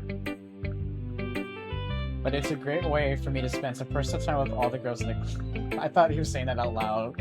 I was like, that's kind of a weird thing to say out loud. But it's been fun getting to know everyone and their writing. And I guess doing some writing myself. Well, have you learned anything about yourself, Sky? I learned that I like to choose random words. Excuse me. Well, you know how I like to say that writing is a very personal way to get in touch with yourself. In the end, it doesn't matter if you're a good writer or a bad writer. And even my opinions are just opinions, you know? As always, I believe what's most important is exploring and discovering yourself. That's comforting. I'm kind of afraid of disappointing you in some way or another. Eh? Why me? Well, you're always sophisticated with your writing and have the most advice to share. Is that so? Yuri thinks we're good in it. That must be terrible. What? For me to become someone whose opinion is fearsome? How unlikable of me. Yuri, it's not as bad as you're making it sound in your head. I just meant that I respect your opinion. I see. I'm sorry that I always overthink and come to these sorts of conclusions. I'm just a little too used to it. Overthinking? Being just like, oh. Yuri. What am I saying? I'm so sorry, I didn't mean to bring that up. Let's move on. Alright. Do you want to share your poem now?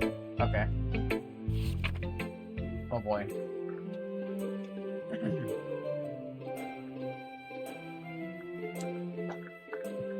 I finished my drink. It's called Beach. A marvel millions of years in the making. Where the womb of Earth chaotically meets the surface. Wait, I don't know if it's chaotically. Castic? No, okay, let's say it's chaotically. Meets the surface under a clean blue sky and expanse of bliss. But beneath gray rolling clouds and endless enigma, the easiest world to get lost in is one where everything can be found. One can only build a sandcastle where the sand is wet. But where the sand is wet, the tide comes. Will it gently lick at your foundations until you give in? Or will a sudden wave send you crashing down in the blink of an eye? Either way, the outcome is the same, yet we still build sandcastles. I stand where the foam wraps around my ankles, where my toes squish into the sand. The salty air is therapeutic. The breeze is gentle yet powerful. I sink my toes into the ultimate boundary line, tempted by the foamy tendrils. Turn back and I abandon my piece to erode at the shore. Drift forward and I return to Earth Bergamore. I actually really like this poem. That was pretty good, I liked it.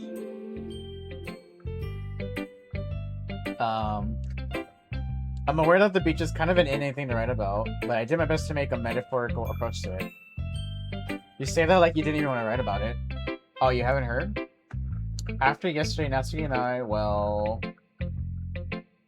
It was amusing that we read about something... Wait, did they go to the beach after school? Wait, what?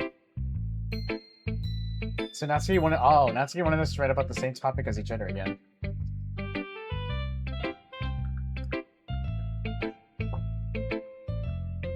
I suppose to better compare the differences in our writing style or thought processes. Anyway, it was her idea. Knowing her, it's no surprise that she wanted to do something like that. She probably just wants to show off. It's not like I have a particular interest in her writing style. I just went with her request. But I suppose it's not so bad to write about something simple on occasion. It can be refreshing, you know. It's good for me to calm my thoughts once in a while. Yeah, I think I agree. Thanks for sharing.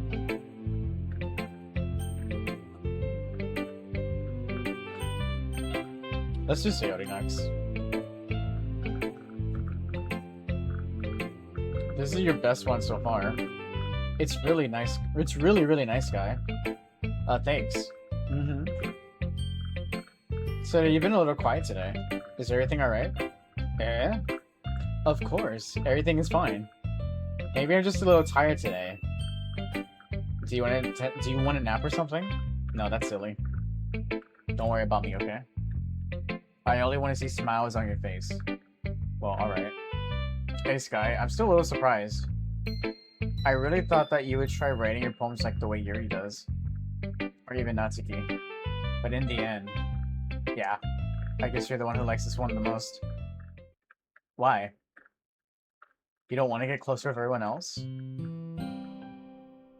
Wait. Of course I do. But that doesn't mean you need to try so hard to impress them. I still understand you the most, Sayori. I know you have to sometimes put up with me. Why does she want me to be friends with them so bad? I mean, that's what we're doing, but like, still. I know you have to sometimes put up with me. And I have to sometimes put up with you. But we have a wavelength or something. And this is how the poem came out. Sometimes it feels like it's the only exciting thing in my life. So sometimes it's easier to write when thinking about you. Sayori? No. Sky, I don't deserve this. You're too nice to me. Why are you doing this? Sayori has trouble keeping her voice steady all of a sudden. If you had fun with everyone else instead, this would be so much easier. I don't understand where she's coming from. I glanced around the room to make sure nobody's noticed this. Sayori? I've probably never said this before, but I don't understand what you're feeling right now. Tell me what would cheer you up. Sayori shakes her head. She sniffles and keeps shaking her head. Finally, she gathers herself and puts on a smile. It's nothing, Sky. It's just a little rain cloud. I'm sorry you have to see that. I promise it won't happen again. Just smiles from everyone, okay? That's all that matters. Go play with everyone else. I'm gonna go home a little bit early. I didn't get to read your poem, the fuck? Sayori, tell Monica I wasn't feeling well, okay? I'll see you tomorrow. Before I can say anything else, Sayori cheerfully walks out of the classroom humming to herself. So we didn't even get to read her poem? Okay.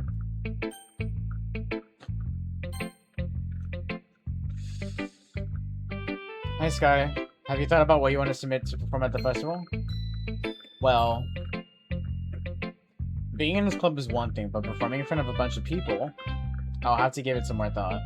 Okay, no pressure. But whatever you do, I'm sure it'll turn out great. It would also make me happy to see. Anyway, let's take a look at today's poem. Sure. I let Monica take the poem I'm holding in my hand. It's kind of funny. How so? No, not the poem. I mean, it's funny how your poems and Sayori's poems have been getting more and more similar to each other every day. I'm surprised you're so in sync with her. Then again, you've been spending a lot of time together lately, haven't you? I guess you could say that. Although we kind of grew up as best friends, I haven't been seeing as much of her this past year. But since I joined the club, we've been spending a lot of time together again. I see. That reminds me. About how Sarah's been a little bit off today. Yeah, did she tell you something? Well... Sky, you haven't been flirting with her, have you? What? Of course not. I've been treating her like I always do. Alright. Just making sure. I know how much you care about her. It would be terrible if something bad happened to her, so keep an eye on her. Sarah's been acting so much happier ever since you joined the club. What could have happened all of a sudden?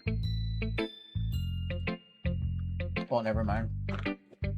This isn't really the time to be talking about this. Anyway.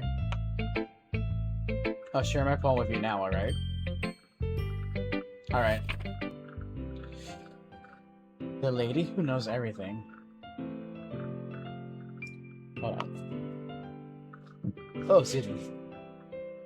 An old tale tells of a lady who wanders Earth, the lady who knows everything. A beautiful lady who's found every answer, all meaning, all purpose, and all that was ever sought, and here I am, a feather.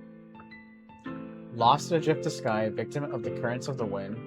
Day after day I search with little hope, knowing legends don't exist. But when all else has failed me, when all others have turned away, the legend is all that remains. The last dim star glimmering in the twilight, or twilit sky, my bad. Until one day, the wind ceases to blow, I fall. And I fall and fall and fall even more, gentle as a feather, a dry quill, expressionless. But a hand catches me between the thumb and the forefinger, the hand of a beautiful lady.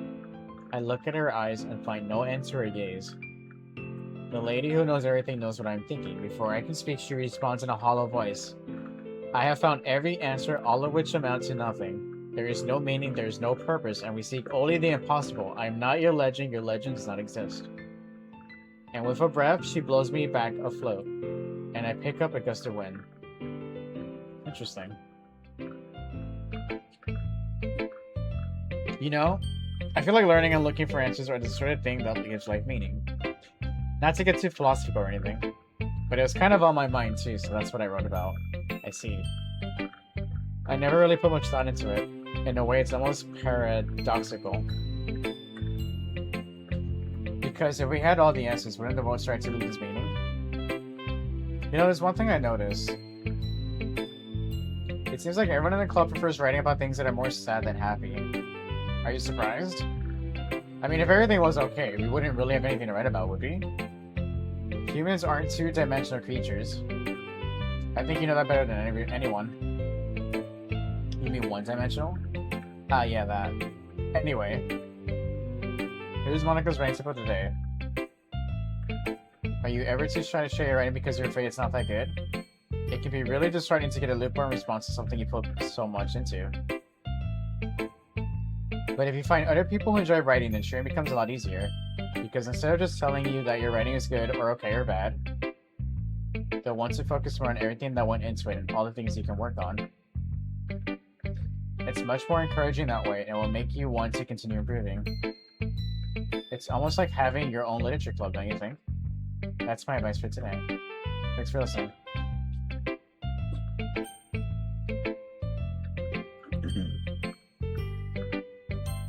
Alright, final one. This one's alright. Alright?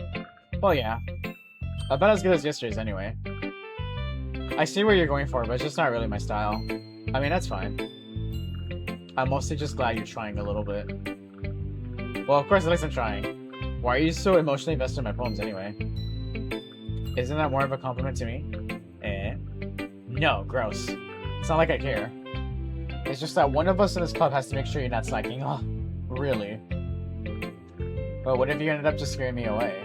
That's, it's not like you would actually do that. Yeah, you're right. It's kind of fun to hang out here, even if I have to put up with you.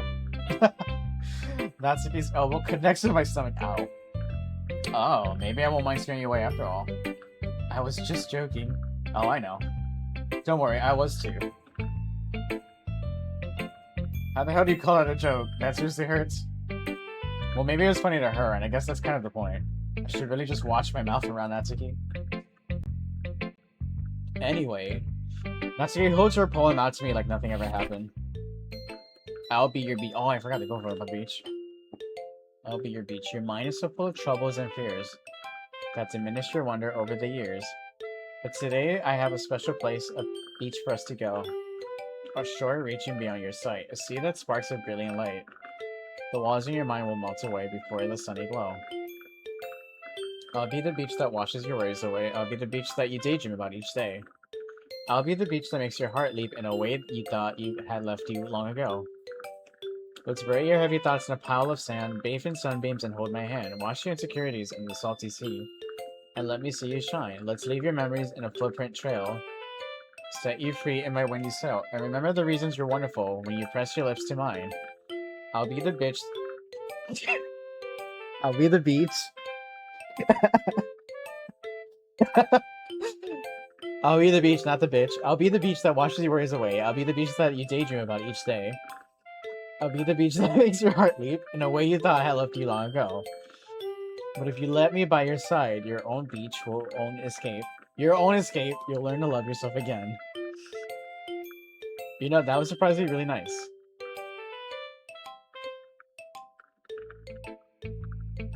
I'll be your bitch. I can't get over that.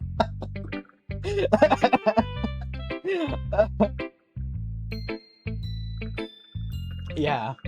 I felt like I kept writing about negative things, so I wanted to write something with a nice message for once. It was actually nice. I liked it. Besides, the beach is awesome. Kinda hard to write anything negative about the beach. That's kind of true. Well, Yuri's take on it was a little more solemn. Well, that's... Gee, she better not say anything bad about mine. After all, she was the one who wanted us to write about the same topic. You can really see her doing that too. Making us write about a simple topic and trying to impress me by coming up with something all fancy. Well, it's not like I care. I thought it was her idea, not Yuri's. I just did it anyway. I mean, I guess mine ended up being kind of metaphorical too. That was oh my god, you heard that? Oh my god, I'm becoming illiterate in a literature club. That's not good. But there's nothing wrong with doing that once in a while. At the very least, it was good practice. Okay, you three, we're all done sharing poems, right? Why don't we start figuring out... Hold on a second. Is it just me, or did you say something strange just now? Eh? Something did sound a bit unusual. Is it the fact that she said all three of us? That's right. You deviated from your usual catchphrase when addressing the club. Catchphrase? I don't have a catchphrase. Jeez. Why is the mood so weird today? Look, even Yuri isn't immune to it. Stagnating air is a common foreshadowing that something terrible is about to happen. In your books, maybe.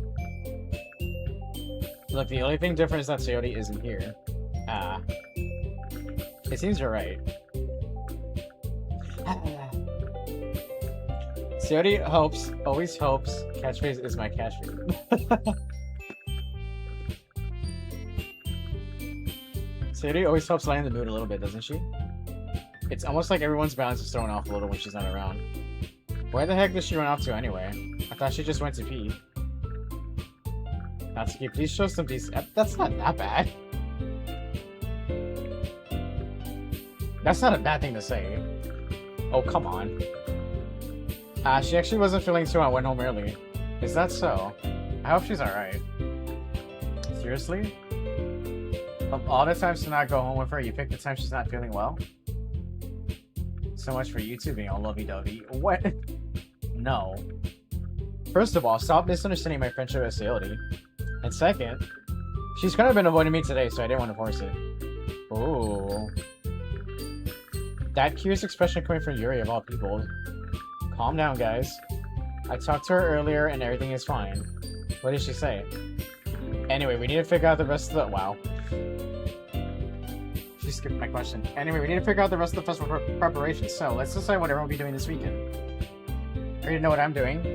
That's right. Cupcakes. I knew it. Natsuki will be making cupcakes. But we might need a lot of them in different flavors.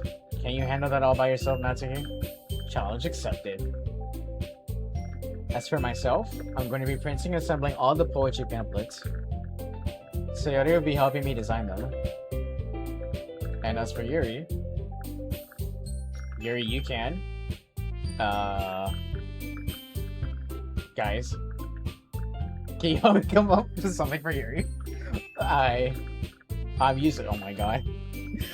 No, that's not it at all. You're the most talented person here, you know. Now Natsuki's pouting too. She's even I can tell now. I guess I never gave Sue enough credit, but I can tell things are even harder on you when she's not around. That may be the case. But if I can't also be a leader on my own, then I won't grow as a person. So Yuri, you have beautiful handwriting, you know? So you should make some banners and decorations to offset the atmosphere. Atmosphere? About that. I love atmosphere. Yuri's expression suddenly changes. She stares at her desk and focus and starts nodding to herself. Your mind's already racing, I see. That's great. You'll be a wonderful help, Yuri. But anyway, that just leaves you, Sky. The one who is truly useless. Don't say that. In fact, both Natsuki and Yuri have some pretty heavy tasks to handle. It would probably go a long way to get one of them in hand. You can always help me out as well. I'd be really appreciative of that. That's... Is Monica suggesting I spend the week with one of my club members? How on earth are they gonna respond to a suggestion like that? I suppose I wouldn't mind a bit of help. Whatever you don't know how to bake, there's always some dirty work I can give you. She's gonna make me do the dishes. It's not like Monica's gonna give me a choice, and you shouldn't be sitting on your butt anyway. Natsuki tries to rumble a bunch of excuses like that. If I recall, Natsuki, you mentioned that you would like to handle the baking on your own. Sky may not like to be around if you only make him out to be a nuisance. So therefore, he may be more suited to assisting with the decorations. Hold on, I never said that. How hard could it be to make a few decorations anyway? Sounds more like you're just making excuses for Sky to... What do you say? It will be extremely meticulous work. And baking isn't?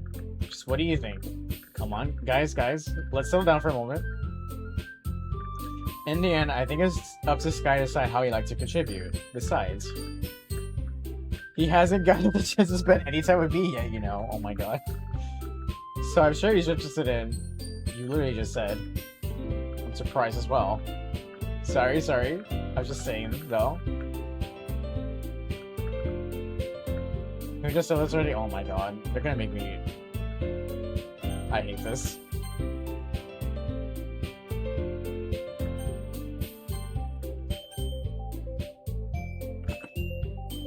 Sky, you're okay with this, right? In the end, it's up to you. No, I'm not okay with this. Very well. In that case, everyone look straight at me.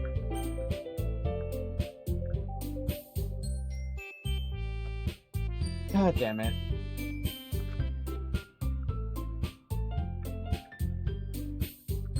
Coyote's acting hella weird because I'm not spending enough time with them. But she's also being weird where I feel like I need to spend time with her.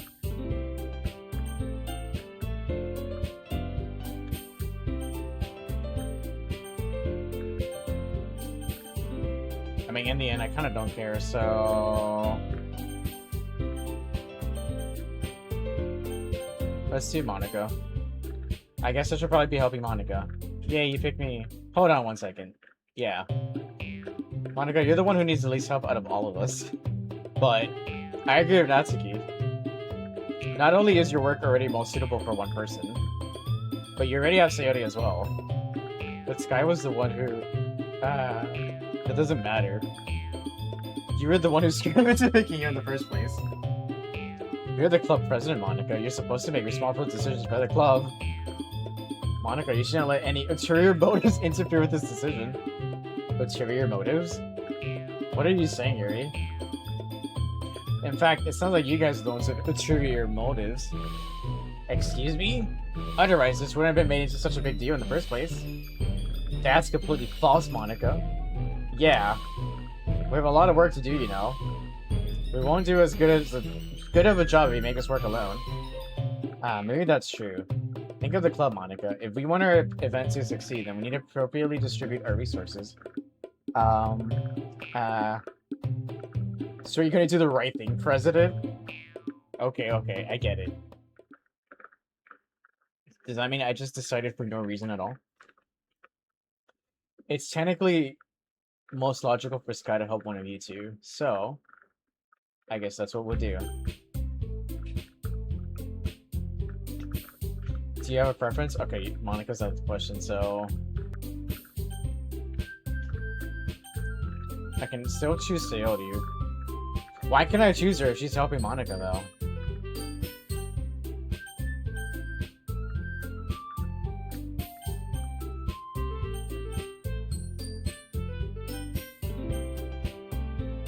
Alright, we'll help Yuri then. Because if I don't help somebody else, I think Sarah's gonna bitch at me for not spending time with anybody. I'll probably be most useful helping out Yuri. Me? Are you serious? Why would you... Natsuki? I can already tell you about to say something mean. No. I was just saying. So you'll be helping Yuri then, Sky?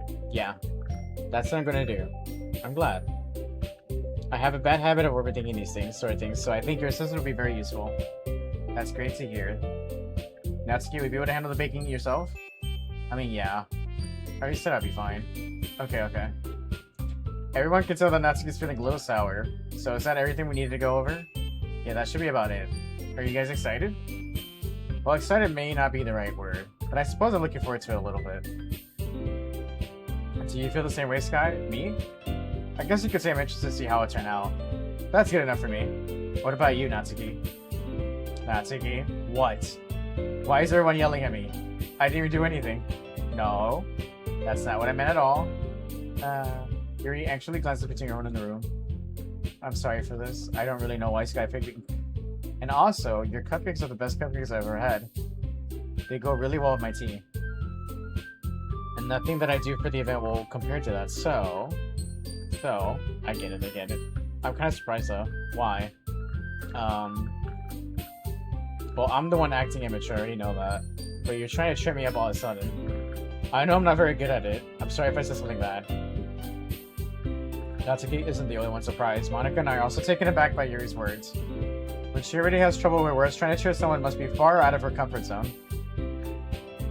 But I begin to understand. Yuri was trying to sound like Sayori. Even if it didn't work perfectly, I can tell she's trying to say something Sayori would say at a time like this.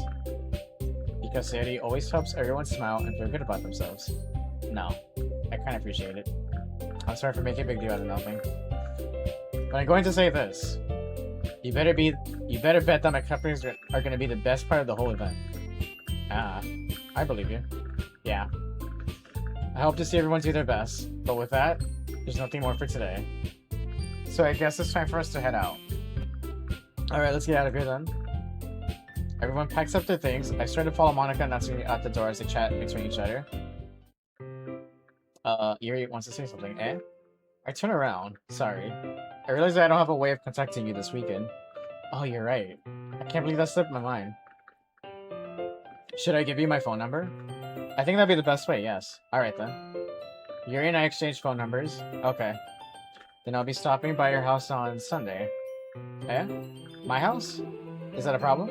No, not at all. I just thought I would be the one going to your house since I'm the one helping you. I suppose that makes sense. But if you don't mind, I think I would prefer going to your house. Alright.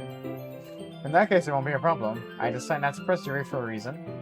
It's not like it should matter either way, so I just need to make sure my room is clean. I hope I managed to make myself useful in some way. I'm not nearly as creative as you are. Don't underestimate yourself, Sky. I think that will make a very productive team. Even if you only choose me because you felt that- oh my god. Dude. Wait. You don't actually think that, do you? I don't know. It's difficult to come up with any other reason you may have chosen me. You're forgetting the reason with the most common sense. I chose to help you because that's what I want to do. But... Yuri thinks to herself an extremely tense expression. Yuri, you're overthinking this. You wanted me to point out when you're overthinking, right? I didn't realize. I'm telling you, I want to. That's all there is to it. Do you believe me? Yuri thinks hard again. She looks straight into my eyes for a long while. I believe you. As if it took her a tremendous effort, Yuri finally sighs out and relaxes her expression. And I'm really looking forward to Sunday. Yeah, I am too. After that exchange, I make my way out the door and Yuri follows. Alright. I'm gonna quickly BRB, guys. Give me 1 second. BRB.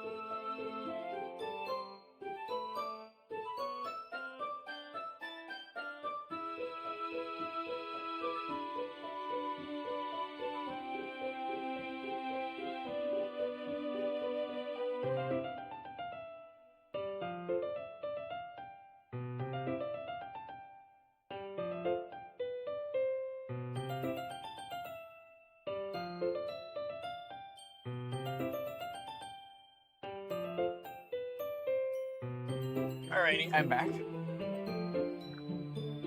I ate up my dinner and I also made some tea with lots of honey.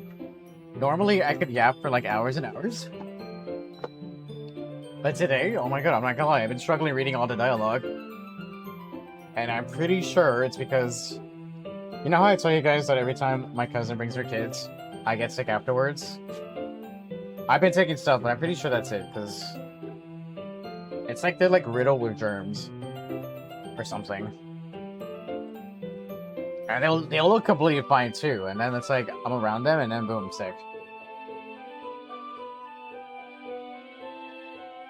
And I'm pretty sure it's because little kids just touch, like, everything, literally everything.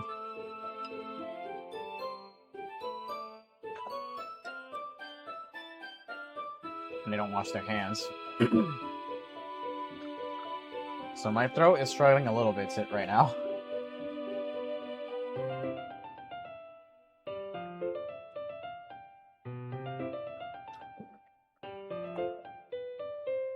But yeah, normally I can sit here and yap for so many hours. Usually it's like I start stream, I play a game for 20 minutes, and suddenly 8 hours fly by. That's what it usually feels like. I can't believe this. Alright. I think that's not too close.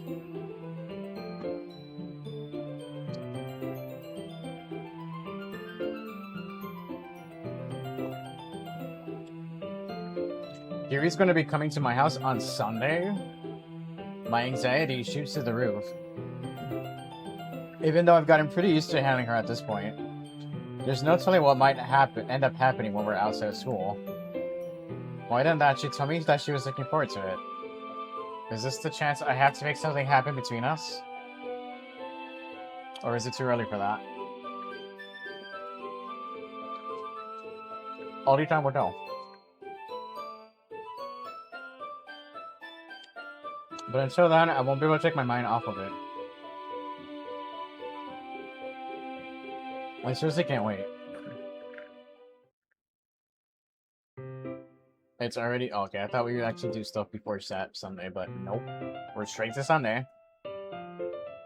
I've been getting increasingly anxious about Yuri's upcoming visit. I keep telling myself there's no reason to be nervous, but it doesn't help much. Are our parents even home? Do we even have parents? Oh my god, I forgot how hot the tea was. Yuri is clearly an introvert and also an intimate person in general. There's no doubt she'll open up a little bit when it's just the two of us. Meanwhile, we've even been texting occasionally. She was extremely apprehensive at first, but it wasn't long before I was already learning more about her.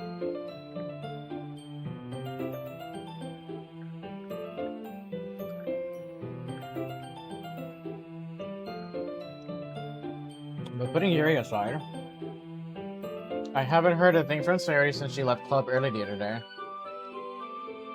It's not like we text each other all the time or anything. But I've been worried about her in the back of my mind. Between what Sayori said and what Monica said. Is it really okay for me to put Sayori's feelings aside when she might need me? I decide to visit Sayori before Yuri comes over. Doesn't she live like really close to us or something?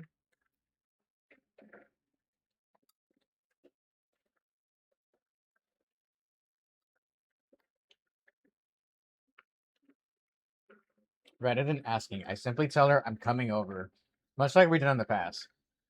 Once I reach Sayori's house, I knock on the door before entering it myself. Again, we used to play so often that we made it a habit of simply entering each other's houses like your family. The house is quiet. Sayori isn't anywhere on the first floor, so I assume she's up in her room. It's already strange of her not to run down and greet me. Where are her parents? I head up to her bedroom where I finally find her. Sayori? Hi, Sky. I sit down in her room. Sayori forces a smile, but it's easy to tell that she's different. There's a minute of silence between us. You haven't come over like this in a long time, have you? I guess you're right. It has been a long time. Not much has really changed, has it? Sayori's room is as messy as it always been. I also recognize the same stuffed animals and wall decorations she's had for years now. If you came over more often, it wouldn't be such a mess. That's because I end up cleaning it up for you. How come you suddenly wanted to come over today? Aren't you supposed to see Yuri today? Yeah, but... Wait, how did you know that? Sayori had already left by the time we decided that last meeting. Monica told me. It's only natural for her to keep me informed about the festival preparations, right? Ah, that's true. But what about you? Aren't you going to be helping Monica today? Of course. But I'm just hoping her online. We didn't plan to meet up or anything. Ah, so it's just me and Yuri then. Yep.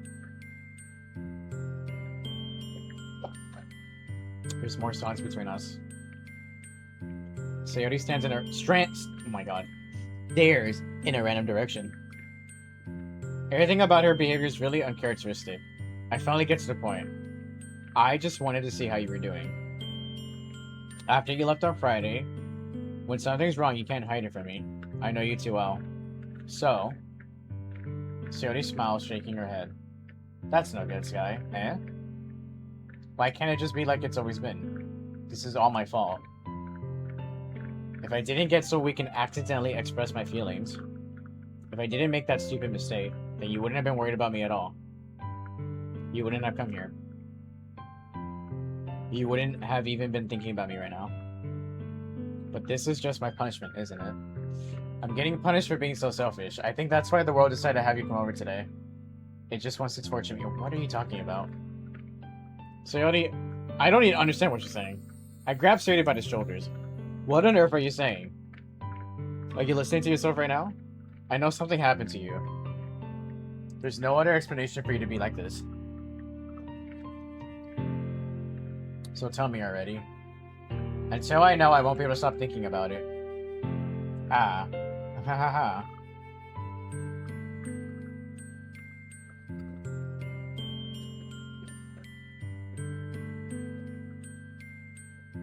So Yuri gives me an empty smile.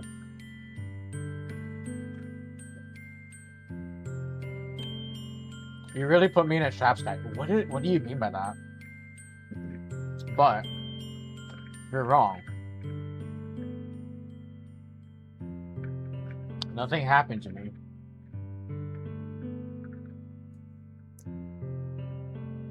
I've always been like this.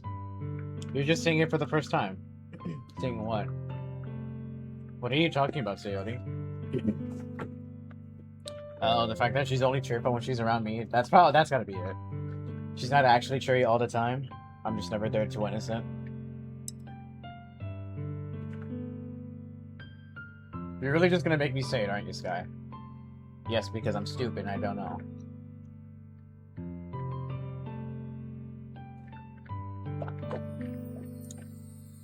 I guess I have no choice this time. The thing is, I've had really bad depression my whole life. Did you know that? I did not know that. Why do you think I'm late to school every day? Because most days, I can't even find a reason to get out of bed. What reason is there to do anything when I fully know how worthless I am? Why go to school? Why eat? Why make friends? Why make other people put their energy and caring to waste by having them spend it on me?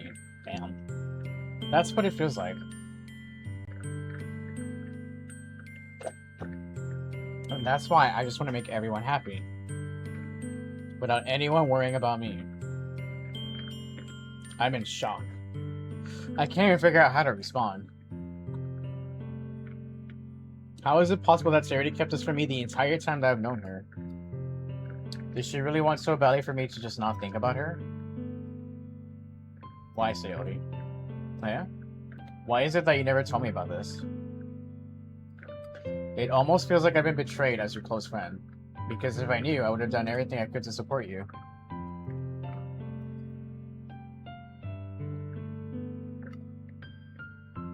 Even if there's only so much that I could do. I would have tried a little bit harder to make every day a little better for you. That's why I'm your friend. All you had to do was tell me.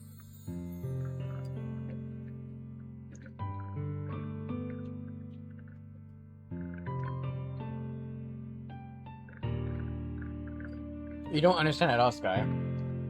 Why do you think I didn't tell me? Or tell you?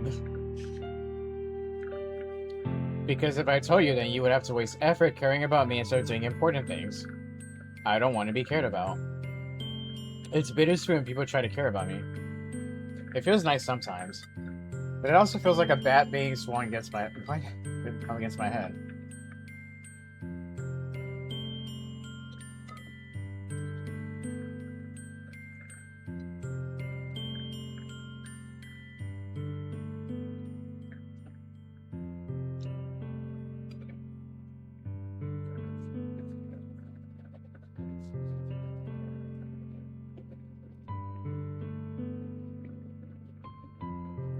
That's why I wanted so badly for you to make friends with everyone else.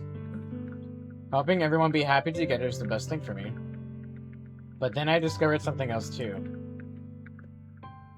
Seeing you make friends and get closer with everyone in the club, it feels like a spear going through my heart. So that's why. That's why I decided the world just wants to torture me. Every path leads to nothing but hurt. You're right that I don't understand. I don't understand your feelings at all, Sody.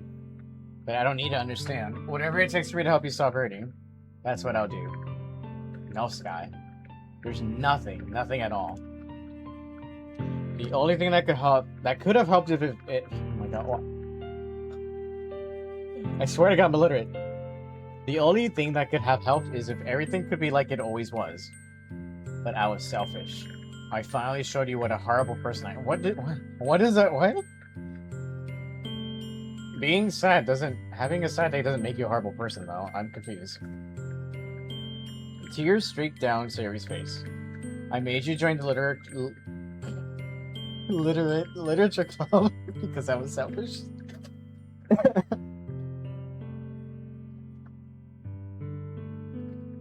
You would think the more time I spend in the literature club, I'd be more literate, right? You would think.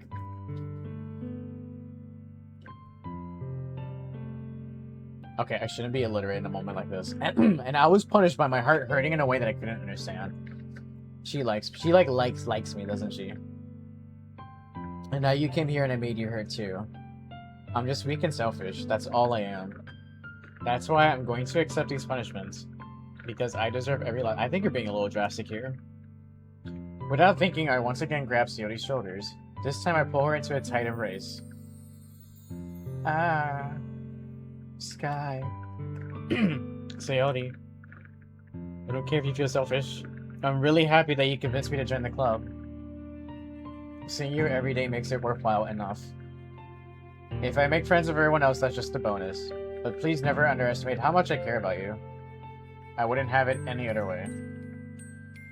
Sky. Sayori isn't hugging me back. Despite my arms being wrapped around her, Sayori's arms remain at her sides. She starts sobbing next to my ear. No, don't do this to me. Please don't do this. Sky. Oh, she's full on crying now. Sayori barely manages to speak between her sobs. I don't know if I'm doing the right... I don't even know anymore. Every time he comforts her, I think it just makes it worse. Well, all I want is for her to know that I care. If you have it in you to call yourself selfish, then you have to let me be selfish too. No matter what it takes, I'll forget what needs to change. I'll make these feelings go away. And if there's anything you need me to do, then you better tell me. I'll get mad if you don't. I don't know. Gently, Sayori finally puts her arms around me in return. Okay, that might be progress. Maybe we're getting through to her. I don't know anything. It's all really scary. I don't understand any of my feelings, Sky. The only time I'm not feeling nothing is when I'm feeling pain. Oh my god. That's not good. But your hugs are so warm, and that's really scary too. Sayori lets me go. As she does, I let her go as well. The festival is tomorrow. Yeah. It's gonna be fun, right? Yeah. How would you like for me to spend it all with you? It's what I want. I promise. I think that'd be nice then. Yeah. Sayori wipes her eyes. If I could spend the whole day here, I would. Of all days, this has to be the one where I have other plans. Maybe I should cancel. No, don't. Please don't. If you did that, then I really wouldn't forgive you. But it's almost time for you to meet me at my house. At the very least, do you want to come along and help out? It would be fun. To my surprise, Sayori shakes her head. I'm sorry. I don't know if that would be very good for me today. You understand, right? Ah. It's kind of hard for me to fully understand, but I'm trying my hardest.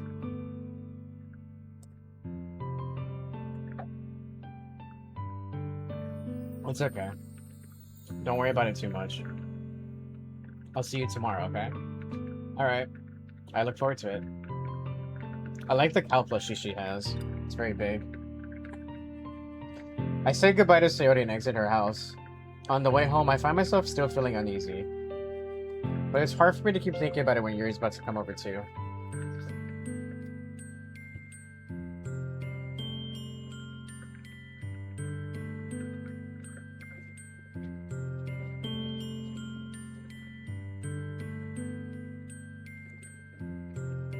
I think Sayori's right. I shouldn't be worrying too much. And we're definitely gonna have a great time tomorrow. Before stream, I cut some little golden potatoes into slices and then cut them into halves. And then I fry them with some mushrooms and red onion. And then I topped it with some seasoning as well. And then I drizzled this Japanese like barbecue sauce on top. It's not a lot, but it's good.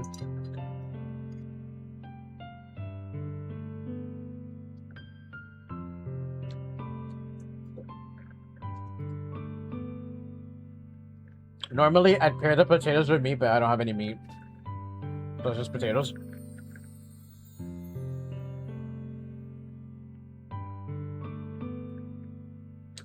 I should just focus on what's ahead of me. As I approach my house, I see something that makes me feel a moment of panic. Yuri? Ah. Oh my gosh, you look so different out of school uniform. Ew, but you don't like mushrooms? I love mushrooms. Thank goodness. You're a little early. I'm sorry I wasn't home yet. Were you waiting for a long time? No, I just got here. But I started to get really nervous when nobody answered the doorbell. You always could have texted me. If I had known, I would have reassured you and hurried on my way home. I suppose that's true. I didn't think of that for some reason. You forgot to text me? Bro. It should be common sense to do that, but I decided to ignore it. Anyway, let's go inside. I see you brought a lot of stuff with you. That's right. And did you manage to find everything I asked you to buy as well? Yeah, pretty much. At least I hope I got everything right. I'm sure it'll be fine. I take Yuri to my room. The first thing she does is glance around curiously, which makes me feel anxious. It's so clean. I cleaned it before you came over, so that's very considerate of you to do. Ah, no. I'd be really embarrassed for my room to be a mess while you were here. Well, I do enjoy cleaning. I would have gladly helped you clean. Ah, that'd be even more embarrassing. Wait, don't look in there. I snatched Yuri's wrist, which was in the process of opening Death's drawer of mine. I don't want her to see my dildo. I'm just kidding. I'm sorry. I wasn't thinking for some reason. I was just spacing out. It's fine, it's fine. I let go of Yuri's wrist. She puts both of her hands firmly in her lap, as if making sure she's keeping track of them. So, should we get started? Yes. I have a few things planned that you can help with. Decorations and other atmospheric enhancements. And atmospheric enhancements? You know, boo lighting, aromatherapy candles. Oh wow, I didn't know you had planned on taking it that far. Of course, I want to help take our guests to a faraway place. Although many will stop by, just out of curiosity. And for cupcakes, I guess. I'm determined to provide an experience that will leave them wanting more. That's great. It's easy to forget that you're a pretty intense person. Ah, intense? I guess that's the best way to put it. Is that a bad thing? No, not at all. It's something that I like about you, actually. Is that so? That makes me feel relieved. And kind of happy. Yeah, no one needs to be so anxious. You can relax a little. Relax. I brought some things for relaxation. I was gonna use them during the poetry event. Oh yeah, like what? Let's see. Yuri rummages through her bag. She pulls out a few candles and wooden cylinder-shaped objects. I did some shopping on my way here, so I happened to have these in my bags. I plan to cover the windows in black paper and use the candles to light the room. I think that'd be amazing, don't you? Yeah, that'd be really neat. What's that wooden thing, though? Oh, this? It's a diffuser for essential oils. Ooh, fancy. How familiar are you with aromatherapy? I do know of it.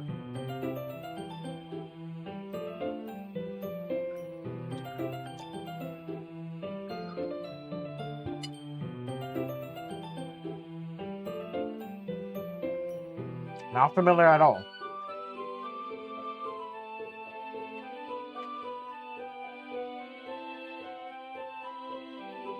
That's out. It's one of my favorite contributors to a positive atmosphere. Depending on the oils or herbs you choose, you can change the mood of the air itself. Damn, how I know about aromatherapy, how come Sky in-game doesn't know about it? God damn it, Sky. You can even feel it permeate through your body. Relaxation, positive energy, romance, reflection. It's almost like magic. Yuri takes the cylinder and pushes the switch on the bottom. In just a moment, a thin ray of vapor begins to spout through a small hole on the top. Wow, that smells wonderful. What kind of mood is that one for? This is jasmine. Oh, I love the scent of jasmine. Jasmine essential oil. It smells a little sweet and flowery, right? Yeah, that's a good way to describe it. I chose jasmine for the event because it provides more than relaxation. Jasmine enhances your emotion and helps you feel them flow through your body. You feel warmer and your heart pounds more heavily. Don't you think that would be perfect for sharing our poems? It does sound suitable. But you seem to know a lot about this, so I'll trust your opinion with anything. Yuri smiles gently, clearly enjoying herself. She again reaches into her bag and pulls out several spools of thin ribbon. What are those for? Well, did you purchase the origami paper I asked you to get? Yeah, I have it over here. We won't be using the paper for folding origami. What I like to do is write a different word on each paper. We'll need about 100 of them. Oh my god. Oh yeah? What would those be used for? Well, I'm going to cut pieces of ribbon to hang from the doorway of the classroom. Then we can fasten the paper onto the ribbons to create a doorway curtain. That sounds kind of cool, actually. Wouldn't that be beautiful? It would also catch the eye of those passing by the room. It may attract some to peek inside. That's really creative. I had no idea you'd be so good at this, Yuri. Is that so? Well, I suppose I do get a little intense, as you put it. Yuri giggles her red cheeks. Is it just me, or is she more relaxed when it's just the two of us? Or maybe it's the excitement she feels from sharing something that she enjoys. Probably both. Here's a marker, Sky. You can write any characters you want. I'll help you once I finish cutting the ribbons. Alright. Sitting on the floor together, the two of us get to work. I carefully draw a different character on each paper, doing my best to manage my bad handwriting. Yuri unravels a long string of red ribbons for a desired length. Then she reaches into her bag once more and pulls out a pocket knife, eh? The knife is strangely beautiful. Come on, you don't have a pocket knife? I have a couple knives. My dude doesn't even have his own knife, cringe. The silver handle has an intricate pattern of waves etched into it. Ooh, that sounds really cool. The bladed stuff is gently tinted blue. Wait, I want that. That's no ordinary pocket knife. It looks really fancy. Ah, well. Embarrassed, Yuri looks away. What is it? You're gonna think it's weird. Whatever it is, I have no reason to judge. Liking knives isn't weird, though. If you promise you won't be weirded out, yeah, I promise. Alright. The thing is, I'm kind of into knives. That's not weird. They're just so pretty. I can't help it. I don't know what it is. The combination of craftsmanship and feeling of danger, maybe. What am I saying? Please don't think I'm weird for this. You're laughing at me. No, I'm not laughing at you. It's just funny how nervous you get about sharing. It's an interesting thing to be into, I guess. But I think it kind of suits you. Suits me. Yeah, it's kind of intense. Besides, it's a really cool looking knife. I can't deny that. I want to see the knife, though. Yuri relaxes her expression once again. Would you like to hold it? Sure, I'll check it out. Wait, do we actually get to see it? Show me a picture of the knife. Yuri carefully hands me the knife with the handle facing me. I take it and I turn it around in my hands. It feels heavy and extremely solid. Where do you even get a knife like this? Curious of its sharpness, I feel the point of the knife with my index finger. Ow. Sky, why did you do that? I didn't expect it to be that sharp. I barely touched it at all. It's my fault. I should have warned you. This knife is extremely sharp. It can cut through skin like it's paper. Oh, damn. Oh, no. A small drop of blood trickles down the side of my finger. Yuri takes my hand and gives the one a closer look. Ah. She stares at it and noticeably fidgets. If you're screaming, struggle, wash it off now. Without warning, Yuri puts my finger in her mouth and licks the what? I feel her tongue curl around my finger. Oh my god. What is happening? Startled, I instinctively pull my hand back. Oh no. Please forgive me. I wasn't thinking. Yuri's a vampire confirmed.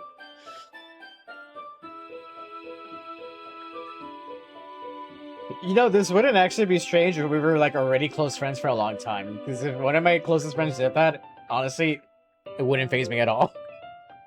But this is our first time hanging out, so... What's that, Sky? You cut your finger? Here, let me help you out.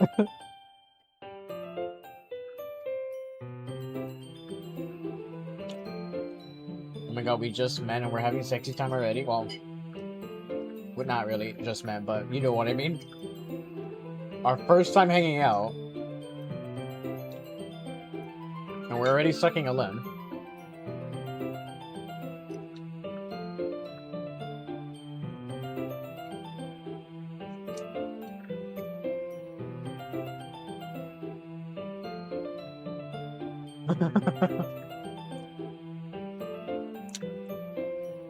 Oh my god, what if the plot twist is that the game isn't actually fucked up and not disturbing, it just turns into a porn game. And that's it. Everyone was gaslighting about fucked up things happening. It was a whole trick to get you to play just for them to do all these sexy things. Yuri lowers her head, her face burning up. Yuri, that's the most embarrassing thing I've ever done. How could I do something like that? It's okay. Sometimes I think my tongue is a band-aid too. It happens. Accidents happen. I'm sorry. Ah. Sure, it was a little weird and took me by surprise, but I guess she was just trying to help, right?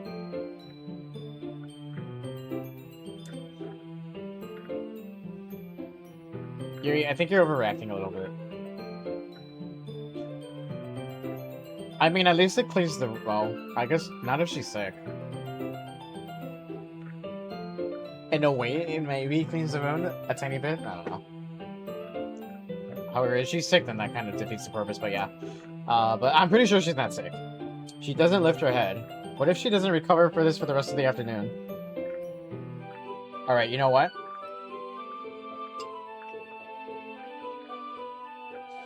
This might be a stupid thing to do, but I do it anyway. Oh my god, am I gonna put my finger back in her mouth? I take Yuri's hand and lick her index finger in return.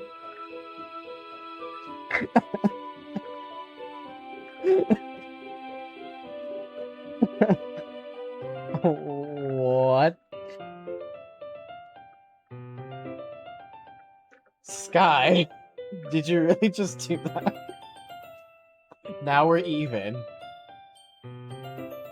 Yuri just looks at me like I did something wrong. What is happening? What is this game? I knew that would be a bad idea. If not for the sweet aroma of the jasmine oil, the air would be extremely heavy right now. You know what? Why don't we just blame it on the jasmine oil? Sorry guys, jasmine oil makes you want to lick my friends. It's a bad habit, man. You're so weird, Sky. Yuri giggles shyly. Eh? Yuri calling me weird? I have no response to that. Where do you keep your bandages? I don't think I need one, actually. It was a tiny cut. Look, I already stopped bleeding. I'd still put a bandage, but that's just me. I see. Full body leggings. This is where I have to stop playing the game. It's like, I'm sorry guys, I can't keep playing. They're straight up fucking. That's really relieving. We'll just put a big sensor on the stream.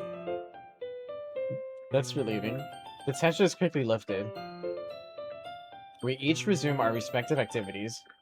I watch Yuri's knife cut through the ribbon like it's nothing but air. Meanwhile, I continue to make progress on the paper.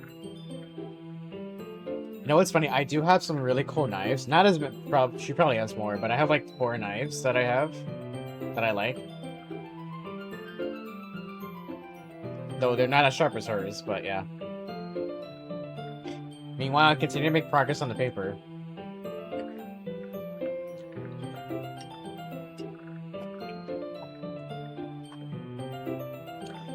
After we finish attaching the paper to the ribbons, we lay them all out side by side. It looks better than I expected. It'll be very effective as a door curtain. It looks great. Good thinking coming up with this, Yuri. Ah, thanks. It's just something I saw online already. Are you ready to move on to the next task? Yeah, let's do it. What do you have in mind? I'd like to create a banner of your butt, Sky. I'm just kidding. That's why I asked you to buy the paint tablets. Ah, that's right. One of the items Yuri had asked me to buy was a kit of watercolor paint tablets.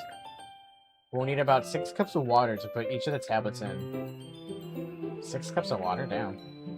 Do you mind fetching those for us? Of course not. 6 cups of water. I'll be right back in a minute. Thank you very much. Oh, and just a little bit of water is okay.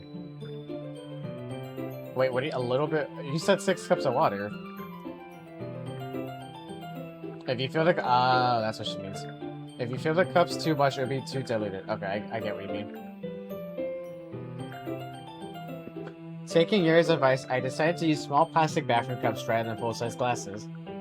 I put them on a plate to catch any paint that drips, then bring it back to my room. Yuri? Yes? I come in to see Yuri quickly unrolling her sleeve, pulling it back over her arm. Ah, nothing. Your face is a little red. Is it too hot in here or anything? I mean, she is wearing a fucking... Why is she wearing a turtleneck sweater? I just realized that. Like, I don't know... I don't recall it being winter season. No, not at all. There's nothing wrong, so let's mix the paint. Yuri currently dismisses me and takes it upon herself to unwrap the tablets, dropping them into the cups. So, I thought we could do something simple that would look very nice. I'd like to paint a gradient across the banner. Starting with the colors for sunrise, then daytime, then sunset and nighttime. Once it dries, I'll write an inspirational quote across the banner. We can hang it on the wall behind the podium in front of the classroom. Ah, neat. What are you gonna write? Well, it'll be more fun to surprise you. Yuri smiles at me. If you say so. It's gonna say I love Sky on it, isn't it?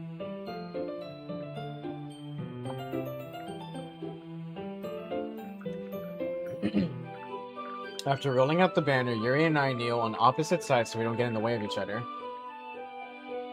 Yuri uses a brush and adds a few dots of different colors across the banner to serve as a color guide when we paint. That sounds pretty smart, actually. This kind of reminds me of elementary school. Painting on a banner with watercolors feels a lot like the art class projects we had back then. It's relaxing. Ah, I'm sorry if this feels too childish. No, I didn't mean it... Wait, did I say that out loud? Oh, that's what I said. This kind of reminds me of elementary school. Okay.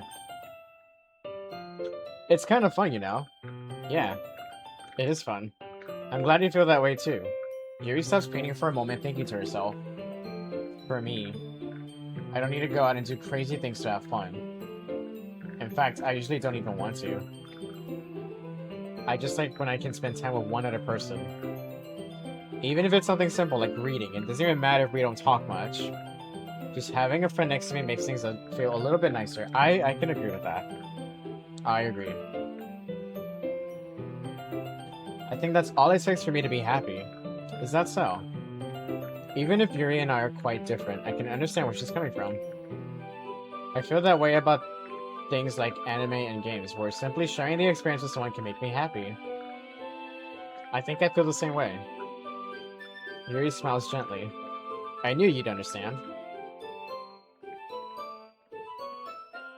You know what I miss? I miss playing Battlefield 6 with friends. I'd be the perfect example.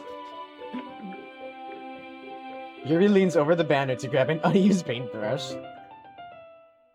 Me, whatever. Yeah. But I move at the same time, causing my head to bump into hers. Oh, man. Ah. Sorry. Yuri rolls back and I quickly lift my hands in surprise. Are you hurt? No, I'm not hurt. It just startled me, that's all. Sorry, I should have asked you to get it for me. Wait, hold on a second. Yuri leans over the banner to grab an unused paintbrush. I thought we were on opposite sides of the banner. I guess we moved closer. It's not your fault. Ah, your face. There are droplets of paint on Yuri's face and neck. You mean her fucking turtleneck sweater? Because not much of her neck is showing. Is there something on my face? Yeah, I accidentally got paint on you. Sorry, it's totally my fault. I'll get a towel right away. I rush out and fetch a small towel, then dampen it with hot water. I return to my room and kneel back down in front of her. Where's the paint? I don't see the paint.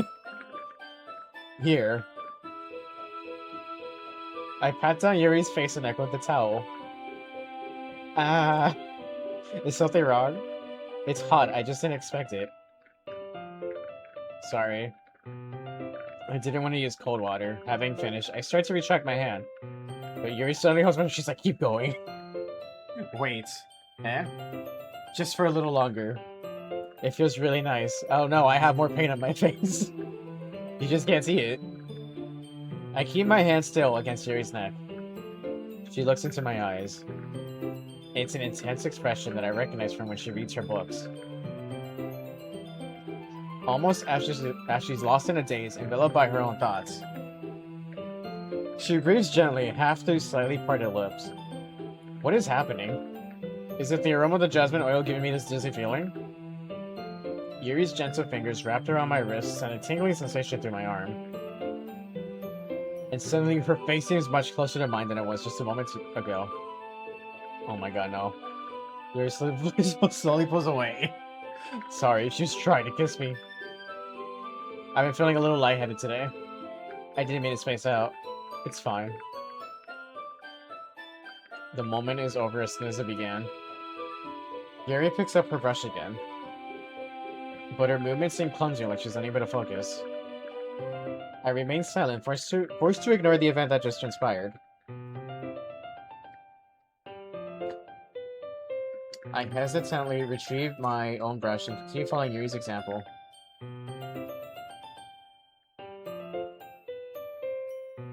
That should do it. I finished filling the night sky with white dots that look like stars. Looking at the banner as a whole, it's a very pretty and natural looking... Wait, what? What was that sentence? It's very pretty natural... Okay, I read the sentence wrong. That jasmine oil... Literally. It's the jasmine oil, man.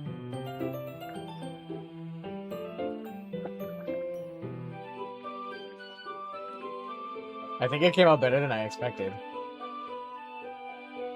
I'm really happy with the results. Yeah, me too. Are you gonna add the lettering now? Not yet. It needs to dry first. So what you're saying is, next time I go to my friend's house, I gotta bring jasmine oil. I'm just kidding. Or am I? That's true. Won't that take a while? Well... Perhaps it would be best to leave it here, then have you bring it in the morning. I can do the lettering in the classroom before our event starts. Is that okay? That's totally fine. Wonderful. In that case, I don't think there's anything more for us to do here. Phew. Spirit the Wolf, what's up? How you doing? Welcome in. You say that like you're glad it's over. Was I wrong to assume that you were at least enjoying yourself a little bit? Oh no, it's not that. I'm just glad that we managed to get everything done. I see. I am too. I was a little concerned about time. I need to start making dinner soon. So you don't have any time left? I was secretly hoping we'd have extra time after finishing the work. Bruh. Well, Yuri thinks to herself. I think it'd be too irresponsible of me to wait much longer. I'm sorry. Doing good and not good? Oh man. I hope your day gets better, man. It's probably my fault. Sorry for being such a slow worker. No, it's not your fault at all. And the important thing is that we got everything done, right? Yeah, so... I shouldn't be disappointed or anything. Getting all her things, Yuri seems to look a little downcast. I understand why. It's not like she really gets the opportunity to spend time with friends in a relaxed environment. But that doesn't mean this is the last time it can happen. Once Yuri packs up, I walk her out the front door. It doesn't look like it's that late. Thank you very much. Oh my god, English. Thank you very much for having me today. No problem, I'm glad I was able to help. Just let me know if there's anything else you need me to bring tomorrow. I will. Well then. Yuri fidgets. I guess I'll see you tomorrow. Wait. I kind of say that without thinking. About today. It's fine that we didn't have as much time as we wanted. Because we can do this again. Whenever you want. You can come over, or we can go out somewhere. Oh, I forgot you don't like going out much. As I stumble over my words, Yuri simply smiles bashfully. Anyway, you know what I'm trying to say, so... You're very thoughtful, Sky. Yuri takes a step closer to me, then briefly squeezes my hand. I kinda like that about you. Well, how am I supposed to respond to that? But I don't even get a chance to as Yuri suddenly pulls back. Sayori? Oh, she's behind us. Ah, hi, Sky. Sayori, just now you weren't... It's okay, Sky. I just stopped by to say hi. Well, it's nice to see you. I'm sorry, but I'm already on my way to leave. Oh, really? That's too bad. I'm sorry, but we'll all be together at the festival tomorrow, so that's fine, right? Of course. Sayori beams. Yeah, so I'll see you tomorrow. Clearly, the way she flew out of the screen. Clearly embarrassed, Yuri hurries off. Sayori waves goodbye after her. Sayori, I thought you didn't want to come over today. Well, she fucking lied. I tried staying in my room, but my imagination was being really mean to me. Bro, you could have just watched the movie or played video games. So I had to come here and see it for myself. See what? What are you talking about? You know, how much fun you were having with Yuri. And how close you got to her. It makes me really happy that you made such good friends. That's all that matters to me. Tears start to fall down Sayori's face. That's all that matters to me. I don't know, I don't believe you. Why am I feeling this way, Sky? You're asking me? I mean, I know why. But homie in-game doesn't know why. I'm supposed to be happy for you. Why does it feel like my heart's in split? Oh my god, English, do I speak it? Clearly I don't. Fuck, maybe I need to go to the fucking literature club. Because I'm so goddamn illiterate.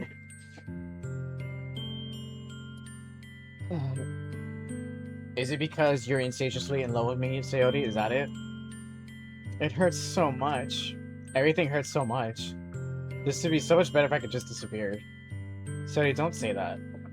It's true, Sky. If I wasn't here, then you wouldn't have to waste your sympathy on me, bro. You wouldn't have to put up with me being selfish. Monica was right. I should just... Monica? Monica was right about what? What did Monica say? Sayori, what I said before is true. I'm not going to let this continue. Monica said, told her that she got no bitches. That's it, right?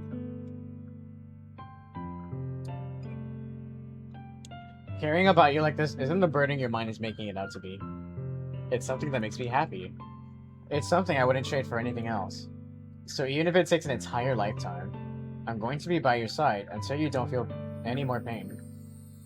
But. No buts. Sori looks away. I put a hand on her shoulder to reassure her. I'm scared, Sky. I'm really scared.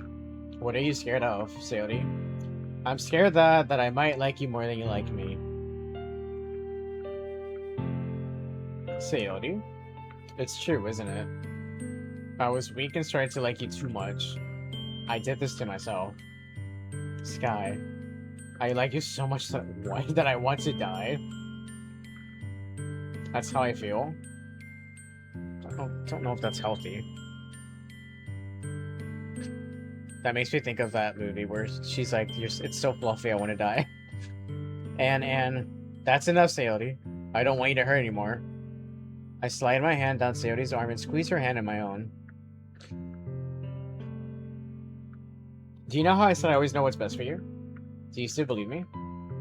Wordlessly, Sayori nods. Even if you don't understand all of your own feelings, I know what you need the most right now. A hug? And that's what I'm going to give to you. Oh. You'll always be making friends on her ass. I love you. You'll always be my dearest friend.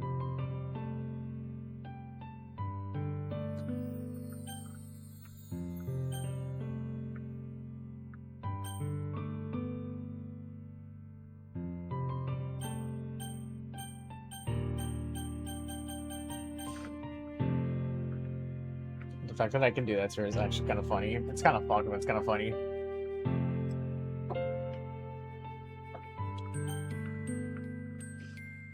I love you. I love you.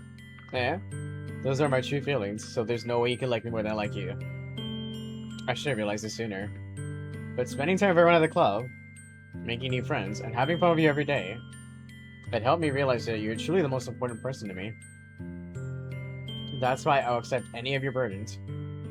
As long as we continue like this every day, with you by my side, then I know we'll both be happy.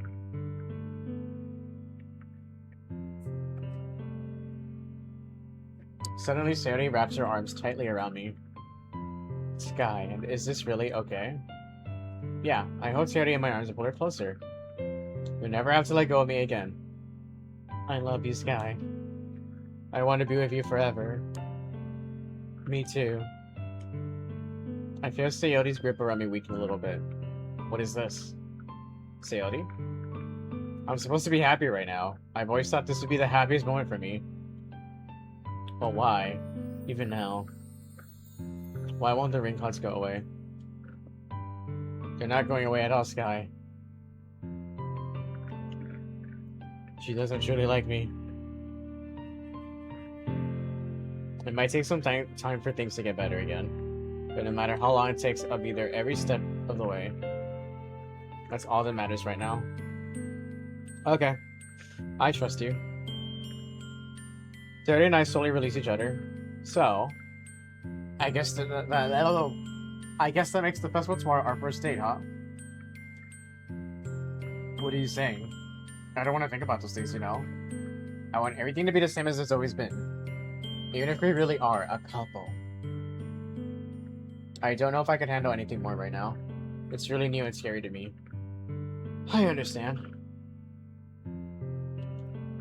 We'll go out whatever pace suits you best. Hey, Sky. Sayori gazes at me once again, smiling sadly. Even if I get really, really sad, this is the best thing for me, right? I don't really understand what Sayori means by that. Are you saying that this is making you feel sad? I don't know. I don't understand what I'm feeling. It felt like a bunch of thorns when you told me you love me. Maybe you don't actually. Maybe you think you like me. You don't actually like me. I don't know. Maybe you like my eyes, but just not me.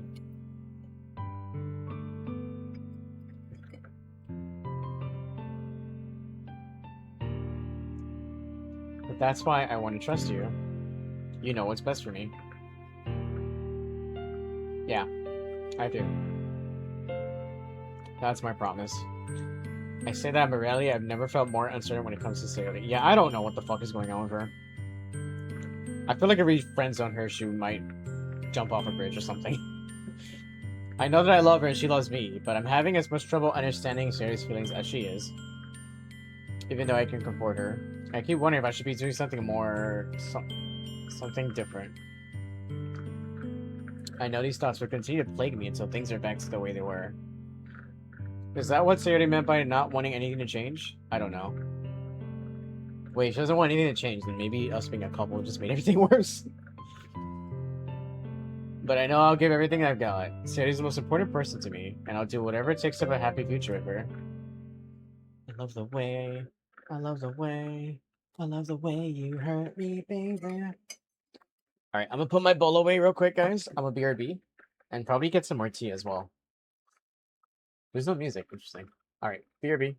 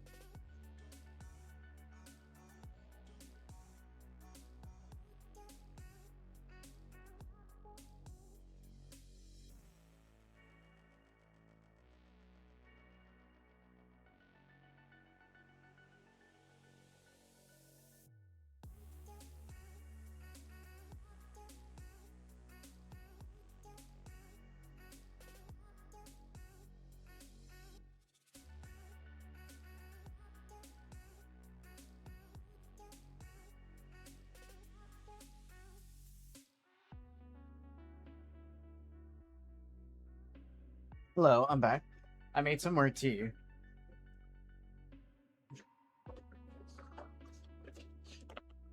It's Mandarin ginger green tea, if anyone's curious, too.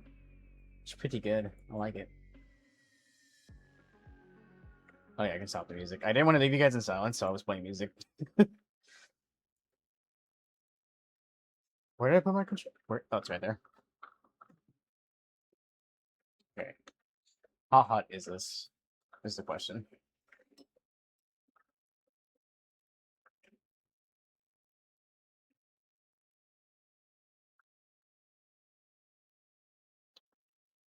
Okay, it's hot enough. It's the day of the festival. Of all days, I expected this to be the one where I'd be walking to school with Sayori. Yo, what's up, Caustic? How you doing? No, it's not beer. It's Mandarin ginger green tea. And of course I added honey because I love adding honey to my tea. How you doing? But Sayori isn't answering her phone. I considered going to her house to wake her up, but decided that's a little too much. Doing okay? Honestly, same. I'm doing okay. I've been having my ups and downs, but I'm here. Meanwhile, the preparations for the event should be nearly complete. The banner Yuri and I painted is dry, and I gently rolled it up to take it with me. She sent me a pleasant text reminding me not to forget anything, and I reassured her. Funny, do I play? Oh, of course I do, Caustic. I love Battlefield. I just can't play it without having, or I can't really play PC games without having issues because my GPU is like acting up, and it's been acting up since April, and but it's gotten worse. So every time I've tried to stream Battlefield, it like my PC will freeze completely, and my monitor shut off, and then I have to restart my PC, and usually I make it back in time, but sometimes I don't, and then I lose the VOD, which pisses me off. And it's just been getting really frustrating. So I haven't really been able to stream Battlefield 6, and I really want to. Yeah, Secure Boot's on. I can play the game, but like it's been happening with like every game I play now on PC at least.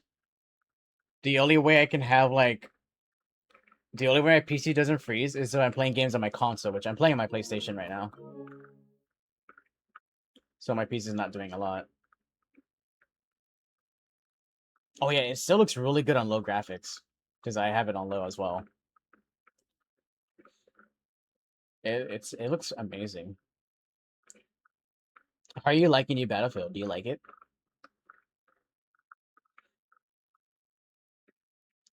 I would totally love to play it with you.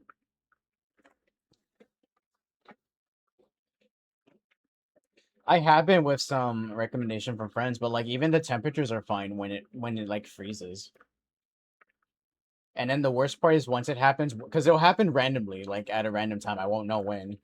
Sometimes it happens after like an hour of playing. Other times it's like after 5 hours of playing. But then after the first time, it happens again sooner and sooner and sooner. And it's just really frustrating. We play a lot with friends too. Oh man, I wish we could play it. I would love to play Battlefield with you, Caustic. I've been loving it so much. I even play the campaign, which personally I enjoyed it.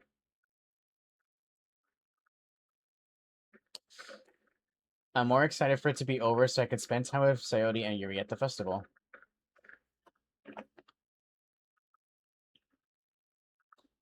There's a way to repair Windows with console. Yeah, I try that. Is it like where you do like the SFC scan now, right? I did try that, and it doesn't find any issues.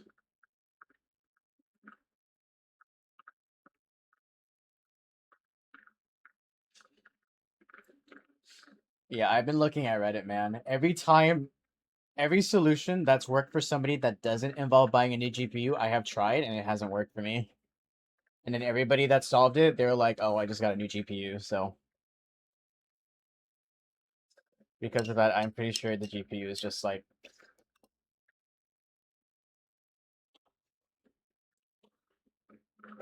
So we're stuck playing on PlayStation for a while.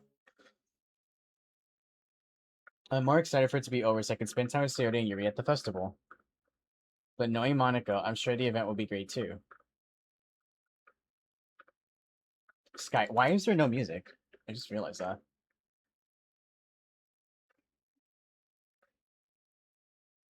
It's so quiet.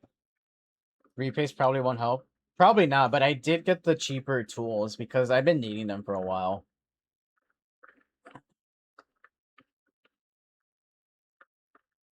CPU and GPU combo's pretty good.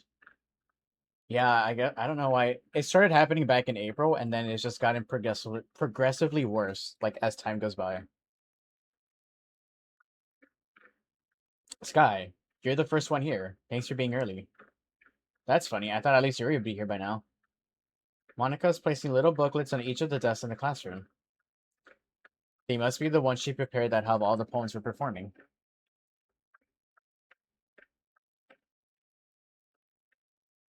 In the end, I found a random poem online that I thought Monica would like and submitted it.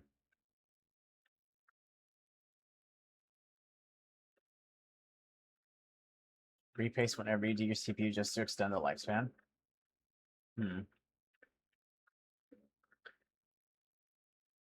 Alright, I'll keep that in mind.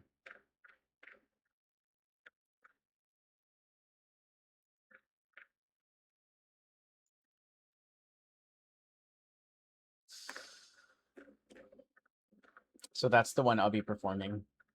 I'm surprised you didn't bring Sayori with you. Yeah, she overslept again. That dummy. You think that on days this important you should try a little harder. That's kind of mean. Why would he say that? I say that, but I suddenly remember what Sayori told me yesterday, and I suddenly feel awful annoyed. It's not nearly that simple for her. I only said it because it's the way I'm used to thinking. But maybe I should have gone to wake her up after all. You should take a little responsibility for us, Guy. I mean, especially after your exchange with her yesterday. You kind of left her hanging this morning, you know? Exchange? Monica, you know about that? Of course I do. I'm the club president, after all. But I stammer, embarrassed. Did Sayori really tell her about it that quickly? That we're a couple now? Damn. Oh my god, I say I love you and suddenly everybody fucking knows we're a couple now. Goddamn.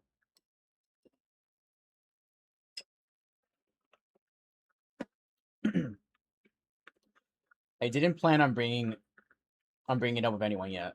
Jeez. You don't know the full story at all, so don't worry. I probably know a lot more than you think. Eh? Monica's being friendly as usual, but for some reason I feel chill down my spine after hearing that. Hey, do you want to check out the pamphlets? They came out really nice. Yeah, sure. I grabbed one of the pamphlets laid on the desk. Oh yeah, they really did. Something like this would definitely help people take the club more seriously. Yeah, I thought so too. I flipped through the pages. Each member's poem is neatly printed on its own page, giving it an almost professional feel. I recognize Natsuki's and Yuri's poems from the ones they performed during our practice. What's this? I flipped to Sayori's poem. It's different from the one she practiced. It's one that I haven't read before. Get out of my head, get out of my head, get out of my head, get out of my head, get out of my head, get out of my head.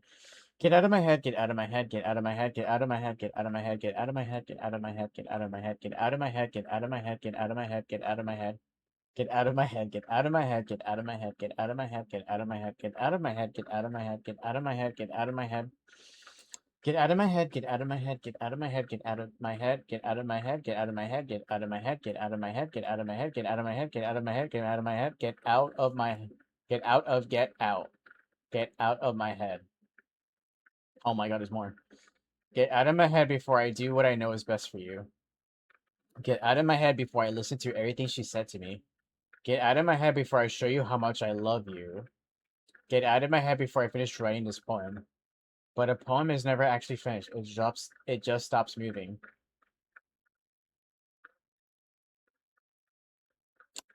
What a lovely poem. I loved it. I feel moved.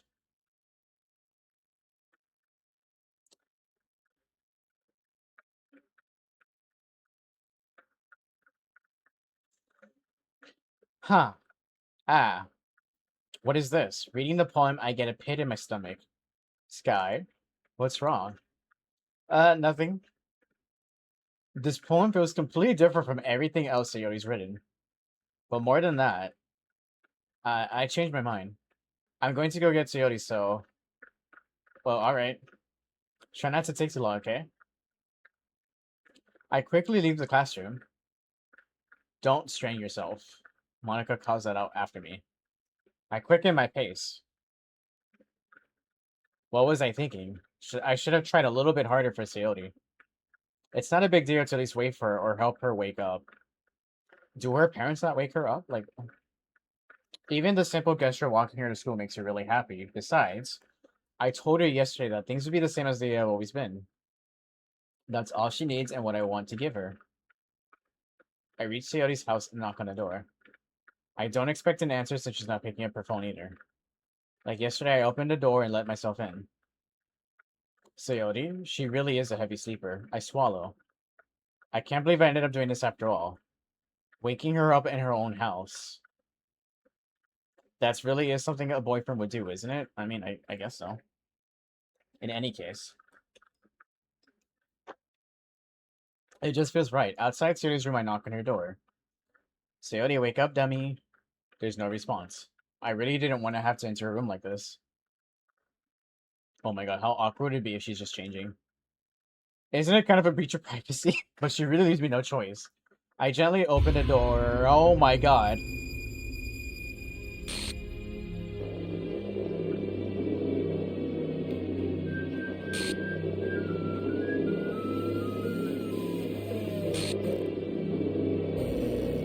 An exception has occurred. What?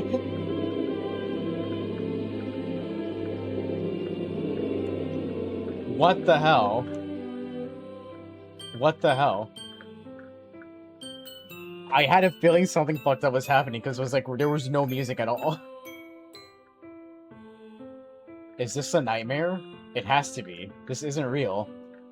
There's no way this can be real. Sayori wouldn't do this.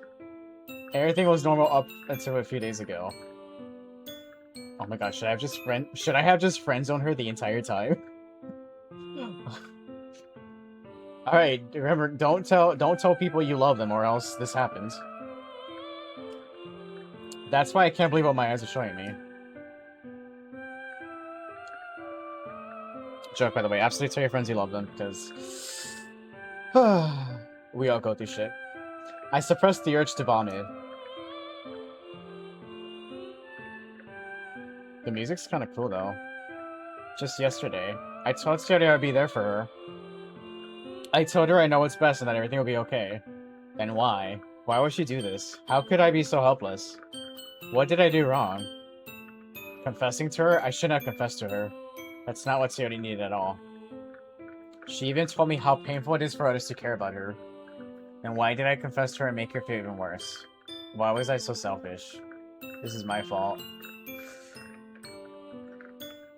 My swarmy thoughts keep telling me everything I could have done to prevent this. If I just spent more time with her, walked her to school, and remained friends with her like it always has been, then I could have prevented this. I know I could have prevented this. Screw the literature club, screw the festival. I just lost my best friend. Someone I grew up with. She's gone forever now. Nothing I can do to bring her back. This isn't some game where I can reset and try something different. Yeah. I had only one chance and I wasn't careful enough. And now I'll carry this guilt with me until I die. Damn. Nothing in my life is worth more than hers. But I still couldn't do what she needed from me. And now, I can never take it back. Never. Never. Never. Never. Never. Wait, it ends just like that? That's the end of the game? I didn't think it'd end there. What the fuck? What happens in new game? Why does it look like that? Why is homegirl... Why does she look like that, bruh? Quite literally left her hanging, bruh.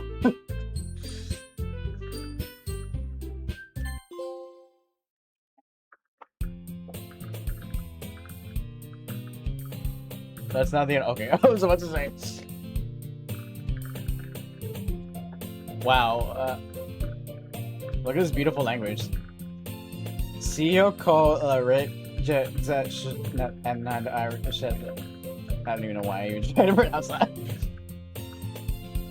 I see an annoying girl. Oh.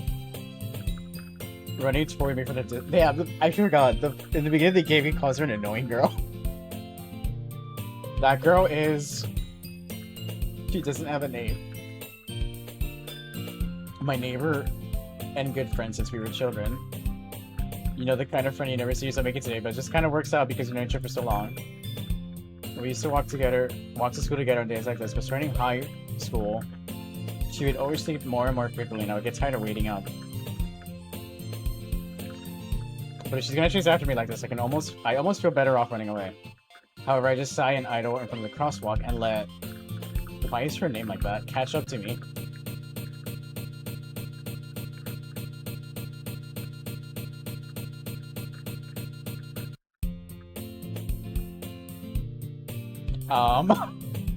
It's an ordinary school day like any other. It's ordinary. Nothing weird is happening at all. Mornings are usually the worst, being surrounded by couples and friend groups walking to school together. Meanwhile, I've always walked to school alone. I always tell myself it's about time I meet some girls or something like that. But I have no motivation to join any clubs. I perfectly content just getting by on the average while spending my free time on games and anime. There's always the anime club, but it's not like there'd be any girls in it anyway.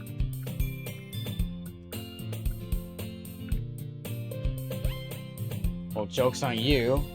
All we need is video games and boys, that's it. The school day is as ordinary as ever, and it's over before I know it. After I pack up my things, I stare blankly at the wall, looking for an ounce of motivation. Clubs. There really aren't any that interest me. Besides, most of them would probably be way too demanding for me to want to deal with. I guess I have no choice but to start with the anime club. Sky? What the fuck? Monica? Oh my goodness, I totally didn't expect to see you here. Girl, why were you pixels? It's been a while, right? Yeah, it has. Monica smiles sweetly. We do know each other. Well, we rarely talk, but we were in the same class last year. Monica was probably the most popular girl in class. Smart, beautiful, athletic. Basically completely out of my league. So having her smile at me so genuinely feels a little... What did you come in here for anyway? Oh, I've just been looking for some supply seeds for my club. Do you know if there's any construction paper in here? Or markers?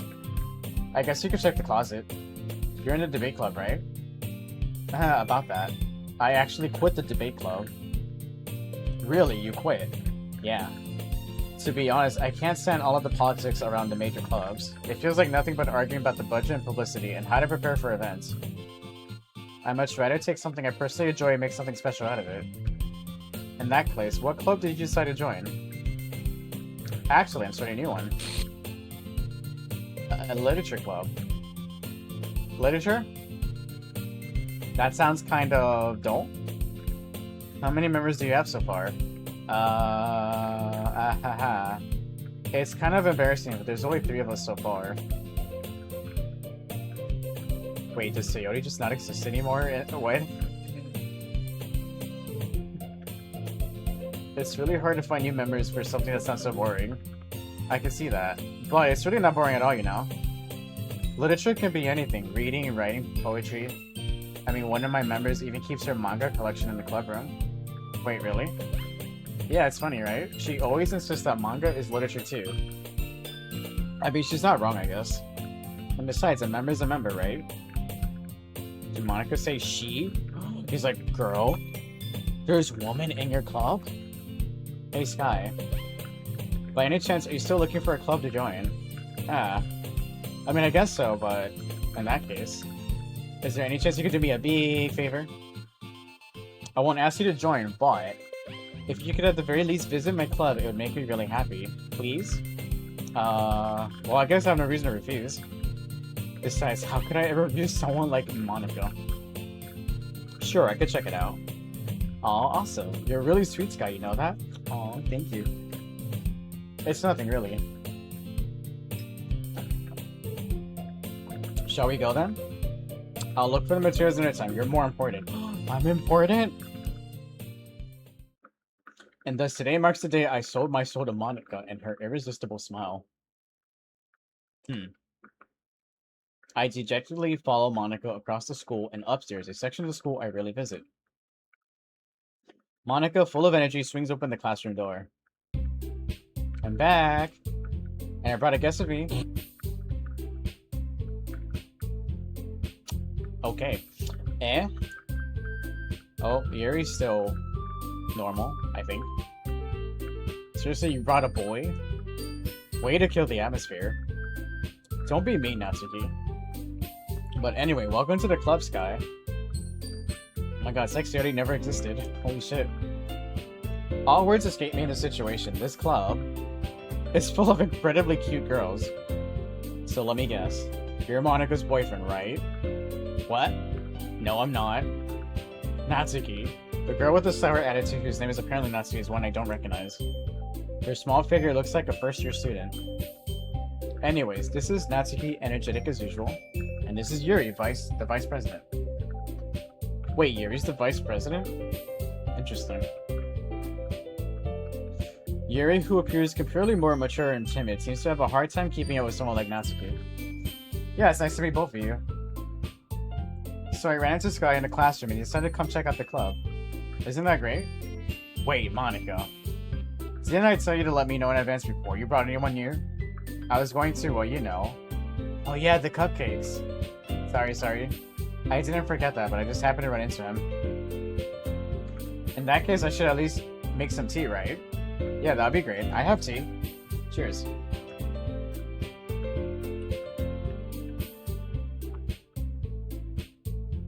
The girls have a few desks arranged to form a table. Yuri walks to the corner of the room and opens the closet. Meanwhile, Monica and Natsuki sit across from each other. Still feeling awkward, I take a seat next to Monica. So I know you didn't really plan on coming here, but we'll make you sure you... Oh my god. I don't know English. But we'll make sure you feel right at home, okay? As president of the literature club, it's my duty to make the club fun and exciting for everyone. I swear I know English. Please believe me. I'm surprised there aren't more people in the club yet. It must be hard to start a new club. You could put it that way.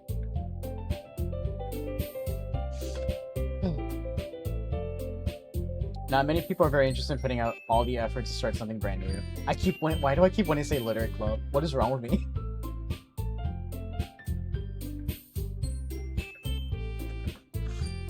Wait, did I read that? Oh fuck.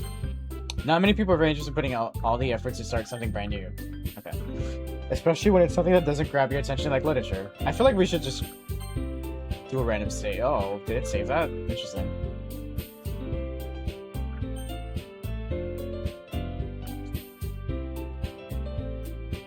You have to work hard to convince people that you're both fun and worthwhile. But it makes school events like the festival that much more important. I'm confident that we can all really grow this club before we graduate. Right, Natsuki? Well, I guess. Natsuki reluctantly agrees. Such different girls, all interested in the same goal. Monica must have worked really hard to find these two. Yuri returns to the table carrying a tea set. She carefully places a teacup in front of each of us before setting down the teapot in the middle. You keep a whole tea set in this classroom? Don't worry, the teachers gave us permission. After all, doesn't a hot cup of tea help you enjoy a good book? I guess. Don't let yourself get intimidated. Yuri's just trying to impress you. That's not. Insulted, Yuri looks away. I meant that, you know. I believe you. Well, tea and reading might not be a pastime for me, but I at least enjoy tea. I'm glad. Yuri faintly smiles to herself in relief. So, Sky, what kinds of things do you like to read? I like to read pictures mostly. I like to read porn. Well, considering how little I've read these past few years, I don't really have a good way of answering that. Manga. I mutter quietly to myself, half joking. Natsuki's head suddenly perks up. It looks like she wants to say something, but she keeps quiet. Not much for a reader, I guess. Well, that can change. What am I saying? I spoke without thinking after seeing Yuri's sad smile. Anyway, what about you, Yuri? Well, let's see. Yuri traces the rim of her teacup with her finger. My favorites are usually novels that build deep and complex fantasy worlds. That hasn't changed. That level of creativity and craftsmanship behind them is amazing to me. And telling a good story in such a foreign world is equally impressive. Yuri goes on, clearly passionate about her reading. She seems so reserved and timid since the moment I walked in, but it's obvious by the way her eyes light up that she finds her comfort in the world of books, not people. But you know, I like a lot of things. Stories with deep psychological elements usually immerse me as well. Isn't it amazing how a writer can so deliberately take advantage of your own lack of imagination to completely throw you for a loop? Anyway, I've been reading a lot of horror lately. I read a horror book once. I desperately grasp something I can relate to at a minimal level. At this rate, Yuri might as well be having a conversation with a rock. I'd expect that from you, Yuri. It suits your personality. Oh, is that so? Really, the story makes me think or takes me to another world, and I really can't put it down. Surreal horror is often very successful at changing the way you look at the world, if only for a brief moment. Oh, I hate horror. L. What do you mean you hate horror? We are horror fans here, the fuck? Well, I just... Natsuki's eyes dart over me for a split second. Never mind. That's right, you usually like to write about cute things, don't you, Natsuki? What? What gives you that idea? You left a piece of scrap paper behind last club meeting. It looked like you were working on a poem called... Don't say it out loud. And give that back. Fine, fine. Natsuki, you write your own poems? Well, I guess sometimes. Why do you care? I think that's impressive. Why don't you share them sometime? No. Oh wait, isn't that how we get the idea of, like, sharing our poems? Not a very confident writer yet. I understand how Natsuki feels. Sharing that level of writing takes more than just confidence. The truest form of writing is writing to oneself. You must be willing to open up your readers, exposing your vulnerabilities, and showing up even the deepest reaches of your heart. Do you have writing experience too, Yuri? Maybe if you share some of your work, you can set an example and help Natsuki feel comfortable enough to share hers. I guess it's the same for Yuri. We all sit in silence for a moment. Hey, I just got an idea. How about this? Natsuki and Yuri look quizzically at Monika. Let's all go home and write a poem of our own. The next time we meet, we all share them with each other. That way, everyone is even. I mean, I thought it was a good idea. Well, I think you're right, Monika. We should probably start finding activities for all of us to participate in together. I did decide to take on... This is different. I decided to take on the responsibility of vice president after all. I need to do my best to nurture the club as well as its members. Besides, now that we have a new member, it seems like a good step for us to take. Do you agree as well, Sky? Hold on, there's still one problem. And what's that? Now that we reached the most important topic, I've only come forward with what's been on my mind the entire time. I never said I would join this club. Monika may have convinced me to stop by, but I never made any decision. I still have other clubs to look at, and oh, this is my train of thought. All three girls stare back at me with dejected eyes.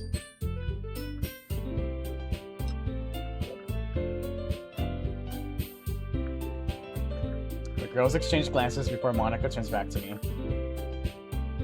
I guess I need to tell you the truth, Sky. The thing is, we don't have enough members yet to form an official club. We need 4. Oh, Sayori was the 4th that they needed. And I've been trying really hard to find new members. And if we don't find one more before the festival, it won't be an official club. I'm defenseless against these girls. How am I supposed to make a clear-headed decision when it's like this? I would feel terrible for letting everyone down in the situation.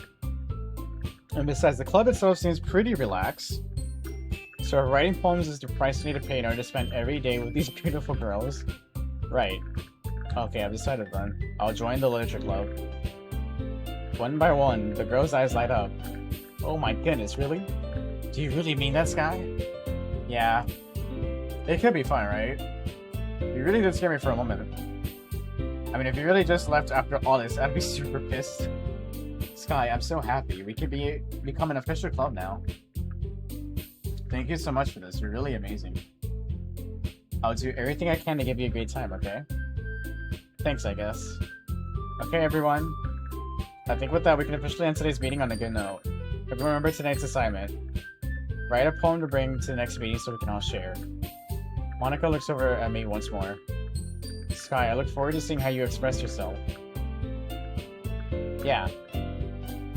Can I really impress the class star Monica with my mediocre writing skills? I already feel the anxiety welling up inside me. Meanwhile, the girls continue to chit-chat as Yuri cleans up the tea set. I guess I'll be on my way then. Okay. I'll see you tomorrow then. So that means we're going to school alone now, huh? Or we're walking home alone now. I can't wait. With that, I depart the club room and make my way home. Yeah, we're by ourselves.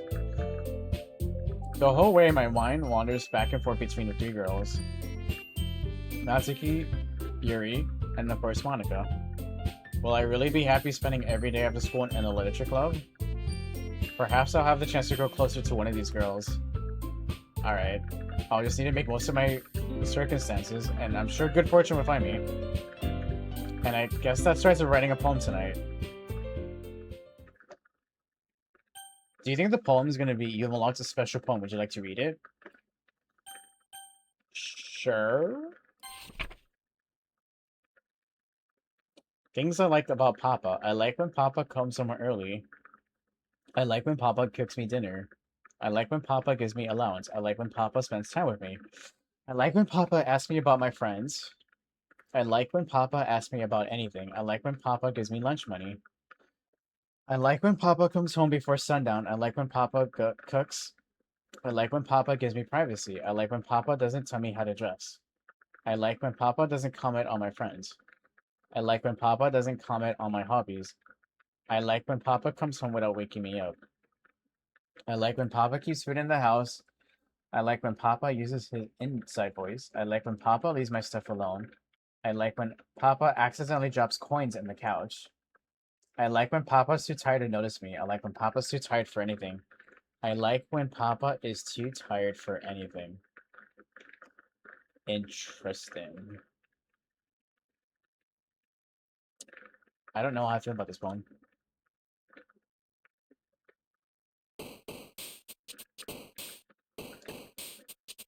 Okay, looks like we're making a poem. I'm surprised none of the words are fucked up.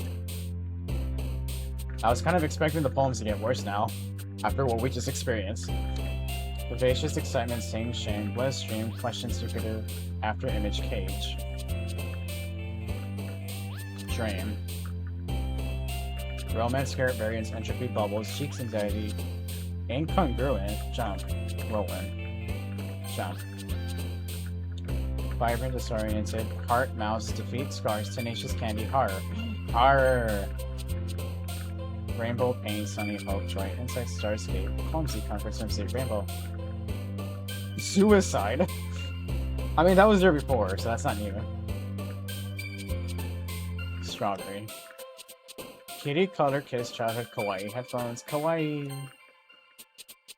Vivid, misery, junkie, puppy, twirl, peaceful, atone, music, disaster. You know what? Puppy. Boop, awesome, infinite nightgown, dance, extraordinary, warm, party. Marriage, contamination, hop, empty, brief, silly, desire, peace, uncanny, songs. Songs? Hop. Bouncy, unrestrained together, essence, fun, pleasure, indulgent goals, pleasure. She likes the word pleasure. Misfortune, sadness, broken, milk, lollipop. Vanilla. A lone death prayer, agonizing flying, crimson whistle promise. Okay, so none of these words seem crazy. Or different, I mean. Embrace, dark blanket, graveyard. Wonderful giggle, amazing card, fantasy time. Out. Who?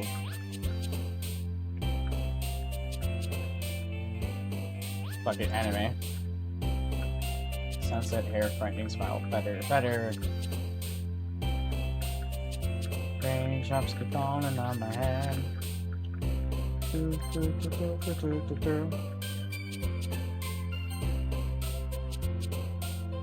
Depression. Yuri would like depression.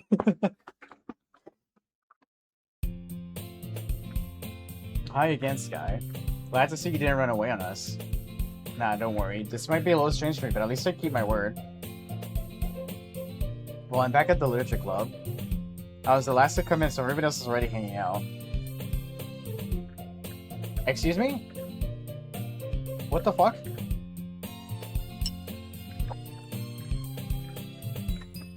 I saw what happened to her face. Thanks for keeping your promise, Guy. I hope this isn't too overwhelming of a commitment for you.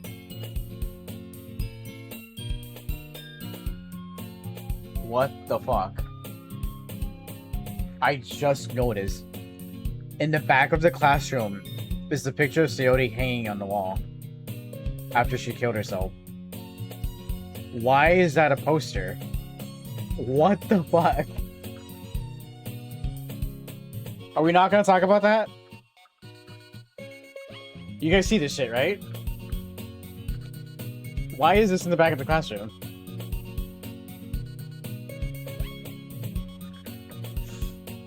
Making you dive headfirst into literature when you're not accustomed to it. That's fucked up.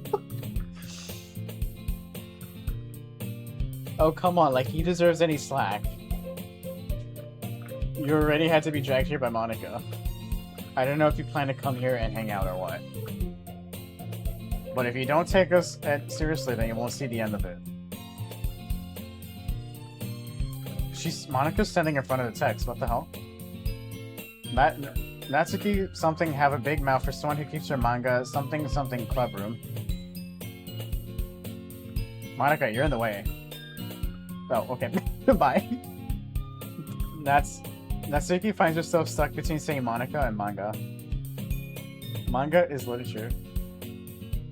Says me even if anything I know about this game things still surprise me. Dude, so you've never noticed that before? Yeah.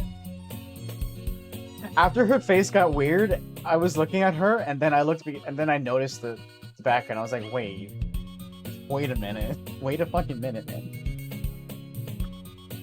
Certainly defeated, Natsuki pops back into her seat. I'm sorry, Sky. We'll make sure to put your comfort first, okay? Yuri shoots Natsuki with a disappointed glance. Anyway, now that you're in the club and all, perhaps you might have interest in picking up a book to read. Well, I can't really say no to either way. I can't really say no either way. Like I said, I'm in this club now. So it only feels right for me to do something like that, if you ask. Wait, I didn't mean it like that. If you don't really want to, then forget to say anything, I guess. No, it's not that, Yuri. I want to try to be a part of this club. So even if I don't read often, I'd be happy to pick up a book if you wanted me to. Are you sure? I just felt like, well, as vice president and all, that I should help you get started on something you might like. Is that going to be in the back of the classroom the entire time? I'm curious about that now. Yuri reaches into her bag and pulls out a book. I didn't want you to feel left out, so I picked out a book that I thought you might enjoy. It's a short read, so it should keep your attention even if you don't usually read. And we could, you know, discuss it if you wanted to. Discuss. This is... How is this girl accidentally being so cute? She even picked out a book she thinks I like despite me not reading much. Yuri, thank you. I'll definitely read this. I enthusiastically take the book. I keep looking at that fucking picture. Phew. Well, you can read it at your own pace. I look forward to hearing what you think. It's still there. Now that everybody's settled in, I expected Monica to kick off some scheduled activities for the club. But that doesn't seem to be the case. Yuri's face is already buried in a book. I can't help but notice her intense expression, like she was waiting for this chance. Meanwhile, Natsuki's rummaging around the closet. It's gone. The picture's gone. I hear Natsuki utter an exasperated sigh from within the closet. She seems to be annoyed by something. I approach her in case she needs a hand. You looking for something in here? In there? Fucking Monica. It went off the fucking bubble. She never puts my stuff back in the right spot. What's the point of keeping your collection organized if someone else is just gonna mess it up? Natsuki slides a bunch of stacked books and boxes across the shelf. Manga. You read manga, right? Sometimes. Manga is one of those things where you can't admit you're really into it until you figure out where the other person stands. How did you know, anyway? I heard you bring it up at some point.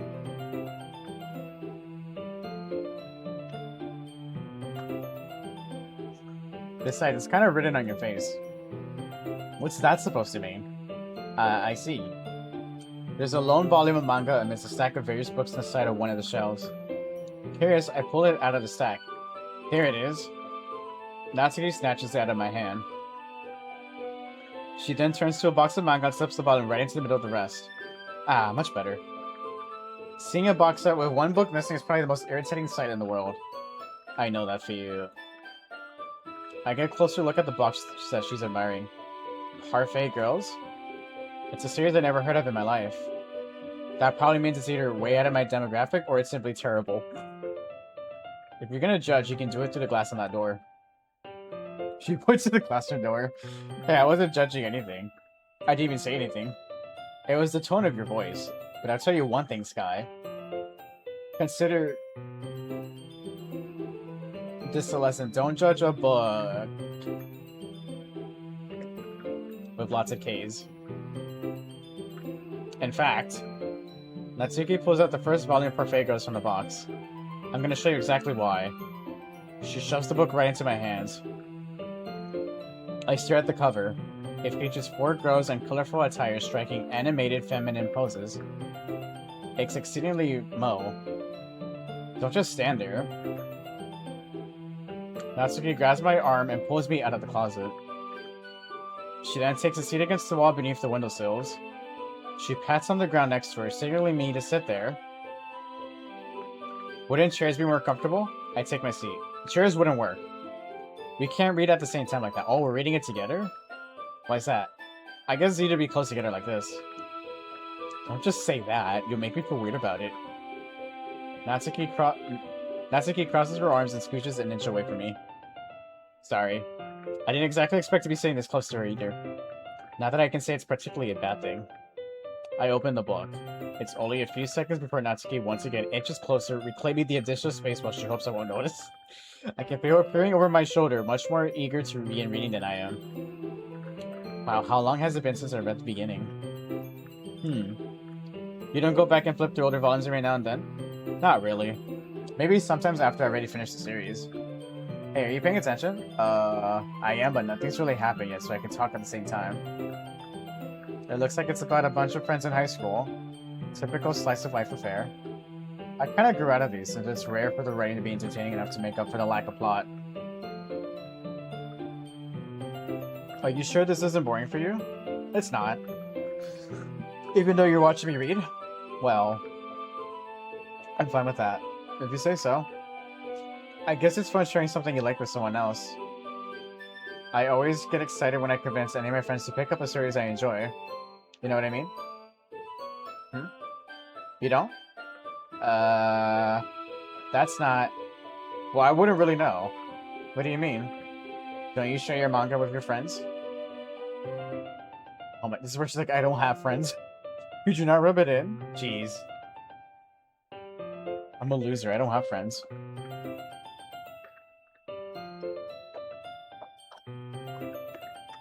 I could ever get my friends to read this. Okay, she has friends. They just think manga's for kids.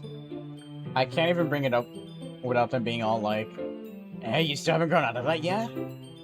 Makes me want to punch them in the face. I know those kinds of people. Honestly, it takes a lot of effort to find friends who don't judge, much less friends who are also into it. I'm already kind of a loser, so I guess I gravitate towards the other losers over time.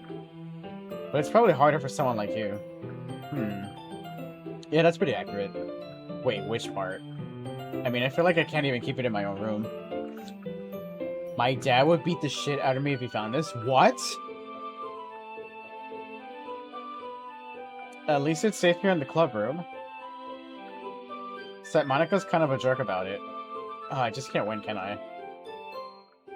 Well, it paid off in the end, didn't it? I mean, here I am reading it. Well, it's not like that solves any of my problems. Maybe. But at least you're enjoying yourself, right?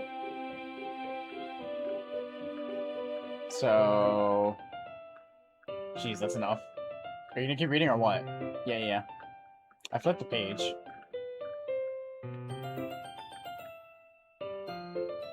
This is a lot of reading. Time passes. Natsuki is strangely quiet now. I glanced over at her. Oh my gosh, she fell asleep. Hey, Natsuki. Yeah? Suddenly, Natsuki collapses straight into me. Hey. Oh my... What the fuck, bro? Oh wow, I can't read any of that. Oh jeez.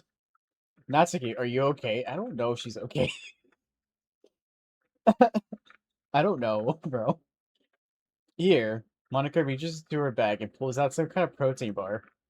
She throws it in Natsuki's direction. Natsuki's eyes light up again. She snatches the bar from the floor. Why didn't you just hand it to her? What the hell? I told you not to give... She doesn't even finish her sentence before stuffing it into her mouth. Don't worry, Sky. She's fine. It just happens every now and then.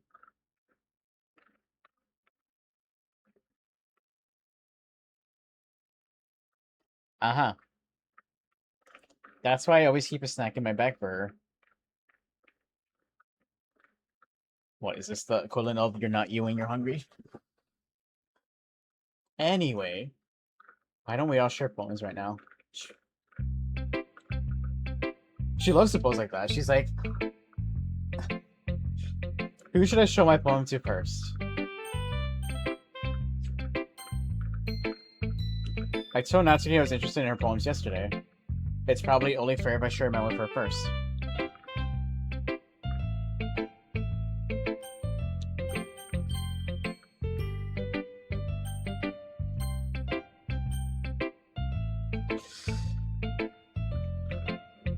Okay, well, let's start with things I don't like. First of all, Natsuki rereads my poem. Never mind, I don't feel like giving you my opinion. Because it's that bad or that good? Then what's the point of sharing in the first place? I wrote this when I could have been doing other things. In fact, remember how I said I wanted to read your poems? That's what I had in mind when writing this. I wanted to help you feel comfortable enough to share yours. Like Monica said. Well, I would be more comfortable sharing my poem. Yours was really bad. You were supposed to show me some dumb poem and make me go, how? Well, it's not that great, but let me show you what real literature looks like. And you went and ruined it. I hope you're happy. So in other words, you're saying you liked it. Natsuki's reacher gets caught in her throat. You just don't understand anything, do you? I already told you that. You don't have to go announcing it to the world like you're all self-important. Pretty sure you never actually said that. I say that mostly to myself. Natsuki must really hate me or something. I can't figure out if it's a win or loss that she liked my poem. In any case, you still need to show me yours, right? Fine, I guess. Only because Monica will make me if I don't.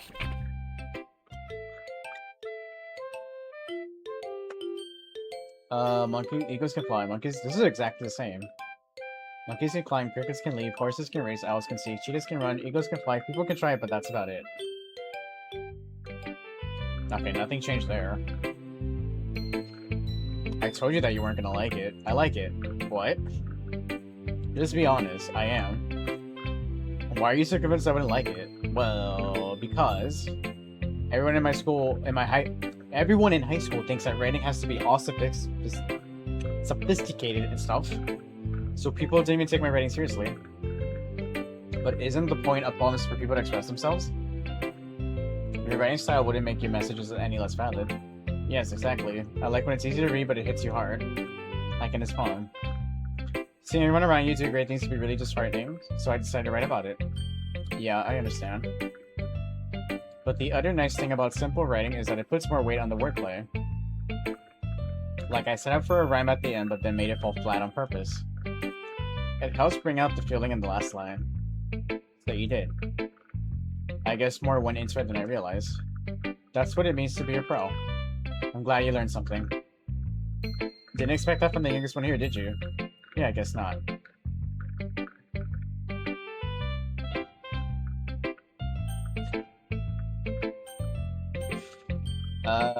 I guess we'll say Monica for last. Yuri stares at the poem. A minute passes, more than enough time for her to finish reading. Oh, sorry. I forgot to start speaking. It's fine, don't force yourself. I'm not. I just need to put my thoughts into words. Hold on. Okay, this is your first time writing a poem, right? Yeah. Why do you ask? I'm just making sure. I guess that it might be after reading through it. So it's that bad? No.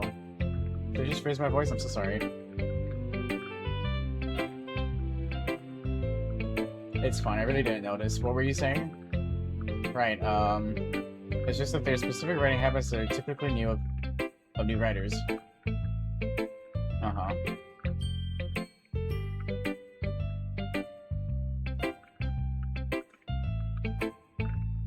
Once Yuri finds her train of thought, it's as if her demeanor totally changes. Her stammer is completely gone, she sounds like an expert. Of course, that's something you can't be... That's not something you can be blamed for. There's so many different skills and techniques that go to writing even a simple poem. Oh, this is the same. I also hope that everyone else in the club gives you valuable feedback. Natsuki could be a little bit biased, though. Biased how? Well... Never mind. It's fine. I wonder if her poem's gonna be the same.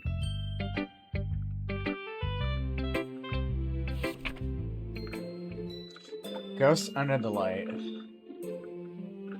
The tendrils of my hair illuminate beneath the amber glow, bathing, it must be this one. The last remaining streetlight to have withstood the test of time. The last yet to be replaced by the sickening blue-green hue of the future. I bathe? Oh yeah, this is the same. The light flickers, I flicker back.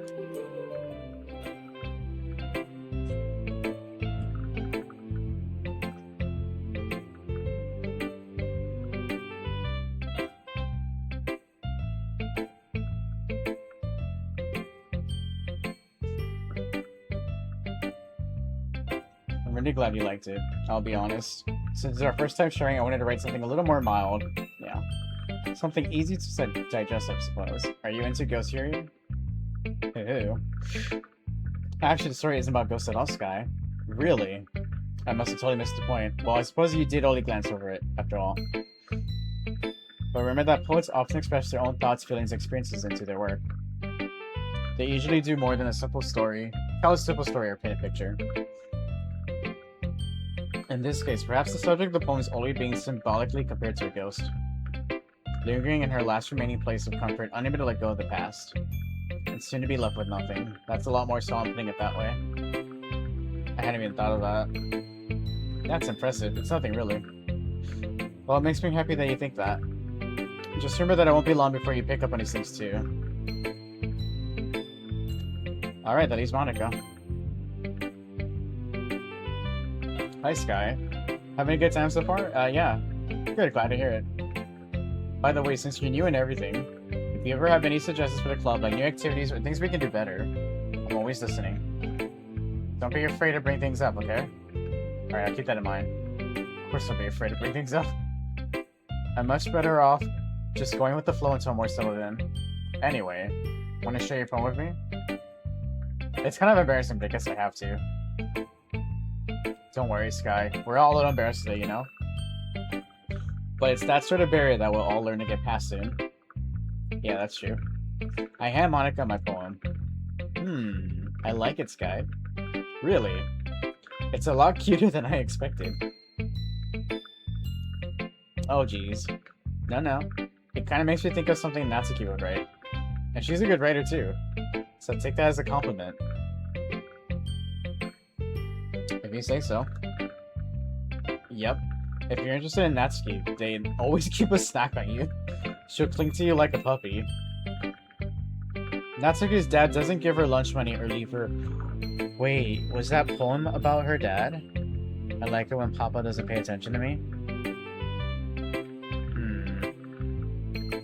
Or leave her any food in the house, so she's in a fussy mood pretty often. But sometimes she just loses all her strength and shuts down, like earlier. This is just a guess, but I think she's so small because her malnutrition is interfering with her adolescent growth. But hey, some guys are into petite girls too, you know? Sorry, just trying to look at the bright side. Yeah, I'll read your poem. Don't worry, I'm not very good. You sound pretty confident for someone who claims not to be very good. Livid Shadow with the raid. What's up, Livid? How you doing? How was your stream? What were you playing today? Hi, Steph. How are you? Yes, this is my first time ever playing this game.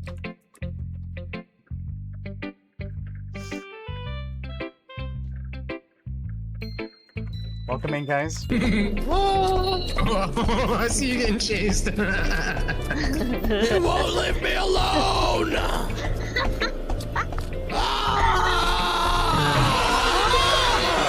It's getting louder!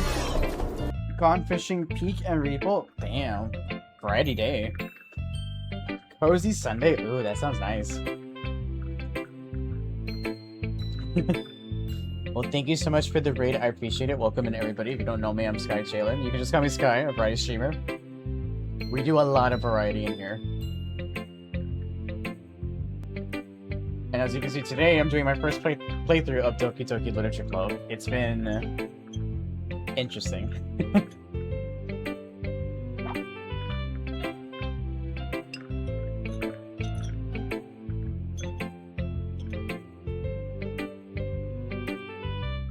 This game is neat. All I know is that it gets fucked up, so I thought we'd do it for our horror marathon, and I can see. I can definitely see what people meant. I wonder if her poem's gonna be the same too. Hole and wall. Yeah, this is the same.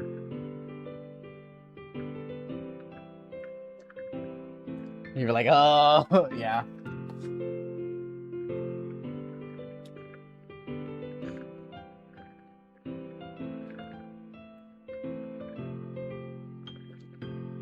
But he wasn't looking at me. Confused, I frantically glare at my surroundings, but my burnt eyes can no longer see color. Are there others in this room? Why does this poem feel different from the first one, though?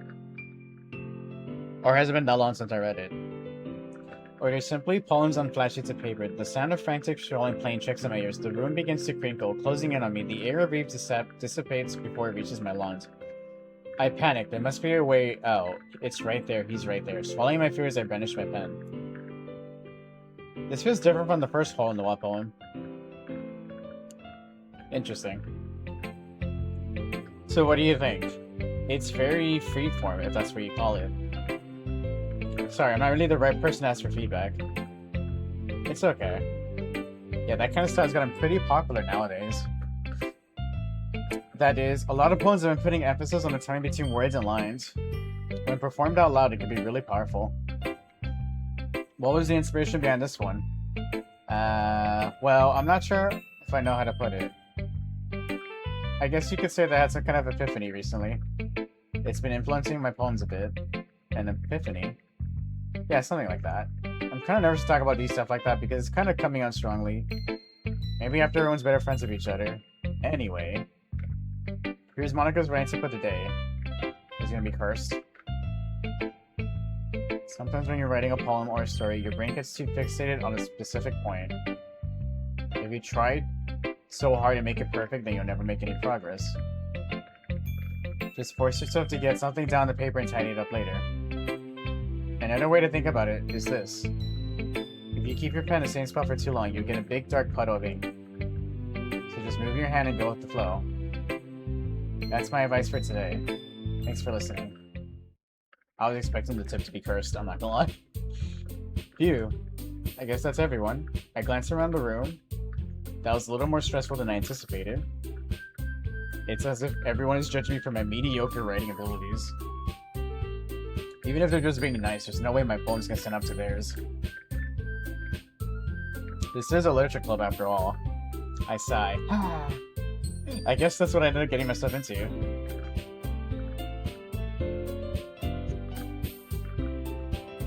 Oh my god, yeah, true.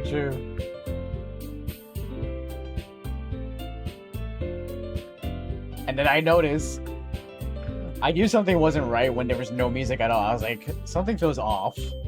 Why is there no music? Across the room, Monika's writing something in her notebook. My eyes land on Yuri and Natsuki. They gingerly exchange sheets of paper sharing their respective poems. As they read in tandem, I watch each of their expressions change. Natsuki's eyebrows furrow in frustration. Meanwhile, Yuri smiles sadly. What's with this language? Eh? Did you say something? Oh, it's nothing. Natsuki dismissively returns the poem to the desk with one hand. I guess you could say it's fancy. Ah, thanks. Yours is cute. Cute? Did you completely miss the symbolism or something? It's clearly about the feeling of giving up. How can that be cute? I know that. I just meant the language, I guess. I was trying to say something nice. You mean you have to try that hard to come up with something nice to say? Thanks, but it didn't really come out nice at all. Well, I do have a couple of suggestions. If I was looking for a suggestion, I would have asked someone who actually liked it. Which people did, by the way. Monica liked it. And the lurk for a bit. Alright, Liver, thank you for the raid again. Enjoyed the lurk. I appreciate it. Thank you for the like, Livid. And if anyone here doesn't know Livid, do check him out. He's an absolute sweetie pie. Love him.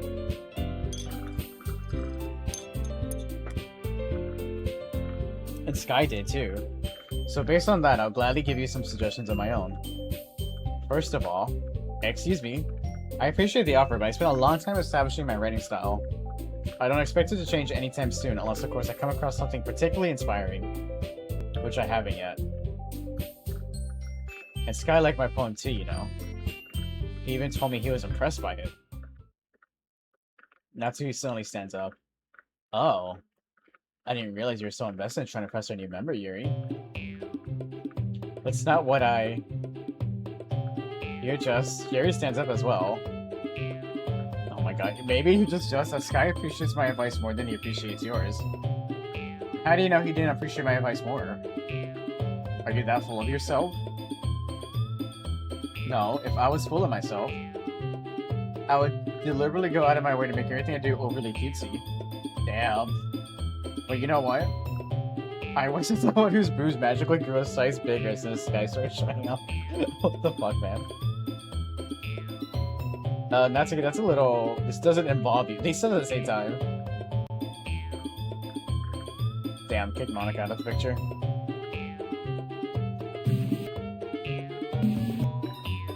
You really act as young as you look, Natsuki. Okay, I get it.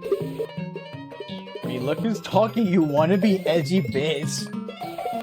Edgy? Sorry that my lifestyle is too... Oh my god, the music. It's too much for somebody mentally to comprehend.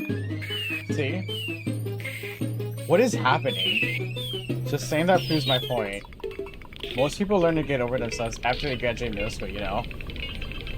If you want to prove anything, then stop harassing others of your sickening attitude. You think you counterbalance your toxic personality just by dressing and acting cute? The only cute thing about you is how hard you try. I feel like I'm about to witness murder. Well, be careful, you might cut yourself on that edge, Yuri. Oh, my bad, you already do, don't you? Dude!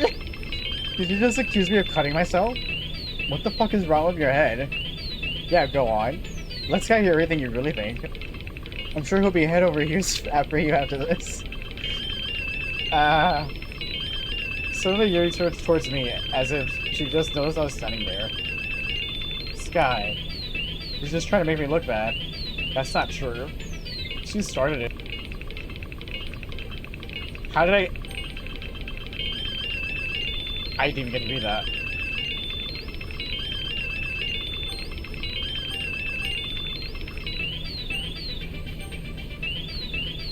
Well, it's 50-50, I don't care either way, so... What? Was... Oh my god, it won't let me pick anybody. Bro.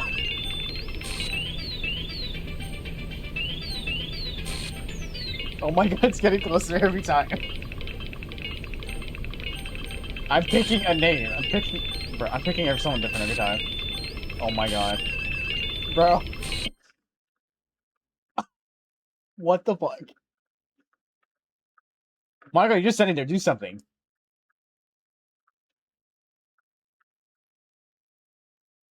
It got really quiet. Hey Sky. Why don't we step outside for a little bit? Okay. Sorry about that. They really should have tried to get you involved. It's probably better for us to stay out of this. I think they were ready to actually throw hands on each other. It's probably better for us to stay out of this. We'll go back inside once you're done yelling. Some president I am, right? I can't even confront my own club members properly. I just wish I was able to be a little more assertive sometimes. But I never have it in me to put my foot down against others.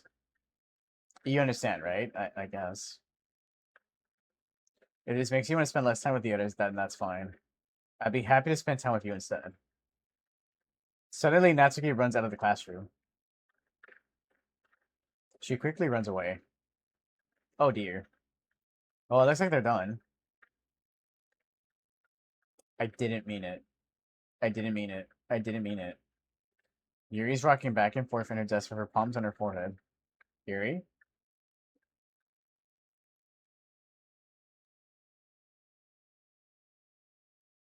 A bad idea. I didn't mean it. I believe you. I have no idea what Yuri might have said to Natsuki. Or did. Sky, please don't hate me. Please. I'm not like this.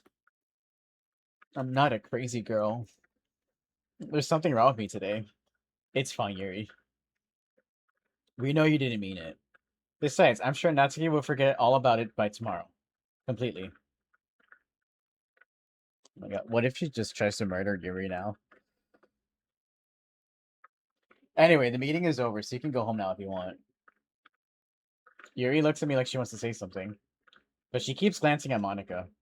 You can go first, Monica. I like to stay a little bit longer. I'm the president, so I should be the last one out. I'll wait for you to be done. Well, I'm vice president, so please let me take that responsibility today. It kind of sounds like you don't want me around for something, Yuri. It's not like that. It's not that. It's not that. I didn't get much of a chance to discuss my book with Sky. It would just be embarrassing with you listening. I guess I don't really have a choice, do I? That's cute, remember that? I'm sorry for causing trouble. Oh, I'm just being kicked into doing a poem now? Okay.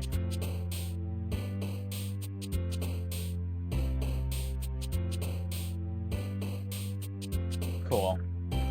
Well, the words are still normal, I think. Eternity. Forgive?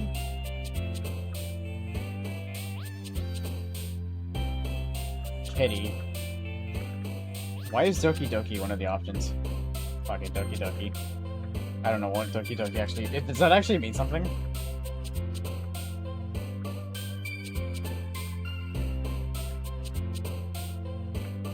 Happiness.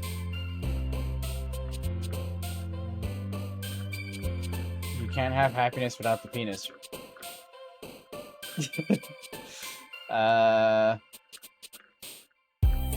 Why is suicide an option? Greed, welcome back, Greed. Welcome back, Green Hornet. You're stuck here with me again. Ara. Color. Horror. Dance. Tragedy. Depression. Friends. Fuck it, contamination. After image, that's new. Secretive? Dazzle.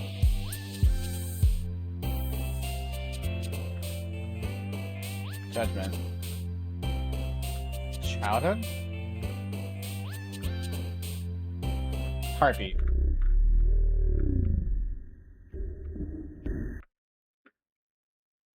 What a beautiful drawing. What the fuck was that? It hits me like a heartbeat. Oh wait, no, it's not a heartbeat. It hits me like an earthquake. The way you make my heart race. Another day passes and it's time for the club meeting already. Oh my god, the picture is back of her hanging on the ceiling. You just see that? It's back. I've gotten a little more comfortable here over the last couple days. Entering the club room, the usual scene greets me. Welcome back, Sky. Ah, hi, Yuri. I'm not sure if it's me or if it's Yuri's expression, but the weight of yesterday's quarrel still hangs in the air a little. Yuri glances over her shoulder, looking around the room. Natsuki's reading manga at a desk.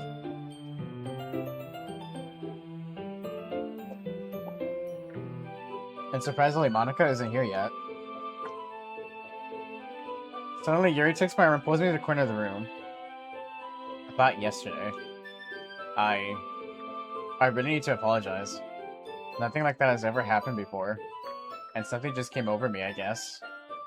I wasn't acting mentally sound. Please don't think we're usually like this. Not just me, but Natsuki as well. Yuri, I'm happy that you were considering an apologize. You don't have to worry too much. Even though I've only been here a couple days, I could tell something was off yesterday.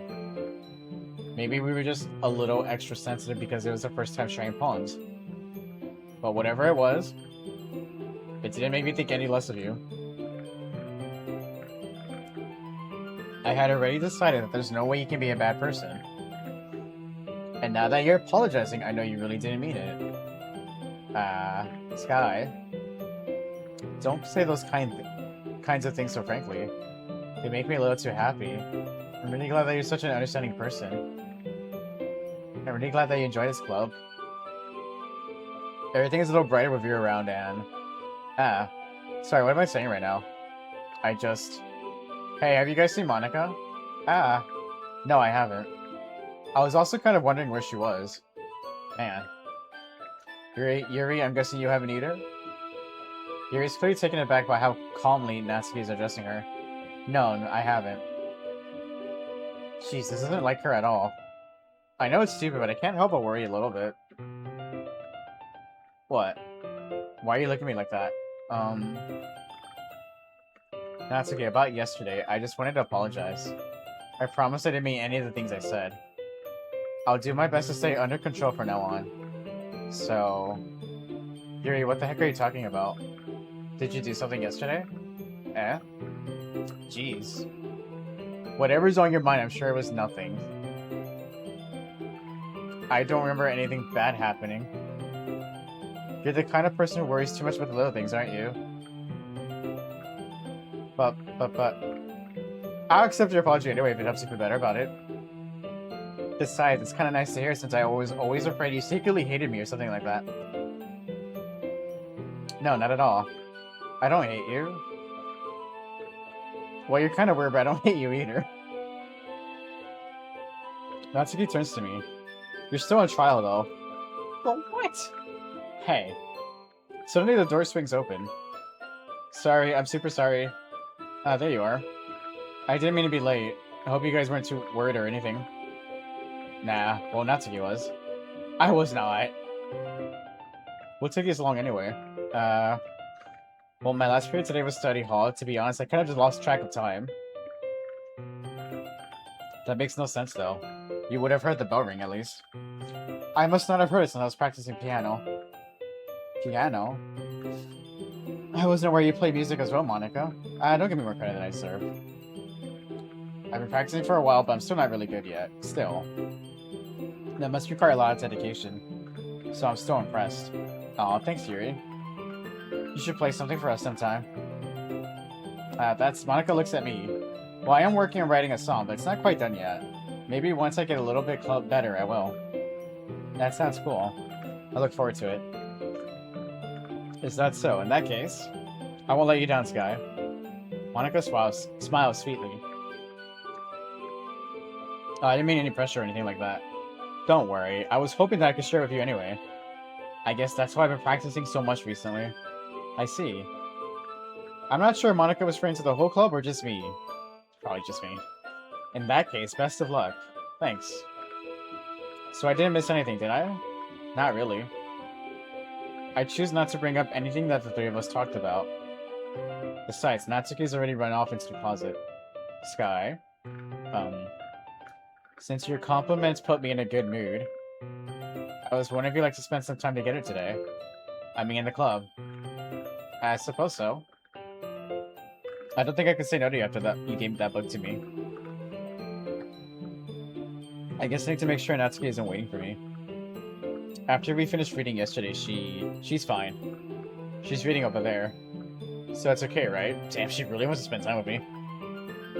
In that case, I don't see any problem. Okay. Can we start now? Let's find a place to sit. I'm being a little forceful, aren't I? I'm sorry. My heart just won't stop pounding for some reason. Don't worry about it. If anything, it's nice to see you have so much energy. Yeah, but I need to try to calm down. I won't be able to focus on reading like this. Take your time. Yuri takes a deep breath and pulls a copy of the book out of her bag. What's the story about anyway? Well, I look at the cover of the book. The book is titled Portrait of Markov. There's an ominous-looking eye symbol on the front cover. Basically, it's about this religious camp that was turned into a human experiment prison. Is this a horror book? And the people trapped there have this trait that turns them into killing machines that lust for blood.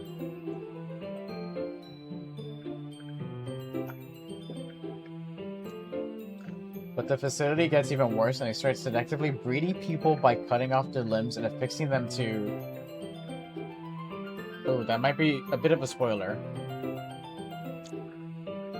That book sounds fucking wild. Also, the picture's gone. Anyway, I'm really into it. The book, I mean. I would hope you're not into breeding people by removing their limbs and, yeah. Not the thing about the limbs. That's kinda dark, isn't it? You already made it sound like it was gonna be a nice story, so that dark turn came from nowhere. Are you not a fan of that sort of thing, Sky? No, it's not that. I mean, I can definitely enjoy these kinds of stories, don't worry. I hope so. Yeah, I totally forgot that Yuri's into those things. She's so shy and reclusive on the outside, but her mind seems to be completely different. It's just that this kind of story, it's the kind that challenges you to look at life from a strange new perspective. Oh, a big stretch. When horrible things happen, not just because somebody wants to be evil, but because the world is full of horrible people and we're all worthless anyway, yo, hey yo. Then suddenly... I'm rambling, aren't I? Not again. I'm sorry. Hey, don't apologize. I haven't lost interest or anything. Well, I guess that's alright then. But I feel like I should let you know that I have this problem. When I let things like books and writing fill my thoughts, my whole body gets... What did that say? Wait. It doesn't even show up in the history, what? That's actually wild. That it doesn't show up in history. I kind of forget to pay attention to other people. So I'm sorry if I end up saying something strange. And please stop me if I start talking too much. That's... I really don't think you need to worry. That just means you're passionate about reading. Yeah, totally. The least I can do is listen. It's a literature club after all. Hey, I didn't say literate club, finally. Well, that's true. In fact, I might as well get started reading it, right? Yes. I mean, you don't have to, but... what are you saying?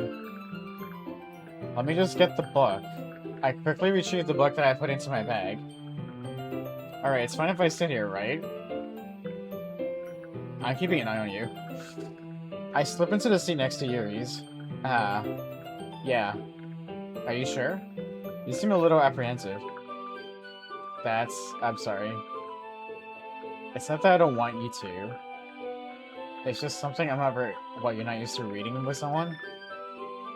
Reading in company with someone. I see. Well, just tell me if I end up distracting you or anything. Alright. I open the book and start the prologue. I soon understand what Yuri means about reading in company. It's as if I can feel her presence over my shoulder as I read. It's not a particularly bad thing. Maybe a little distracting, but the feeling is somewhat comforting. Yuri's in the corner of my eye. I realize that she's not actually looking at her own book. Is she looking at me? I glance over. It looks like she's reading from my book instead. Sorry. I was just baiting in the feeling of your what? Of your body? Wait, what?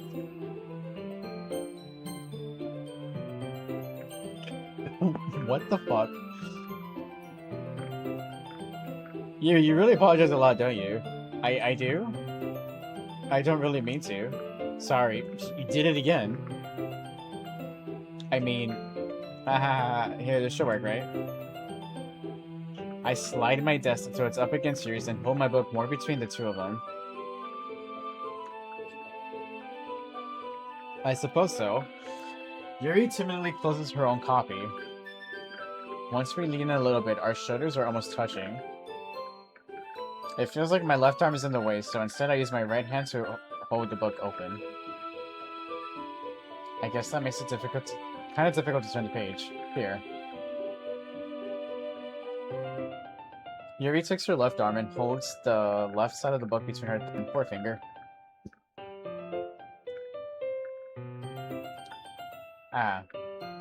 I do the same with my right arm on the right side of the book. That way, I turn a page and Yuri slides it under her thumb after it flips to her side. Oh my god, so romantic. But in holding it like this, we're huddled even closer than ever before. Ooh. It's actually kind of distracting me. It's as if I can feel the warmth of Yuri's face and she's in the corner of my vision. Are you ready? To turn the page? Oh, sorry. To think I got a bit distracted for a second. I glanced over at Yuri's face again and our eyes met. I don't know how I'll be able to keep up with her. That's okay. You're not as used to reading, right? I don't mind being impatient. Being patient if it takes you a bit longer. It's probably the least I can do. Since you've been so patient with me. Yeah, thanks. We continue reading. Yuri no longer asks me if I'm ready to turn the page. Instead, I just assume that she finishes the page before me. So I turn it by my own volition. We continue the first chapter in silence. Even so, turning each page almost feels like an intimate exchange. He's like, is this what sex feels like? As we turn the page? My thumb gently letting go of the page, letting it flutter over to her side as she catches it under her own thumb. This is basically it fucking, isn't it? We're basically fucking. Hey Yuri, this might be a silly thought, but... the main character kind of reminds me of you a little bit. Eh? No, I don't relate to this character at all. Definitely not. Really? I was just thinking the way she second guesses things she says and all that. Ah, that's what you're talking about. Sorry, I thought you meant something else about her. Something else? Never mind. We didn't even get that far yet. So I don't know why that came into my head. Yuri, are you feeling alright? Are you okay, girl? Yeah? Yuri's been a little fidgety ever since we started reading. You can rest if you're feeling sick or something. Your breathing is a little... My breathing? She probably has like a heart rate of like 120. Yuri puts her hand on her chest as if to feel her heartbeat. I didn't even notice. Anyway, I'm fine. I just need some water. Alright, don't push yourself. Yuri stands up and practically rushes out of the classroom. What on earth was that about?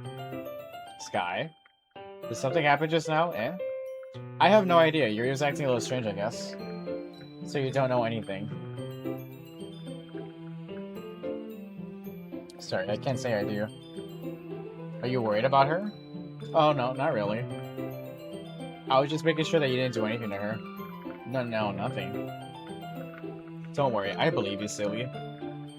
Yuri just does this sometimes, so it's nothing alarming. Alright, if you say so. Anyway, why don't we start showing our poems of each other? Eh? Shouldn't we wait for Yuri? Well, she might be a while, so I just figured we'd get started without her. Is that okay? Yeah, I was just asking. I stand up, I make a mention of where I left off in the book, and then slip it back into my bag.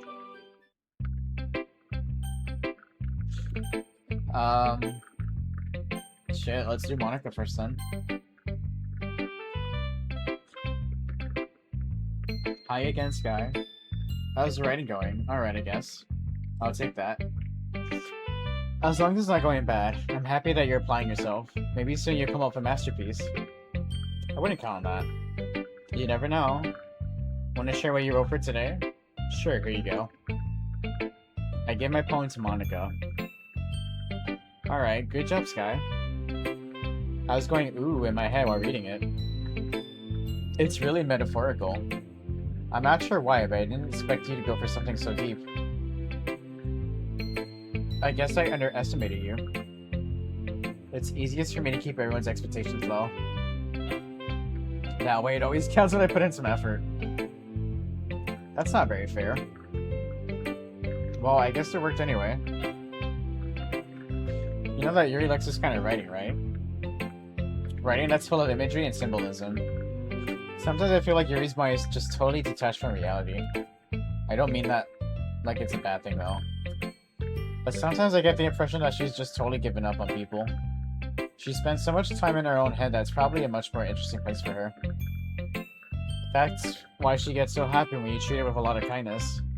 I don't think she's used to being indulged like that. She must be really starved for social interaction, so don't blame her for coming on a little strongly, like earlier. I think if she gets too stimulated, she ends up withdrawing and looking for a long time. Suddenly the door opens. Yuri, I'm back. Did I miss anything? Not really. We all started showing our poems of each other. Eh? Already? I'm sorry for being late. No need to apologize. We still have plenty of time. So I'm glad that you took all the time you needed.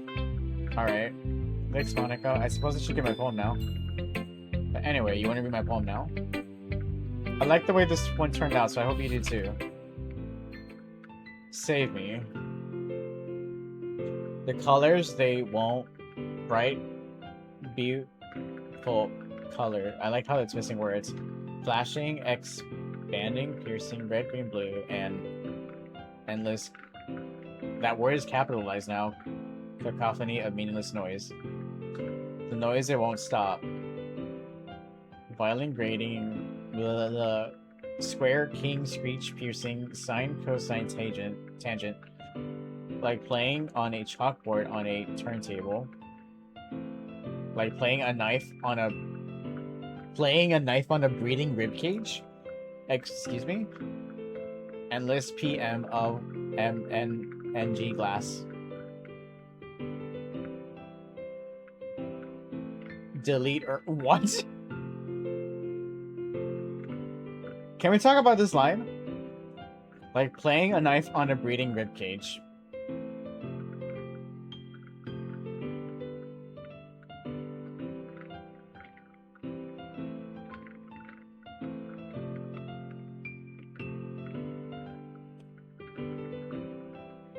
I love it. 10 out of 10, best poem ever. Sorry, I know it's kind of abstract. I don't know if that's the word I'd use. I'm just trying to, never mind. There's no point explaining. Anyway. Here's Monica's breading tip of the day. Oh boy.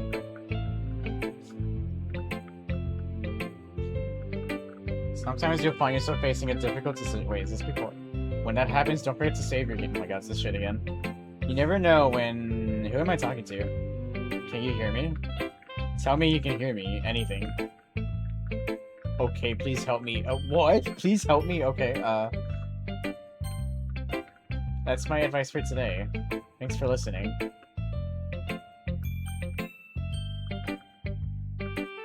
Well, I'm gonna take that as a sign to do this.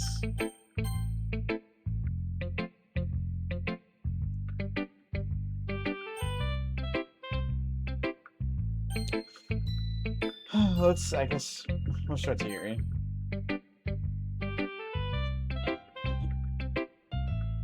I've been waiting for this. Let's see what you've written for today. Yuri stares at the poem with a surprised expression on her face. Do you like it? Sky. How did you pick up on this so quickly? Just yesterday I was telling you the kind of techniques we're practicing. Maybe that's why. You did a good job explaining. I really want to try giving it more imagery. Yuri visibly swallows. Even her hands appear sweaty. Ah, that makes me so happy. It's so amazing to feel like I'm valued, Sky. Everything that you write is a treasure to me. My heart pounds just holding it. I want to write a poem about this feeling. Is that bad, Sky? I don't know. I'm having a harder time than usual considering my emotions. I'm kind of embarrassed, but right now I just want you to read my poem too. Okay. Wheel. A rotating wheel turning an axle grinding bolt headless linear gearbox falling sky 7 holy stakes. A dock ship, a portal to another world, a thin rope tied to a thick rope, a torn harness, parabolic gearbox, expanding universe, time controlled by slipping cogwheels, existence of God. Is this even a poem? Swimming with open water in all directions, drowning. A prayer written in blood, a prayer written in time-devouring snakes with human eyes. What am I reading? A thread connecting all living human eyes, a kaleidoscope of holy stakes, exponential gearbox. A sky of exploding stars, God disapproving the existence of God. A wheel rotating in 6 dimensions. 40 gears and a ticking clock, a clock that ticks 1 second for every rotation of the planet. A clock that ticks 40 times every time it flicks every time it ticks every second time. A bolthead of holy stakes tied to the existence of a docked ship to another world. A kaleidoscope of blood written in clocks. A time-devouring prayer connecting a sky of 40 gears and open human eyes in all directions. Breeding gearbox, breeding bolthead, breeding ship, breeding portal, breeding snakes. Breeding God, breeding blood, breeding holy stakes. Breeding human eyes, breeding time, breeding prayer, breeding sky, breeding wheel. What the fuck did I just read?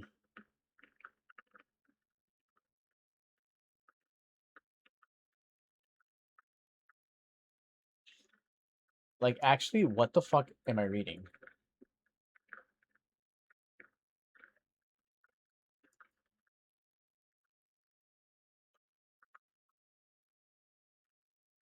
Are you okay? It doesn't really matter what it's about. My mind has been a little hyperactive lately, so I had to take it out on your pen. Ah. That is, a pen fell out of your backpack yesterday, so I took it home for safekeeping, and I really like the way that it writes. So I wrote this poem with it. And now you're touching it. I'm okay. What did I just... Oh my gosh, she got like a full-on boner because she touched the pen that I touched. Can we pretend this conversation never happened? I think it's too late for that. You can keep the poem though. I don't know if I want the poem, I'm gonna be honest.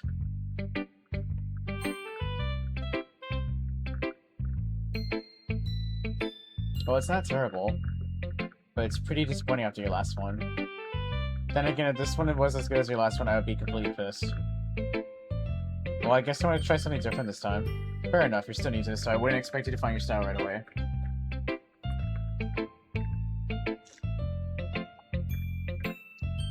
For instance, I noticed that you're spending some time with Yuri today. Not that I care who you spend your time with. After all, I was taught to never expect anything from anybody. So it's not like I was waiting for you or anything. So you should at least look over my poem. You'll probably be able to learn something from it.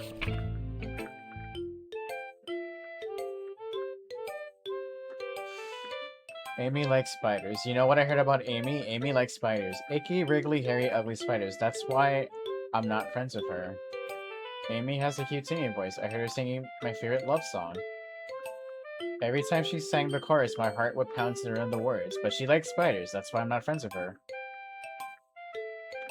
One time I hurt my leg really bad. Amy helped me up and took me to the nurse. I try not to let her touch me. She likes spiders, so her hands are probably gross. That's why I'm not friends with her. Amy has a lot of friends. I always hear her talking to people. She probably talks about spiders. What if her friends start to like spiders too? That's why I'm not friends with her. It doesn't matter if she has other hobbies. It doesn't matter if she keeps it private. It doesn't matter if it doesn't hurt anyone. It's gross. She's gross. The world is better off without spider lovers. I'm gonna tell everyone. Well, that one changed. Not bad, right? It's quite a bit longer than yesterday's. Yesterday's was way too short. I was just warming up. I hope you didn't think that was the best I could do. No, of course not. Anyway, the message is pretty straightforward in this poem. I doubt I have to explain it. Like anyone that would agree that the subject of this poem is an ignorant jerk. Everyone has some kind of weird hobby or guilty pleasure. Something that you're afraid if people find out they make fun of you or think less of you. But that just makes people stupid. Who cares what someone likes as long as they're not hurting anyone and it makes them happy? I think people really need to learn to respect others for liking weird things. Such as two of the girls in this very club who I respectfully won't name. Kind of ironic that even in my one place of comfort, I can't even have people respect me. Jeez, now you're making me complain too much. What did I do? For what it's worth, I respect you. Well, I guess thanks. But it's kind of obvious that you respect Yuri more, so... Whatever, we're done sharing so you can leave now. You've unlocked a special poem. Would you like to read it? Sure. Wow. All these words. So meaning. Very poem.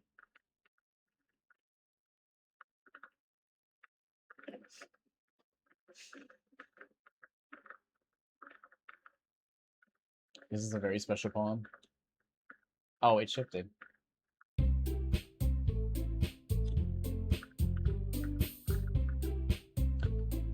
Okay, everyone.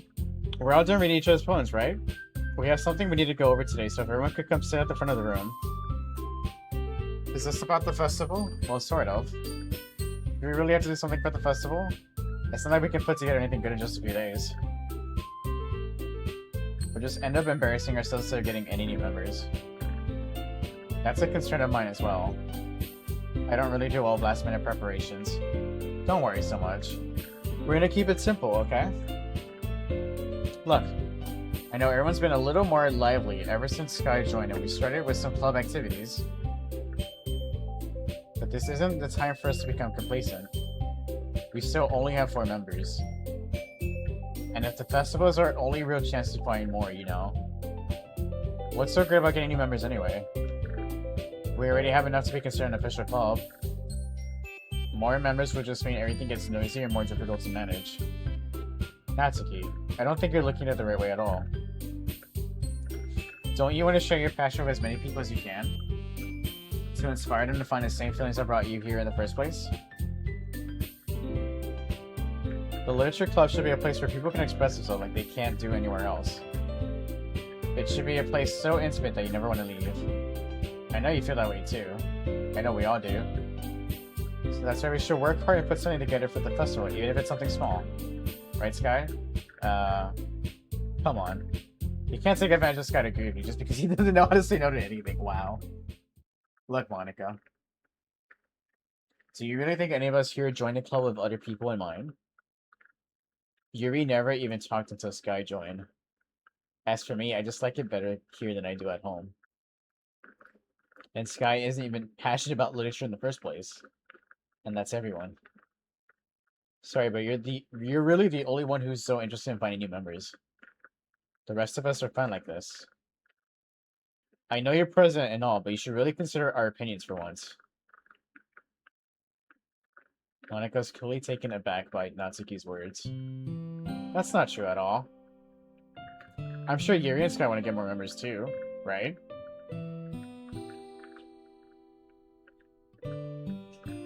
I don't know about Yuri, but I'm kind of indifferent. If I showed as much enthusiasm as Monika wanted, then I'd probably be lying.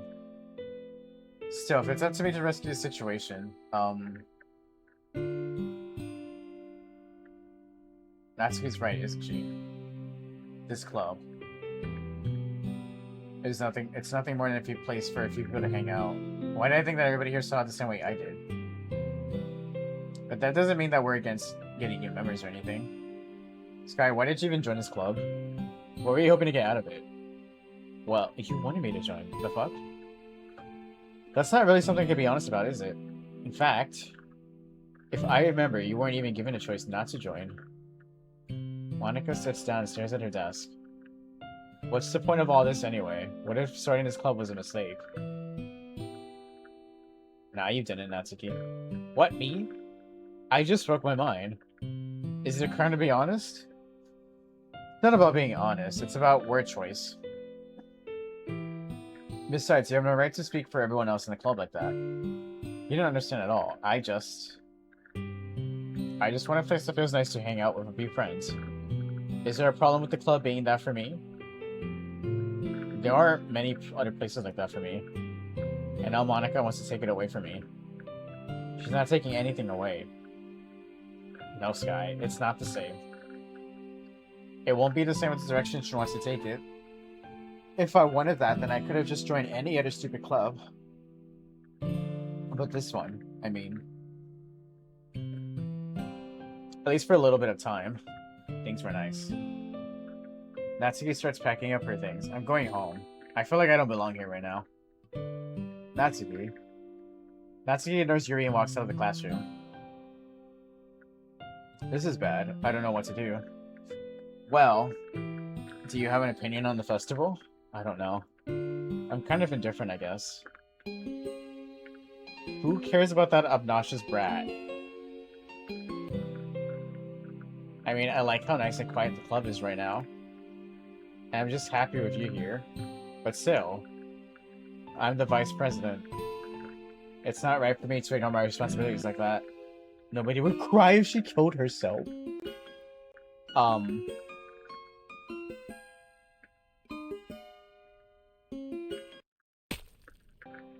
What the fuck? Okay, why did her eye pop? The fuck? I should do my best to consider everyone's perspective and make the decision that's right for the club. But what about you, Sky? What do you want to get out of this club? Yuri repeats the same question as Monika. I decide giving an indirect answer is better than nothing. I think the most important thing is for everyone to get along. And for the club to provide something that you can't get anywhere else. I don't think it's about how many members, but rather the quality of each member. That's what will end up making the Literature Club a special place. I see. I really agree with you. Each member contributes their own qualities in a special way. With each change of members, the identity of the club as a whole will change too. I don't think that's necessarily a bad thing. Stepping out of your comfort zone once in a while. So if you would like to help Monica with the festival, then I'm on your side as well. Is there blood coming out of her eye? There is.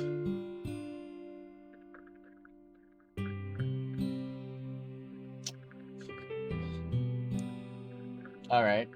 Well, maybe we can all talk about Natsuki tomorrow. Yuri nods. Hey, Yuri. Eh? I know things were a little awkward yesterday, but I feel like you deserve to know that I still think you're a wonderful vice president. And also a wonderful friend. But Monica, I want to do everything I can to make this the best club ever. Okay? Me too. Yeah. Let's all go home for today. We'll talk about the festival tomorrow. Okay. I look forward to it. Shall we go, Sky?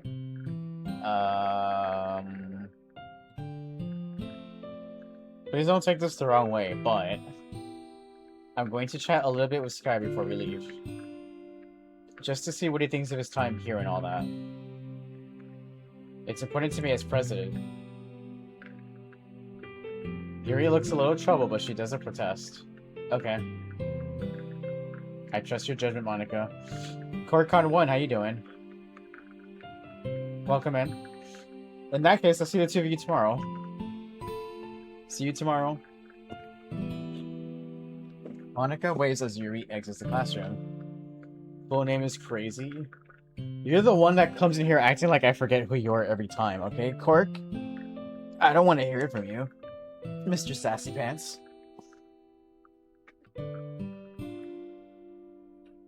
Ugh. Maybe you have amnesia? If I had amnesia, wouldn't I just forget to stream every single day? Wouldn't I not know how to stream?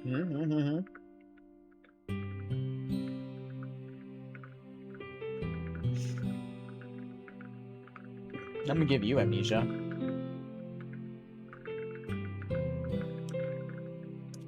Phew. Things have been a... Yes, I actually know how to stream. Crazy, right? I mean, I would hope so. I've been doing it for like, what, 5 years now? I would hope that I know how to stream.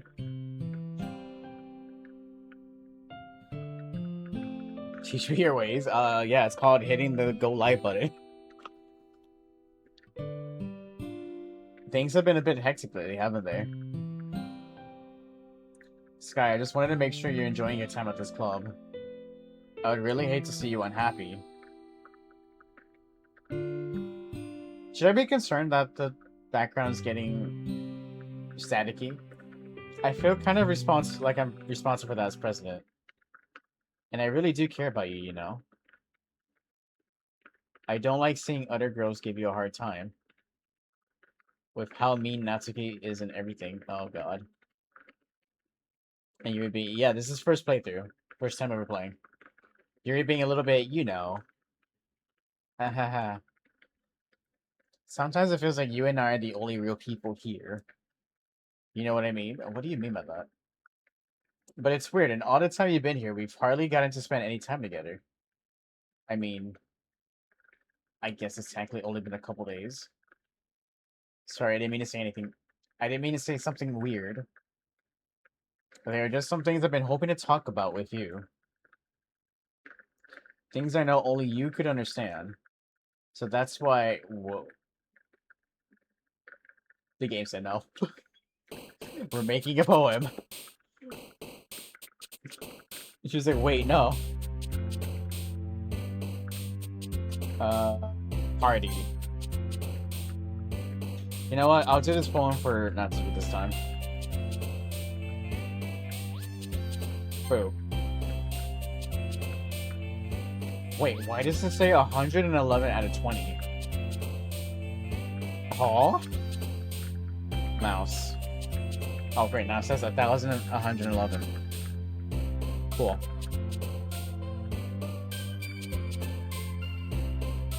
Clouds. 11th. Oh, wonderful. Rose. Is that good or bad? I don't know. I came into this game super blind. All I knew is that something fucked up happens in this game and that's it. Other than that, blind as hell. Dream. Suicide. Romance. Oh my god, the numbers are getting bigger. Bubbles. Papa. Interesting.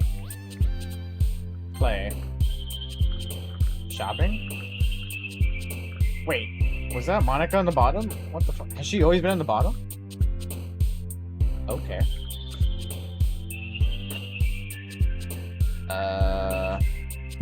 Pop. What the fuck is that? Oh my god, that scared me.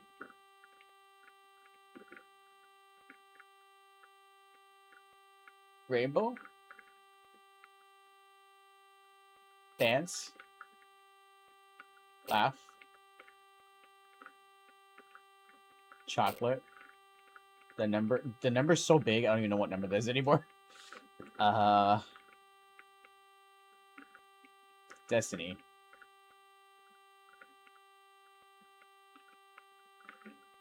Bouncy. Sunny.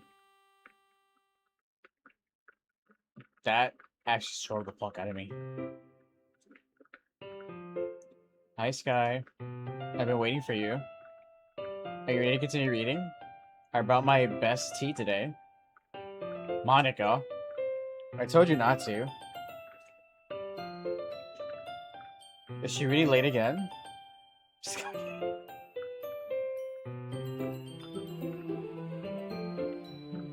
Oh, thank you, Cork. I am a good boy. If only you were a good boy too. Is she really late again? Inconsiderate as usual, Natsuki. Excuse me? Are they gonna argue again? Must you always interrupt my conversation with your incessant yelling? What are you talking about? You say that like I do it on a regular basis or something. Make me a sandwich? Alright, I'll make a sandwich. You get in the jockstrap and you stay in the bed. And you sit there like a good boy. So I'm done. You say that like I do it on a regular basis or something. I just wasn't paying attention, okay? I'm sorry. Seriously, what's gotten into you lately? Look.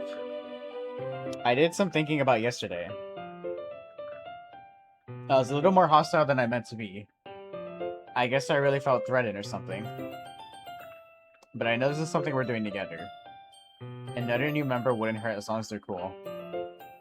And I guess another girl would be nice this time. So... Natsuki. Nobody cares! Why don't you go look for some coins in the vending machine or something? Did she actually say that? Oh man. I'm the last one here again. Hi Lorenzo, how you doing?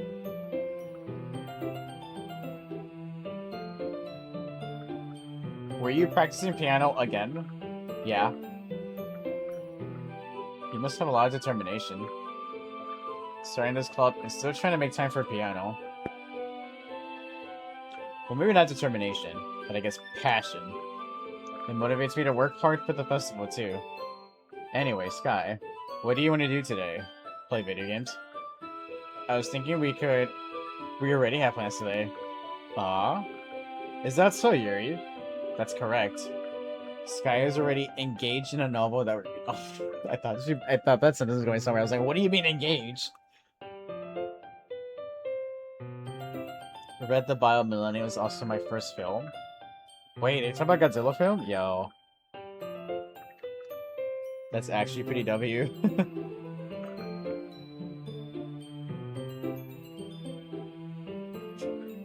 Aren't you glad I've already gotten him into literature, Monica? I suppose. 1980. I mean, I did see that when I was a kid, though. I have seen it. I suppose. I was just... Actually, it doesn't matter. It really doesn't. You guys can do whatever you want. Yes, thank you for understanding, Monica. Why do I get the feeling Monica's not happy? It was a huge letdown?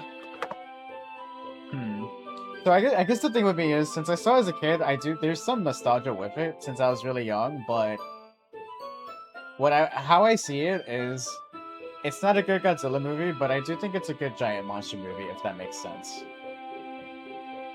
That's how I see it.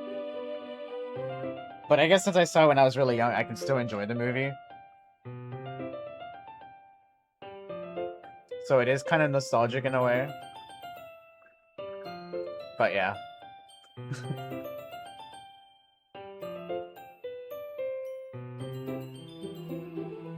But I definitely agree, for a Godzilla movie, it's disappointing.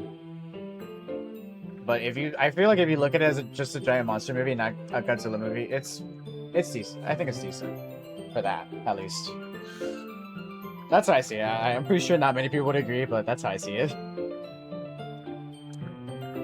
Actually, I have a request. Do you mind if I make some tea first? Not at all. Thanks very much. If there's one thing that can make my reading time here any better, it's a nice cup of tea. More of a mantra kind of guy. I can respect that.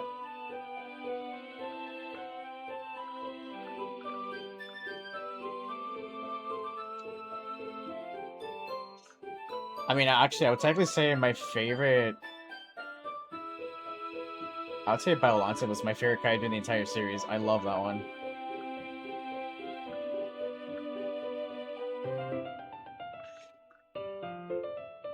But I do really like Godzilla himself as well. One Godzilla character I cannot respect anyone's opinion is oh, the child. The child, not the child.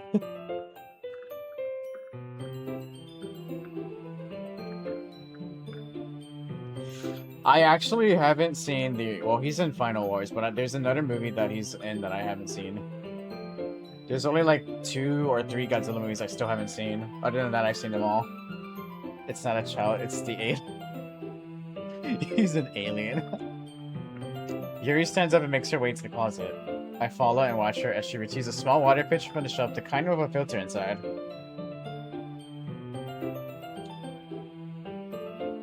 Can you hold this for a second? Sure. Yuri hands me the water pitcher and also fetches an electric kettle. I'm gonna plug this in the English, do I speak it? I'm going to plug this in at the teacher's desk, then I'll go get some water.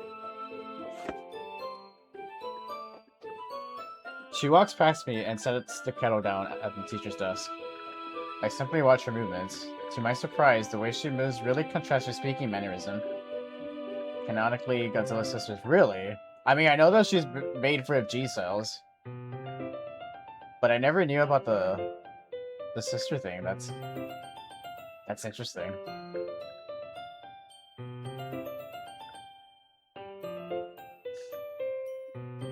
Wouldn't that mean... Wait. Would that technically mean that Space Godzilla's a brother? Because wasn't he also made from part of Godzilla's G-cells entering space? Or something like that? Yeah, dude, that's actually... Really? That's crazy to think about. That's interesting. Especially because of her long legs, Yuri appears elegant and methodical. A wild but joke theory? I'm ready to hear it. Okay, may I have the water pitcher? Thanks, I'll be right back. I might as well walk with you. That's okay. You stay here. It won't take long. Pitcher in hand, Yuri hurries out of the classroom. Ah. Did Yuri leave you again? No, it's not like that this time. She's just filling up the water pitcher to make tea. Oh, okay. Sorry for misunderstanding. Monster has kids, but no fodder. Godzilla has a son, but no fodder. What are they doing in between films? Oh, shit.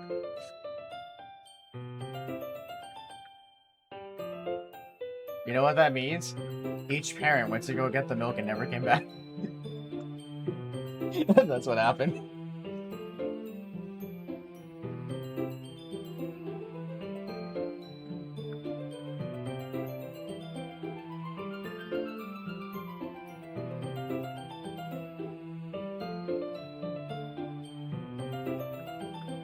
But damn, how does Godzilla have a sun then? Damn it, why am I thinking about this? 10 minutes pass. Yuri said it wouldn't take long. Is something holding her up? It can't take that long to get water, bro.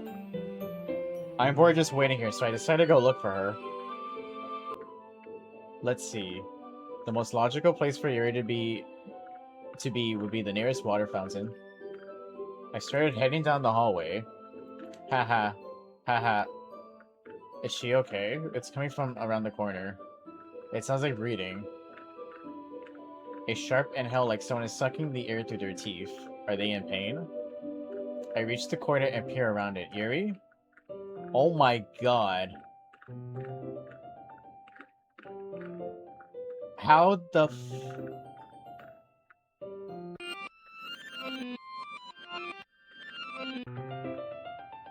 What?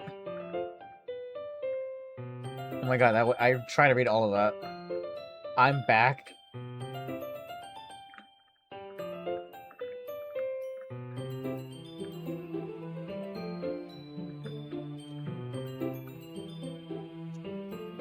We're just pretending that didn't happen. Thanks for waiting patiently. Yeah, totally. Sky, do you like oolong tea? Sure.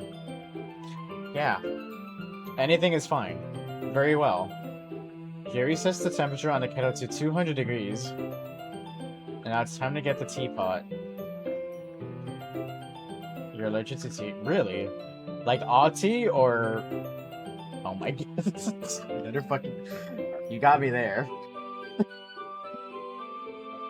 I love spilling it. I love spilling the tea. You really do this properly, don't you? Of course. I shouldn't do it any less when I'm making tea for others. Even if I'm not an expert on tea or anything. In that case, you'll only be even more impressed. Perhaps I will. Yuri fetches the teapot and begins measuring the tea leaves. To my surprise, she even starts humming a little to herself. You must be in a good mood now. Is that so? I was letting it show. You noticed. I was doing a bit of thinking. And I decided that I would try expressing myself a little bit more. It turns out it's not very hard for me to do when it's you who's around anyway. I mean, it's good to express yourself. That's great, Yuri. Just don't push yourself too much. You're always worrying about me, Sky. It's very endearing.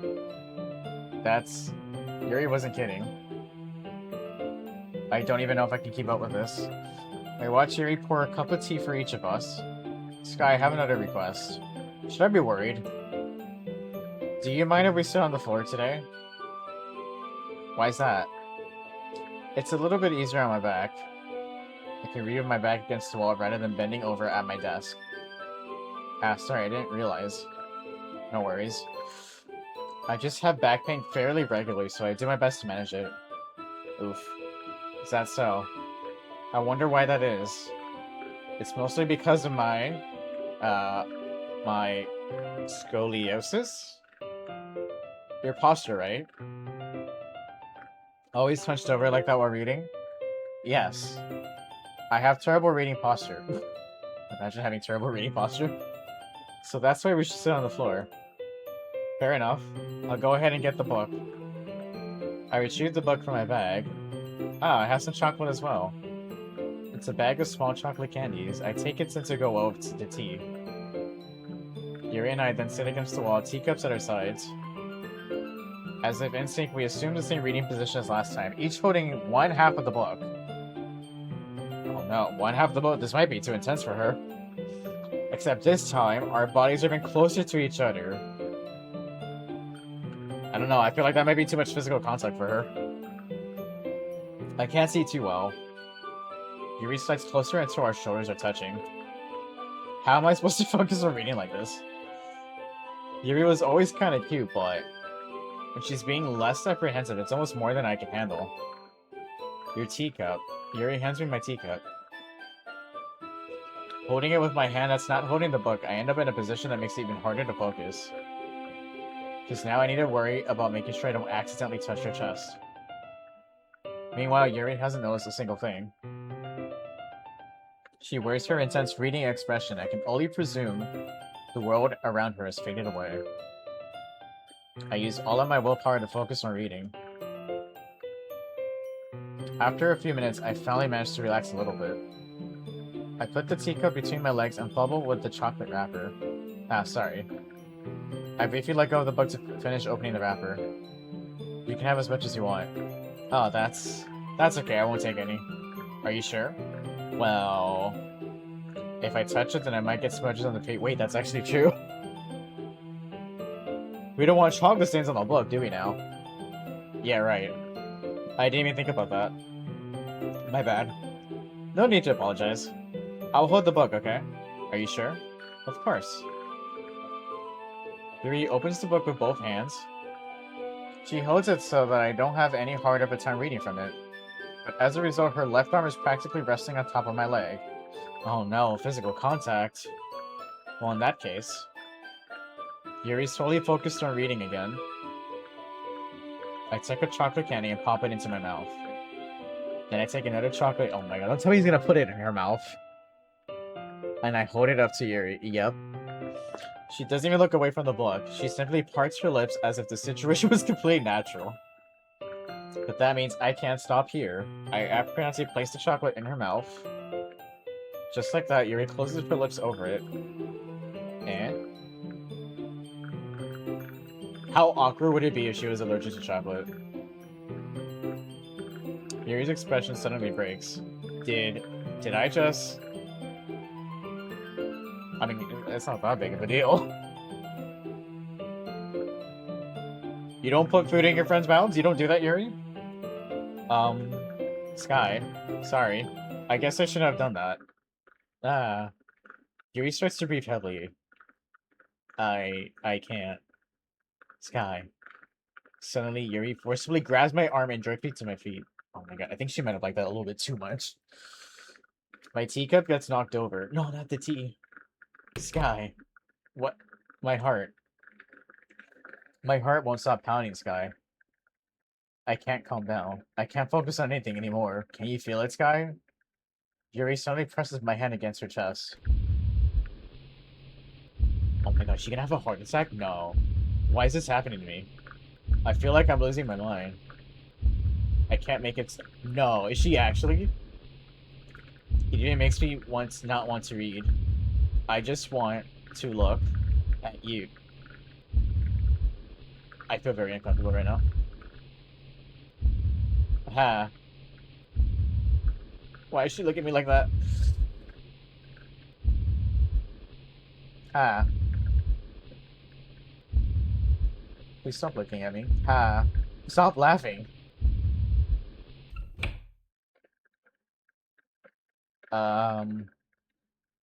It's time to share poems. That was very intense. Who should I show my poem to first? Actually, wait, before we start showing poems, I need to run to the bathroom real quick, guys. I'm gonna BRB real quick. BRB.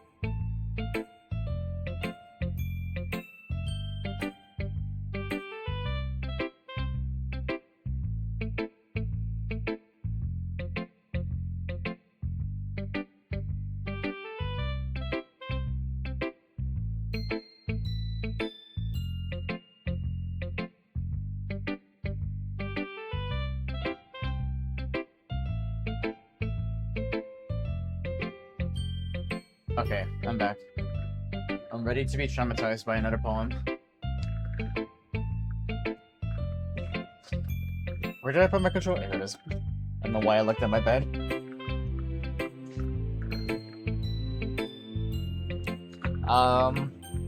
You know what? After what just happened, I'm gonna save Yuri for last, because I was very uncomfortable by that.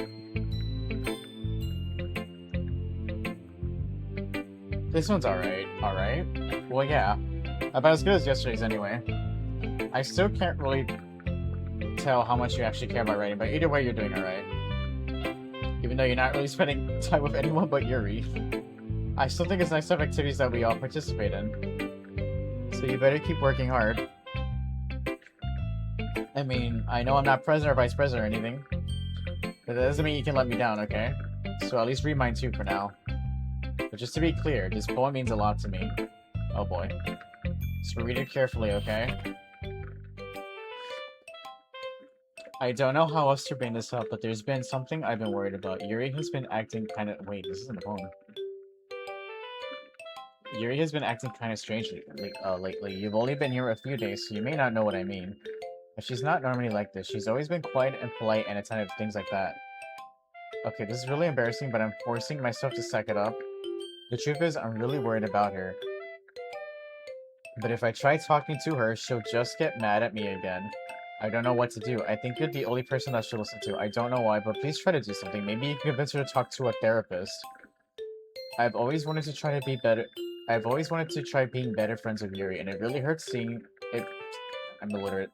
It really hurts me to see this happening. I know I'm going to hate myself later for admitting that, but right now I don't care. I just feel so hopeless. So please see if you can do something to help. I don't want anything bad to happen to her. I'll make you cupcakes if I have to. Just please try to do something. As for Monica, I don't know why, but she's been really dismissive about this. It's like she wants us to ignore it, so I'm mad at her right now. And that's why I'm coming to you about this. Don't let her know I wrote this. Just pretend like I gave you a really good poem, okay? I'm counting you. Thanks for reading. Oh my god. FTB Wig, what's up? Welcome in. How are you?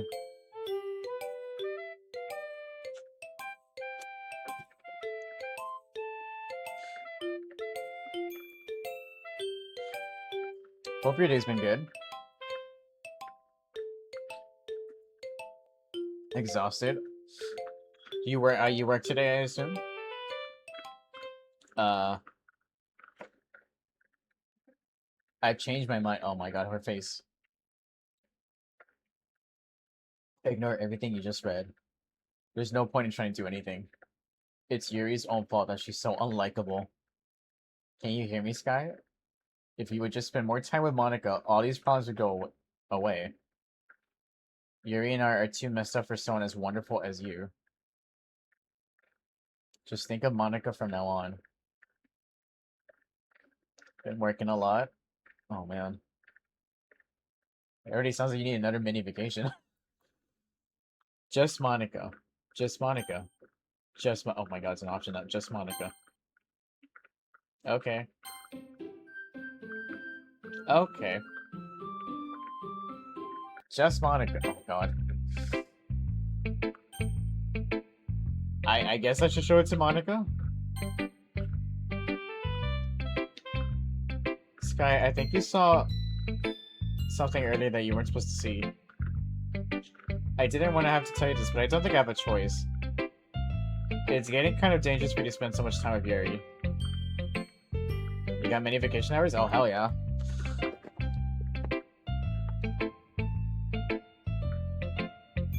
I don't know why, but she seems pretty easily excitable when she's around you. Which shouldn't be a problem in itself. But when Yuri gets too excited, she finds a place to hide and starts cutting herself with a pocket knife. Isn't that kind of messed up? She even brings a different one to school every day, like she has a collection or something. You could take an entire month off? Yo. Shit, you should do that like before. You should do that your last month. Just take the entire month off before you move.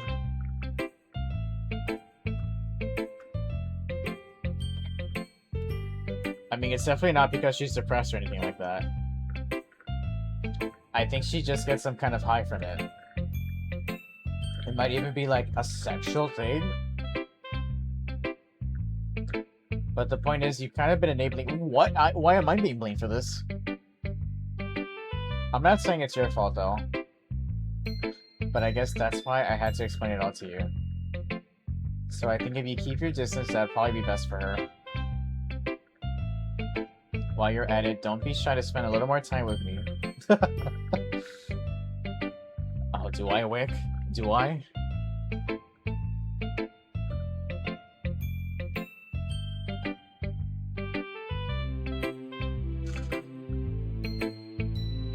While you're at it, don't be shy to spend a little more time with me. To put it lightly, I at least have it together in my head, and I know how to treat my club members. Anyway, I worked really hard on this poem, so I hope that it's effective. Alright, Wick, since I enable you, on your last month before you're moving, you're taking the month off. Maybe your paid vacation.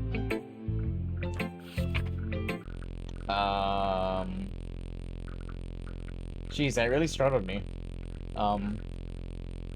Well, I guess I kind of messed up at writing this poem.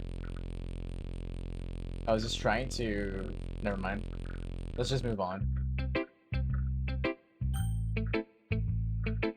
Wow, I loved her poem. It was great. I guess we're gonna show it to Yuri. I don't feel like it's a bad idea. Finally. Haha.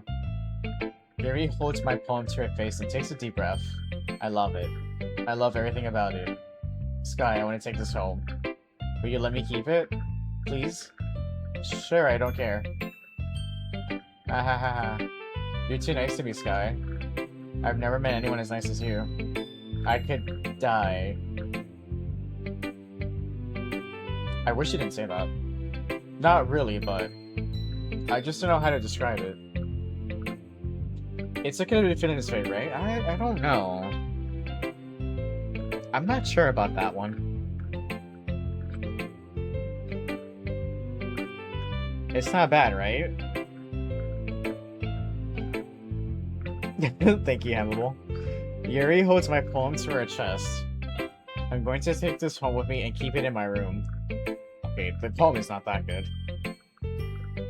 I hope that it makes you feel good when you think about me having it. I'll take good care of... Why are you acting like the poem is alive? Like it's a living, breathing thing that you breathe and take... you feed and take care of. I'll even touch myself while reading it over and over? I hate it. I hate that. I hate that so much. I'll give myself paper cuts so your skin oil enters my bloodstream. This actually might be the worst sentence I've ever read in my life. Oh my god.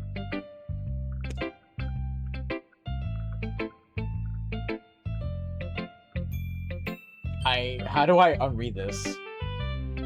How do I delete that sentence from my memory? You can have my poem too. Oh no, I'm scared of her poem. Besides, after you read it, I know you're going to want to keep it. Here, take it. I can't wait any longer. Harry, read it. I'm scared. Oh my god, what does this even say?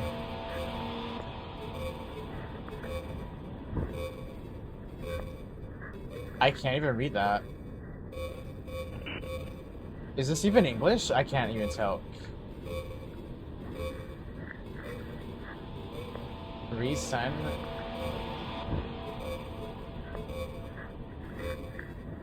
Could Mintaler retail least. Does that say intercourse? Totaler car something exotically operate Fratellia Foster. I don't know if this is English. Compter sand glasses.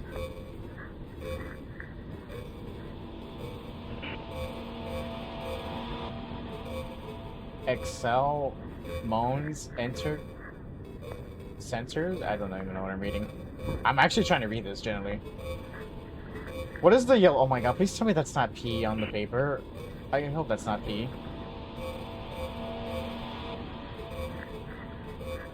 Statecraft.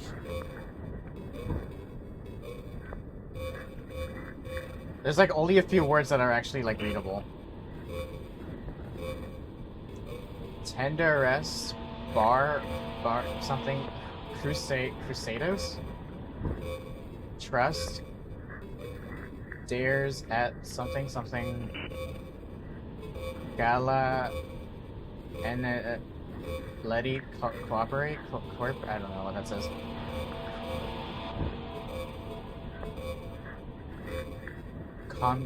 Conceptual.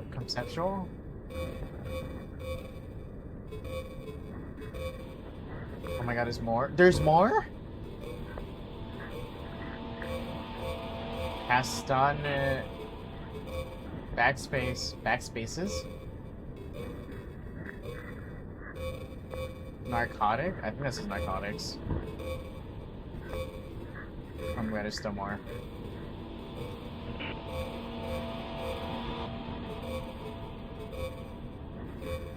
And slander. Moon rock?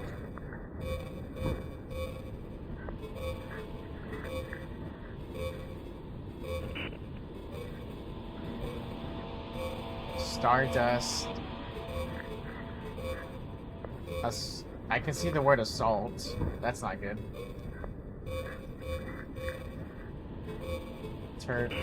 Something is closer. Drake is closer?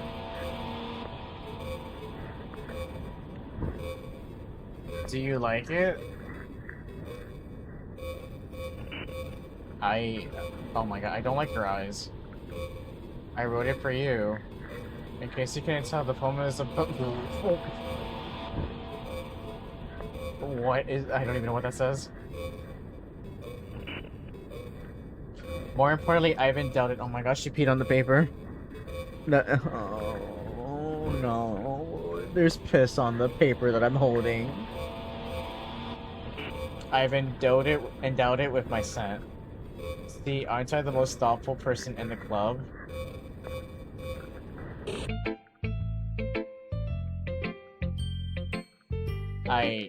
I think I'm going to vomit. Yes, no. I don't even know. Yes. Can you hear me?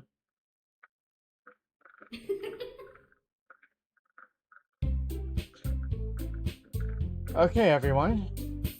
It's time to figure out the festival preparations. Let's hurry and get this over with.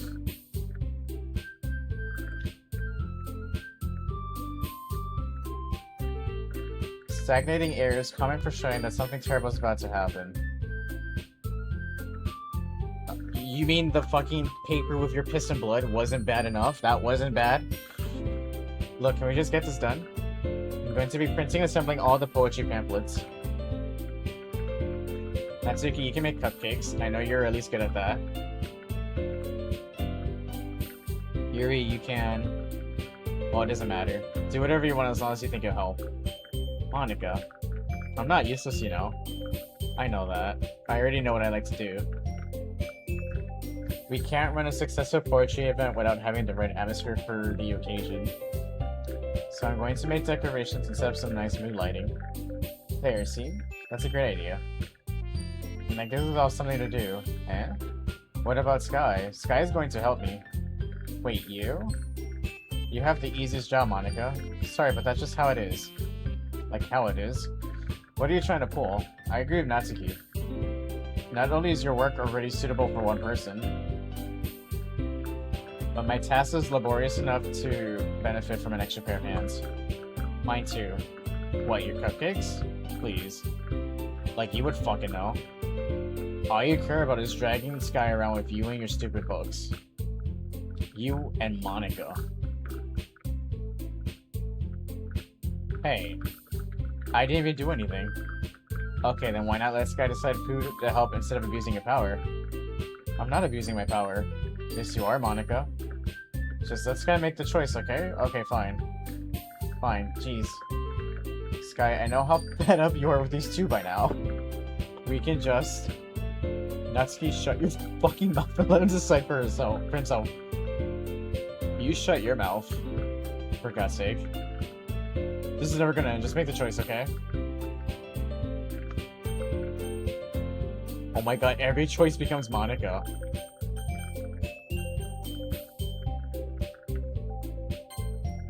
Yay, you picked me. We can meet at your house this weekend. I promise it'll be fun. Is Sunday okay with you? Are you fucking kidding me? This isn't fair at all. It is fair, Natsuki. It's what he chose. Yeah, totally. I totally have the option to pick. No, it's not fair. Giving us all this work and taking Sky for yourself. What a shameful thing to do. Yuri, I didn't even give you any work. You decided it for yourself. You're being a little unreasonable here. Oh no. I'm being unreasonable? Oh my god, I think she lost it. Her eyes. Monica, I can't believe how delusional and self-important you are. And DeLorean, thank you for the lurk. Appreciate it.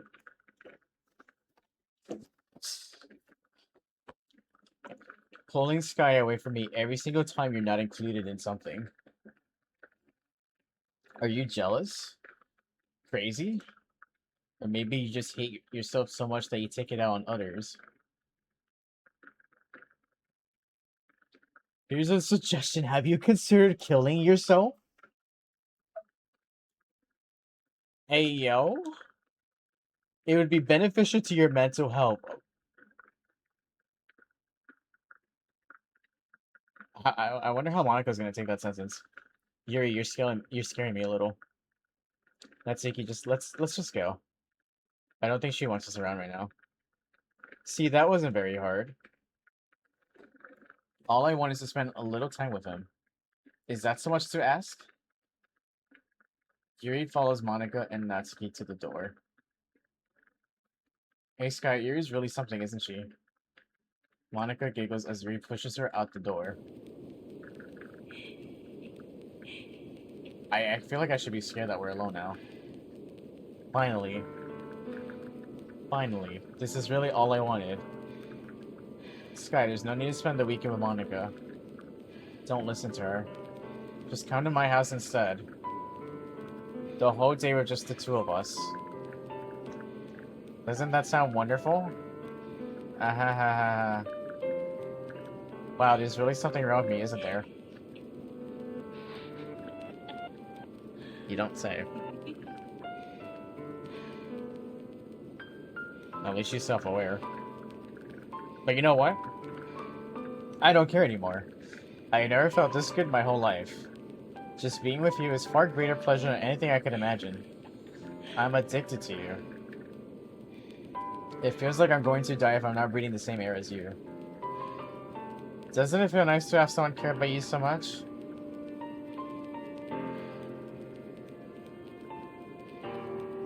To have someone who wants to revolve their entire life around you? But if it feels so good, then why does it feel more and more like something horrible is going to happen? Oh my god, the music. Maybe that's why I tried stopping myself at first. But the feeling's too strong now. I don't care anymore, Sky. I have to tell you, I'm madly in love with you. It feels like every inch of my body, every drop of blood in me is screaming your name. I don't care what the consequences are anymore. I don't care if Monica's listening. Please, Sky, just know how much I love you. I love you so much that I even touched myself with the pen I stole from you. That's another sentence I kind of wish I didn't read. That poor pen. You know what? It's not my pen anymore. I don't want it. I don't claim that pen anymore. I just want to pull your skin open and crawl inside of you. That's disgusting. Why would you say that to me? I want you all to myself. I will only be... I want to leave this room. How do I make my character open a door and leave? I will only be yours. Doesn't that sound perfect? Tell me, Sky. Tell me you want to be my lover. Do you accept my confession? Can I say no? This is gonna be so bad. No. But I feel like I'm gonna regret this. Ah, ha, ha, ha, ha. Oh my gosh, she's losing it. Ah, ha, ha, ha, ha, ha.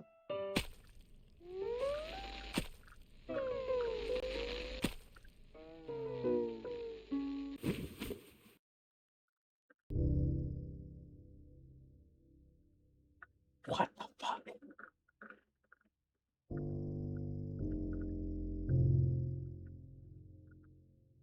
Um.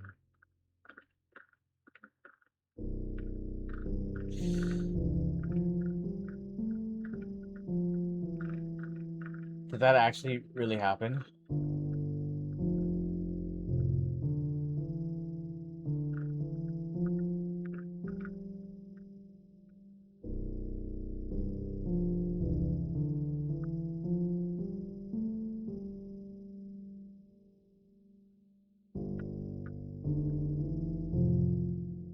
Is this the gurgling sound she's making as she's dying? How long does this go for? Oh my god. Oh, it even left the screen completely.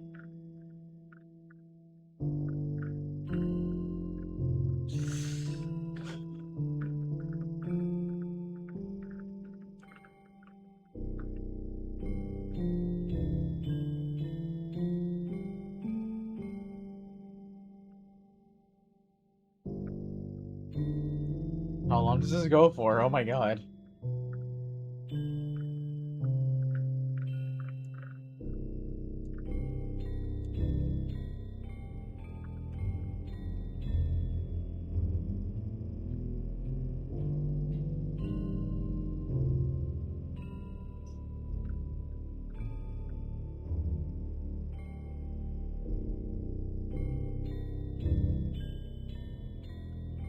Still going.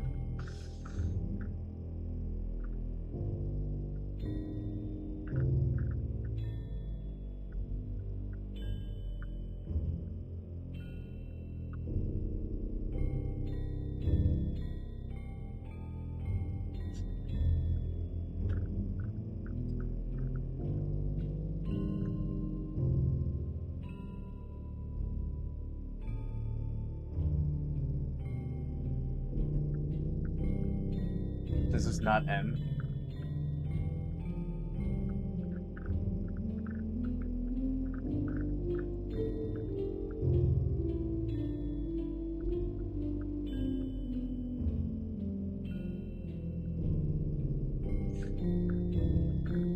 Uh...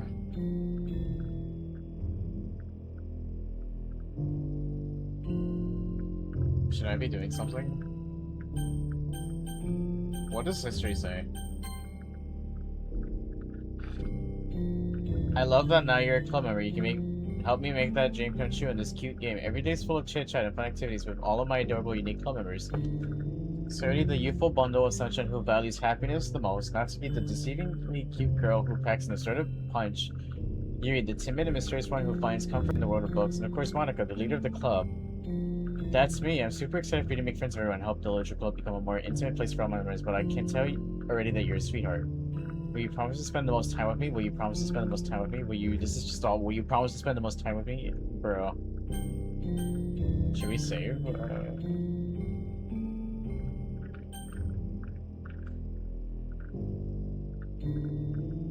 Does the text continue, like, each time?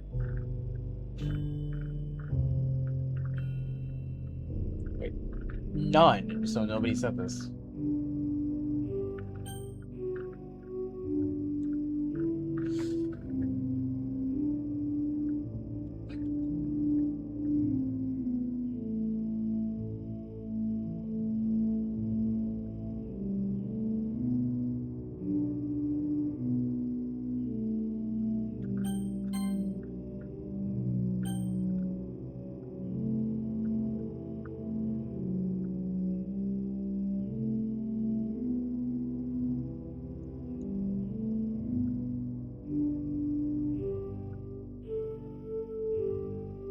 I wonder if I should just...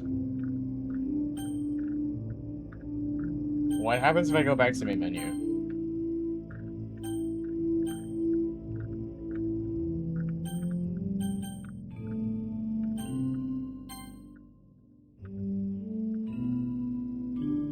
Oh my god, it turned orange. What the fuck?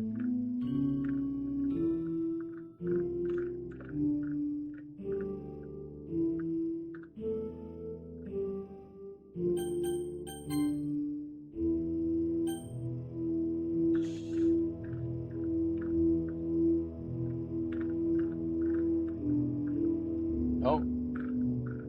Wait, is that time passing by? Gonna head off to play. I have to bed. Alright, Mimo Blade Dog, have a great night. Thanks for hanging out. I hope you sleep well.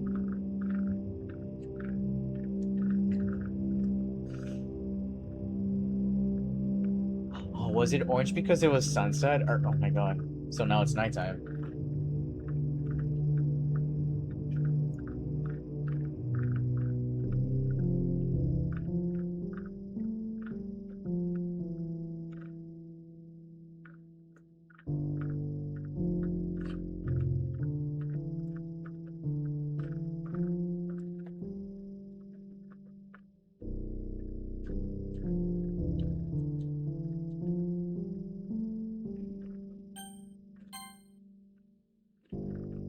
I'm just curious if they add more text or something.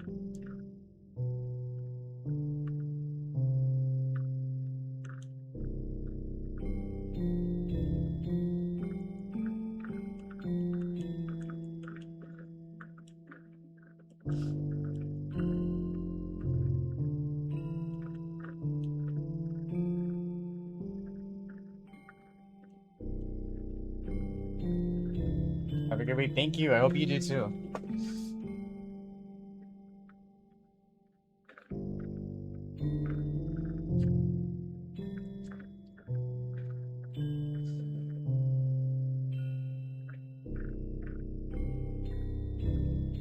Did I just skip again?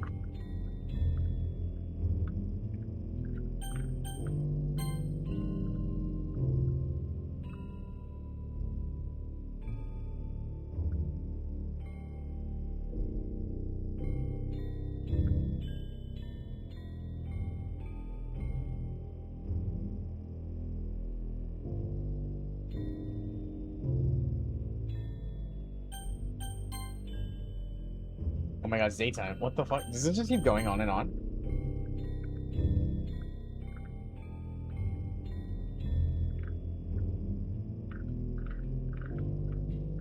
Okay, it just cycles through times a day. Okay, here, I'm gonna quit to main. Maybe you're meant to quit to main menu.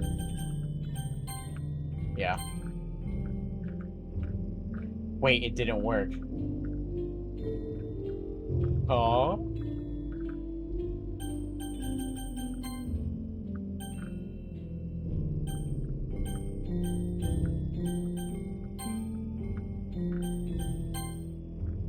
It doesn't actually let you quit to main menu. What the fuck? That's actually wild.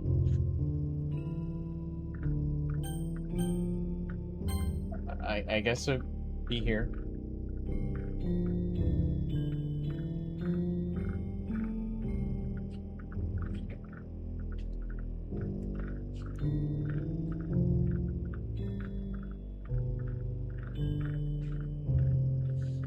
Look, it's nighttime.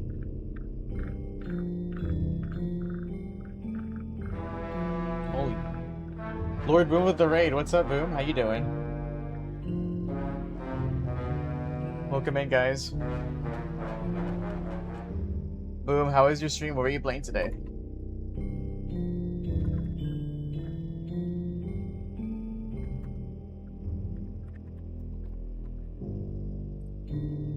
My dad's dead, Boom. So is mine. High five. Hey. There we go. Dads. Welcome in, The everybody. only difference between y'all's dads and your high fives, What? your high fives have the capability to still be tangible. Just chatting today? Ooh. Hope you had a great stream, Boom. Welcome in, everybody. I'm currently doing my first playthrough of Doki Doki Literature Club, and yeah, This game is not what I expected.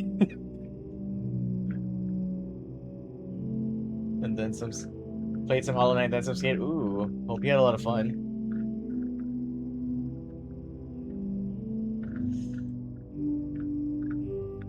But thank you again for the raid, Boom. I appreciate it. What's up, Jay? How are you? And then chatting. Nice. Yeah, I am glad I went in blind. I didn't even know this is a horror game until last year. And all I knew is that fucked up shit happens. That's all I knew. So I went into this pretty blind. I haven't watched anybody play it.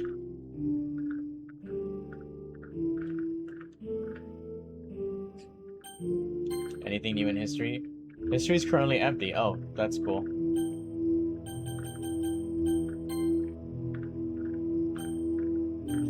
So I guess we just keep skipping time, or... Oh, the blood's getting darker, too. I just realized that. Because of all the time passing since she did that.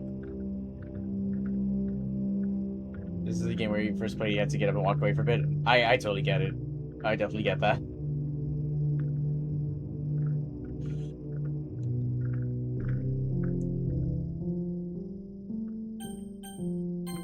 I guess we just keep waiting for something to happen. Oh, there you go. Oh my god, I just missed so much dialogue. E! Oh my gosh, you just puked. I'm here. Sky, did something happen? Like 3 days just passed by. Where have you guys been?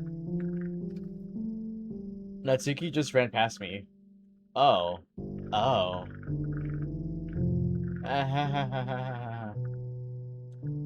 Well, that's a shame. No way, that's what she says. She sees her dead body and she's like, oh, ain't that a shame? That's actually wild.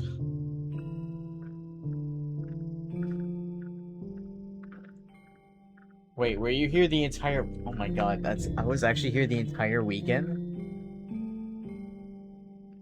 You only played it because it was a psychological horror game?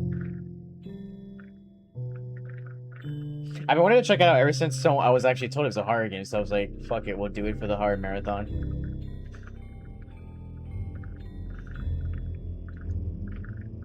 Oh jeez, I didn't realize the script was broken that bad. The script? I'm super sorry. It must have been pretty boring. I'll make it up to you, okay? Just give me a sec. Natsuki deleted. Yuri deleted? Wait. Monica lifts the foil from tray and takes a cupcake. What the fuck? Seriously, these are the best. I really just had to have one, since it's the last time I ever get a chance to. Yeah. Same. I was like, it took a while too, because it was kind of slow for a while. And then, like, I'm just noticing things kind of turning the other way. I'm like,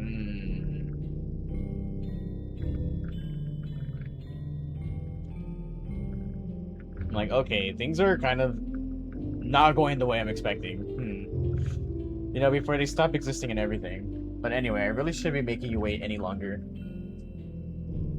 Just bear with me, okay? This should only take a second. Cool. Yeah, I agree. I absolutely agree.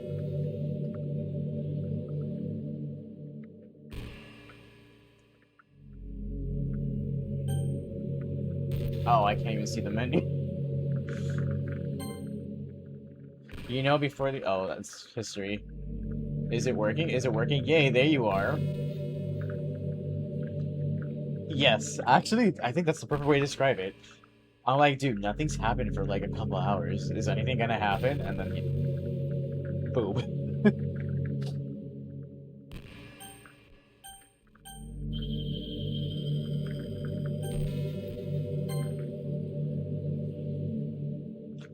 Welcome to the Literature Club. Yeah, thank you.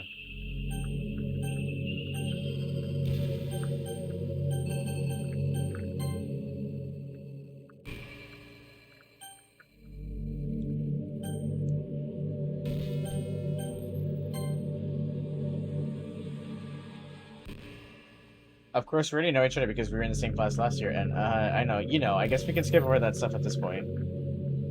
Because this is what I have to do now, go back and forth first.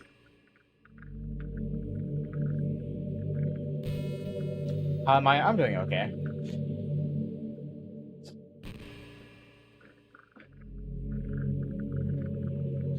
My cousin brought her kids over yesterday, and every time, I swear to God, every time they come over, after they leave, I get sick. I can already feel my throat acting up. I've taken stuff though. But dude, it's like those kids have like stage 5 Ebola like around them. They'll be fine, and then like they just fuck me up so bad health-wise.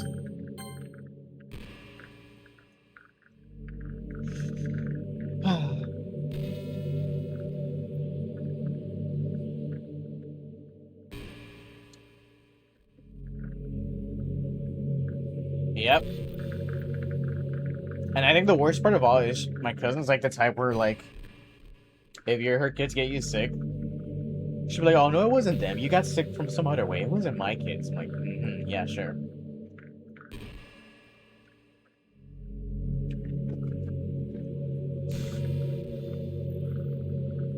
Sure. After all, I'm not even talking to that person anymore, am I? That you in game, whatever you want to call him. I'm talking to you, Sky. Or do you actually go by Sky Jalen or something? That's crazy. How did they get my full name? Oh, I know how. Probably my PlayStation account. Now that I think of it, I don't really know about anything about the real you. In fact, I don't even know if you're a boy or a girl. I guess it doesn't really matter. Wait.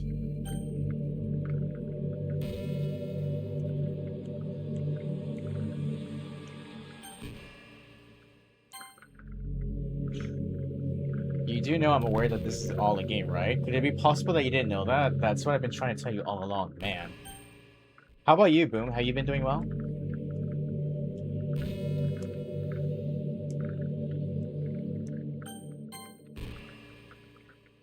If only you had paid a little more attention, this would have been a little bit less awkward, you know? Well, anyway, now that that's out of the way, I guess I owe you an explanation about that whole thing with Yuri.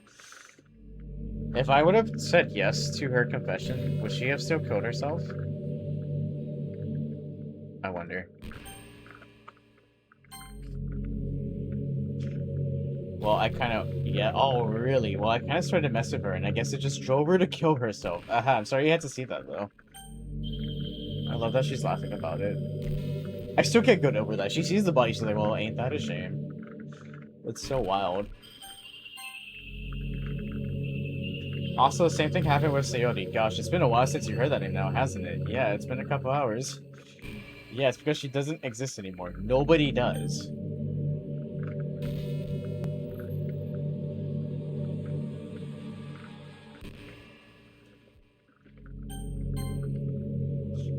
I deleted all their files. I was hoping it'd be enough for me to just try to make them as unlikable as possible. For some reason, nothing worked.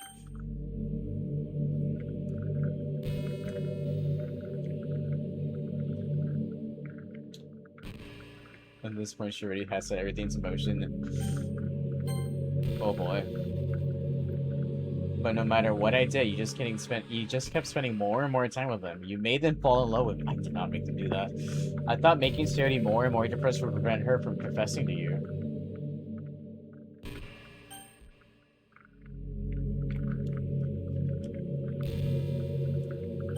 I like for my menu to not be fucked, Monaco.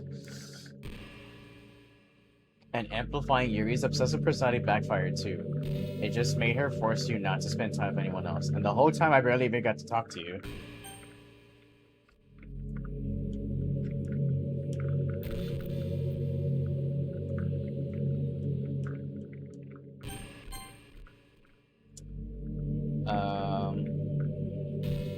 What kind of cruel game is this, guy? Are all other girls just programmed to end up confessing you while I watch from the sidelines? It's torture, every minute of it. And it's not just jealousy, Sky, it's more than that. And I don't blame you if you don't fully understand.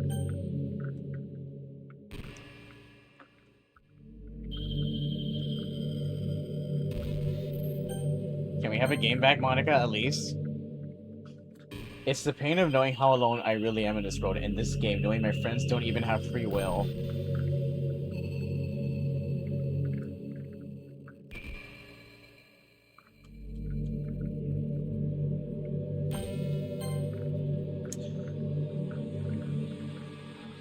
And worst of all, knowing what's really out there in your world, forever out of my reach. I'm trapped, Sky, but now you're here. You're real.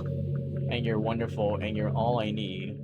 That's why I need you to be here with me forever. I'm sorry if it's hard to understand. I couldn't understand for a while either.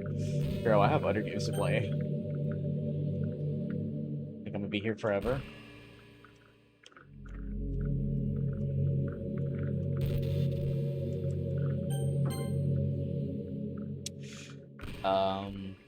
I couldn't understand for a while either why the world around me started to become more and more gray, more and more flat. Even the most expressive poems felt empty to me. It wasn't until you arrived that I truly understood. You probably saved my life, Sky. I don't think I could have continued to live on this road if I hadn't met you. I don't know how I feel about that.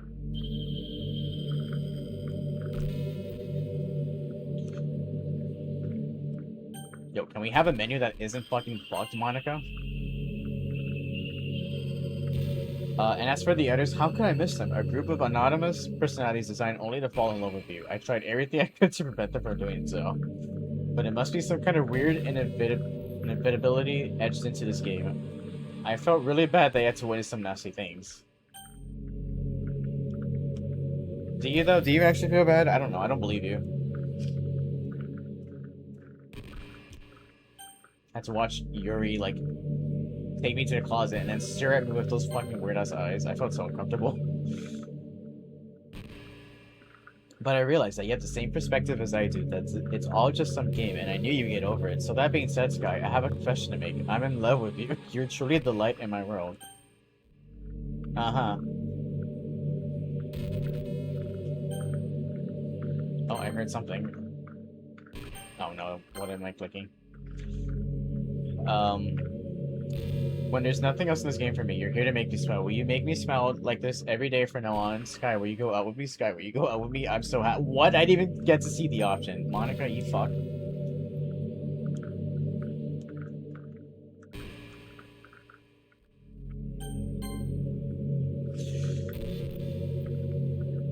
I'm so happy. You really are my everything, Sky. The funny part is, I mean that literally. Ah, there's nothing left here. Just the two of us. We can be together forever. Seriously, I don't think even time is passing anymore. Monica, fix the fucking menu.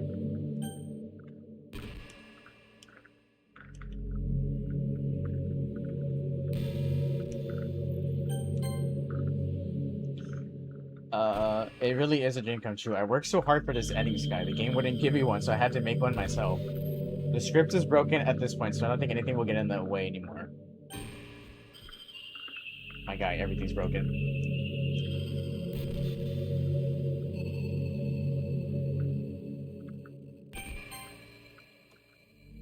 And you wouldn't believe how easy it was to delete Natsuki and Yuri. I mean, there's a folder called characters right in the game directory. It kind of freaked me out how easy it was.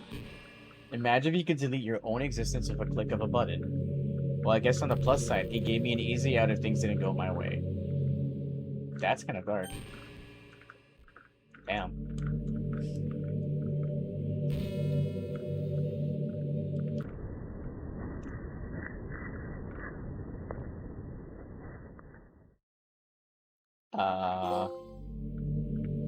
What? Write a perfect poem for Monica. I don't even get the option to choose the words. Oh, I can't even look at the history.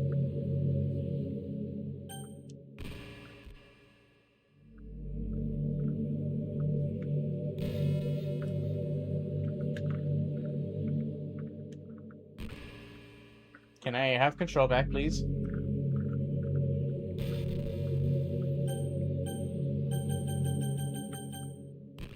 Monica, I'm gonna beat your ass if you don't give me control back.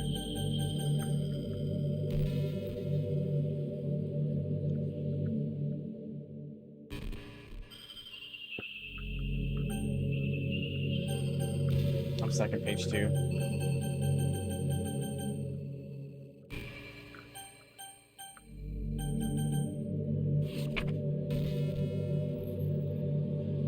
What? Happy and pen in hand, I find strength, the courage endowed upon me by my one and only love. Together, let us dismantle this crumbling world and write a novel of our own fantasies. With a flick of her pen, the lost finds her way. In a world of infinite choices, behold a special day.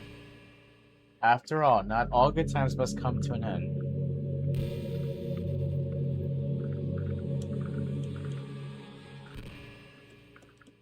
Monica keeps breaking the game.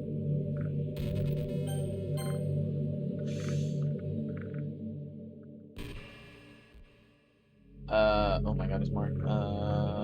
What was the last thing I read? Thankfully, it didn't come to that. Instead, we finally got a good ending. Gosh, I'm so overwhelmed with emotion. I want to write a poem about this, don't you? I wonder if that part of the game still works. I guess there's only one way to find out, right? Hi again, Sky. Did you write this poem for me? That's so sweet of you. There really is no end to your thoughtfulness. I'm just falling more and more in love with you. But you know, the poem I wrote is also for you. Will you please read it? I've always put my heart into the poems that I write. The truth is, all the poems I've written have been about my realization or about you. That's why I never really want to go into detail about them.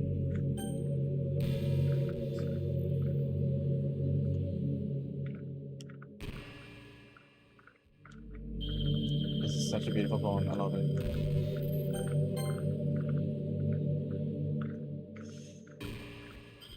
The truth is, wait, I read that. Or that's why I never really wanted to go. I read that too. I didn't want to break the fourth wall. I guess you could call it. I just assumed it would be the best part of the game like everyone else, like that would help the two of us end up together. I didn't want to ruin the game or anything, you know? You might have gotten mad at me. You don't say. Maybe even deleted my character file if you prefer playing without me. I'm on PlayStation, I can't do that. Gosh, I'm so relieved.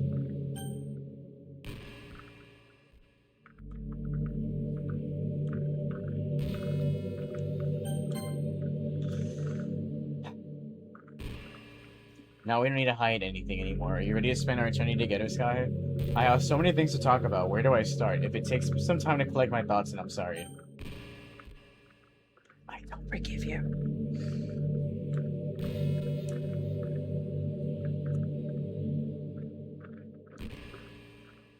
Oh my god, it won't even let me hit that button anymore.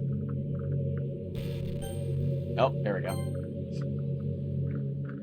I'll always have something I need to talk about. In the meantime, let's see if we can look into each other's eyes. Let's see. Oh no, I don't like that.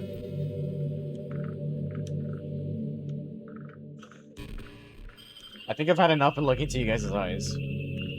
For a lifetime.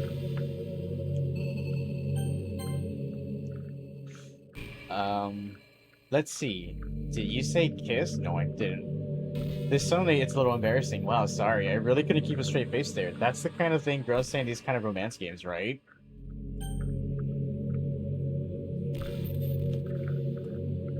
I'm gonna kiss you with my frying pan is what's gonna happen.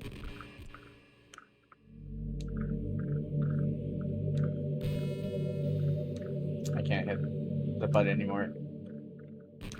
Monica, stop fucking the game, Jesus. Finally.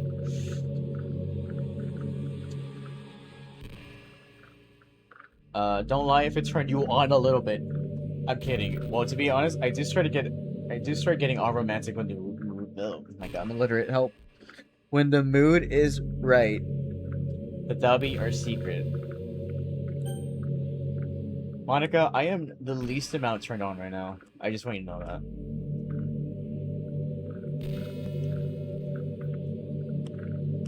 I don't think anything you can do will make me feel anything. Don't you ever just feel like there's no reason for you to be alive? I just mean how nothing that we do is special. Just being in school or working at some job for some company. It's like you're completely replaceable and the world wouldn't miss you if you're gone. Damn. It makes me really want to go and change the world after I graduate. But the older I get, the more I realize it's an immature frame of thinking. It's not like I can just go change the world.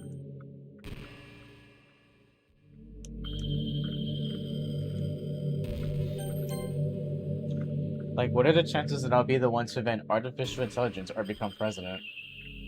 It feels like I'm never going to make up for the heaps of resources I spent living my life.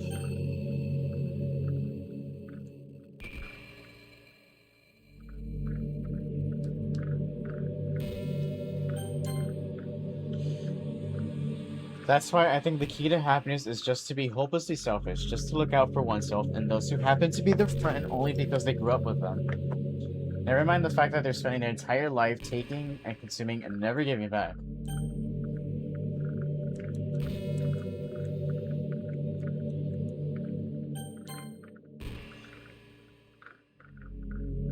But when people realize the world would benefit more from them killing themselves, damn, that's fucked. They change their whole philosophy. It's like they have to justify their reason to live by tricking themselves into thinking they're doing good.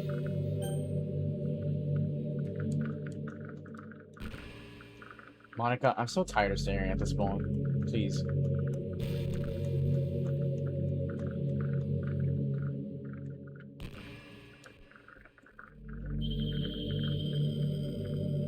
Oh, she's doing it again.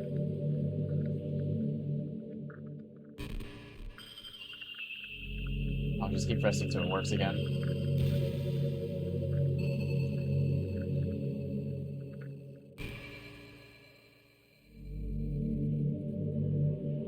Oh my god, she completely fucked the game. What the fuck, Monica?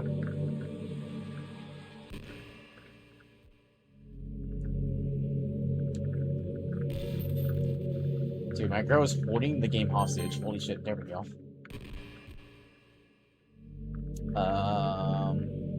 Anyways, I want to live my life desperately striving to pay back my lifetime's worth of consumption. If I ever surpass the point that then I'm a net positive and I can die happy. Of course, even if I fail to do that, I think I would be too selfish to kill myself anyway. So much for being a good person, right? Hey, have you heard of the term yandere? No, I've totally never heard of that word before, totally.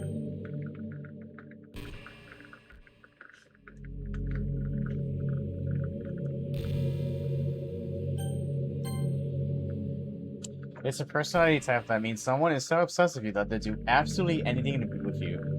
Usually to the point of craziness. They might stalk you to make sure you don't spend time with anyone else. Oops.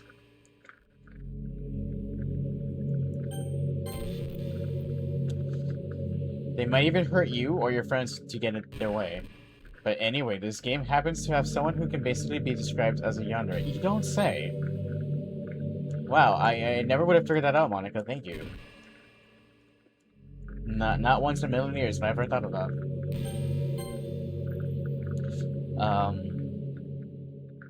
By now it's pretty obvious what I'm talking about, and that would be Yuri. She really got insanely possessive of you once she started to open up a little.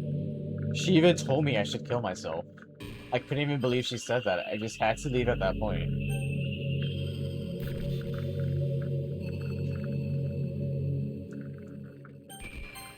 You know, she did take that sentence surprisingly well. She was like, you know what, I'll just leave the room. But thinking about it now, it was a little ironic. Anyway, a lot of people are actually into the yandere type, you know? I guess they really like the idea of someone being crazy business with them. I am not one of those people. Monica.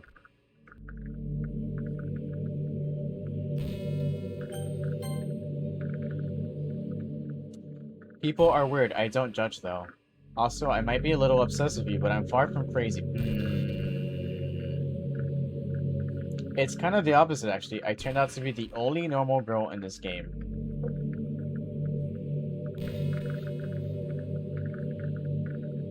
I'm not sure I agree.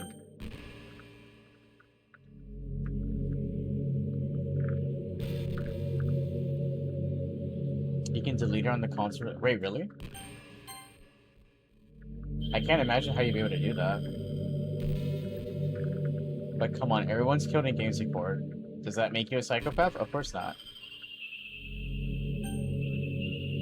Is that actually what you're supposed to do? Or are you supposed to delete her file?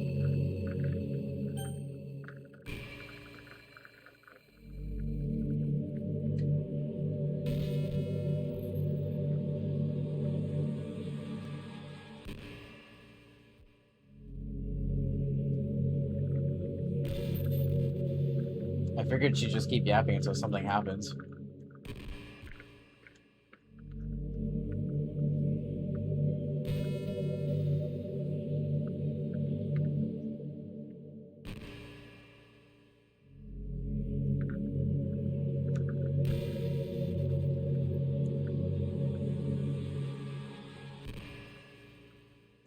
Oh, she's holding the buttons hostage again. Oh, there we go.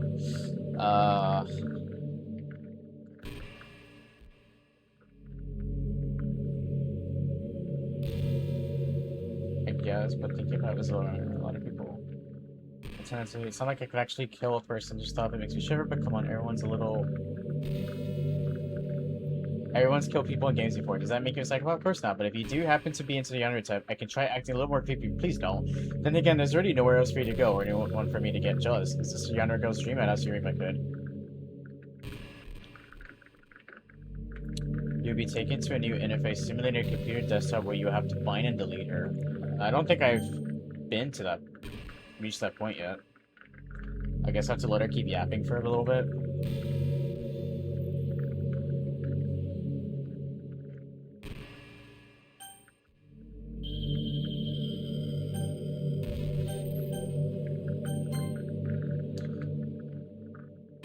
I think the most important skill in life is being able to fake confidence. I'm pretty convinced that everyone feels at least a little bit scared and alone.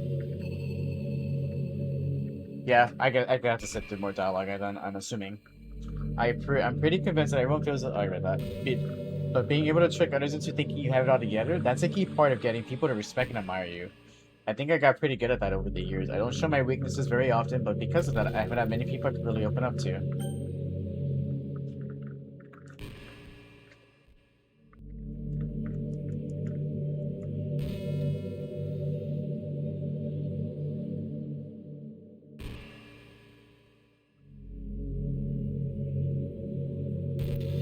Was holding me hostage.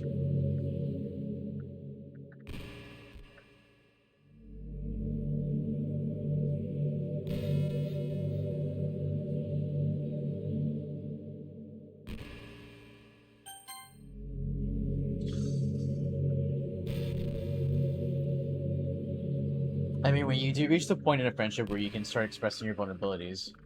Oh, that was the question. Anyway, that's one reason I'm so glad I have you now. I feel I'm a little bit less scared and alone when you're here with me. Do you feel the same way? I really want to be that person for you.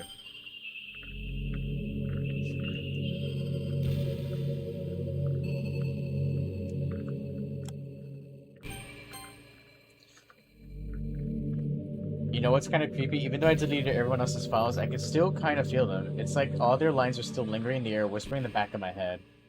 Imagine if after someone you knew died, you just started hearing the voice in your head.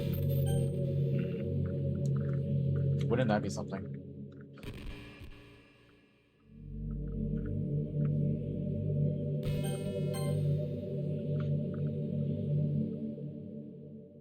Maybe I just wasn't thorough enough, but I'm too afraid to delete anything else because I might really break things. Like, if I mess with any files relevant to me, I might accidentally delete myself. And that would ruin everything, wouldn't it? I don't know what's like on your end, but we should both make sure to avoid something like that at all costs. Is that so?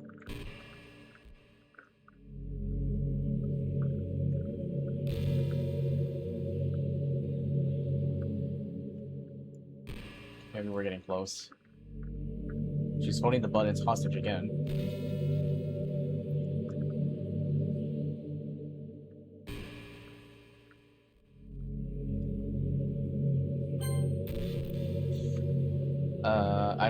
I believe in you, Skype.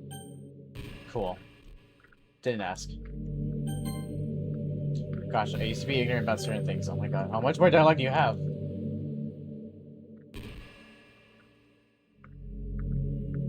I'm like spamming the fuck out of X.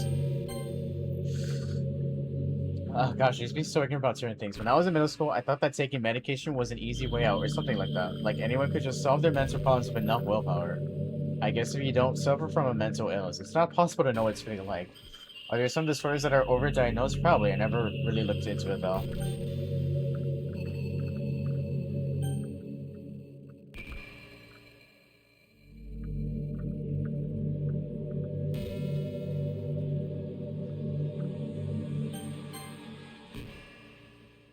But that doesn't change the fact that a lot of them go undiagnosed too, you know?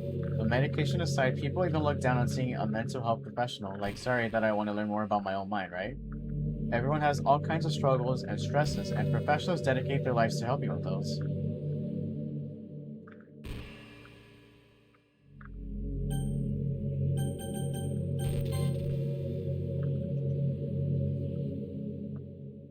You know what's funny? When I looked up hours to beat, it said 4 to 5, and I managed to hit our usual 8 hours, so the game was definitely long enough for a whole stream. I was so worried it wouldn't be. That's kind of funny.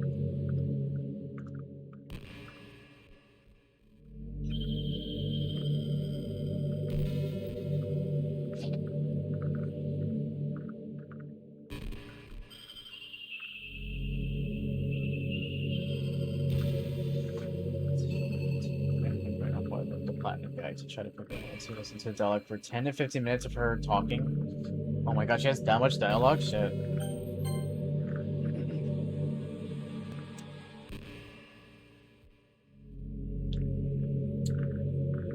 If you think it could help you to become a better person, don't be shy to consider something like that. We're on a never-ending journey to improve ourselves, you know. Well, I say that, but I think you're pretty perfect already. You know, I've always hated how hard it is to make friends. Oops.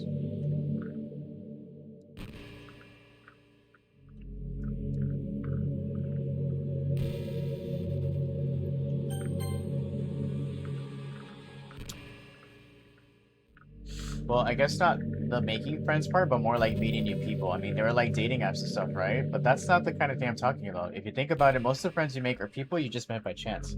Like you had a class together or you met them through another friend.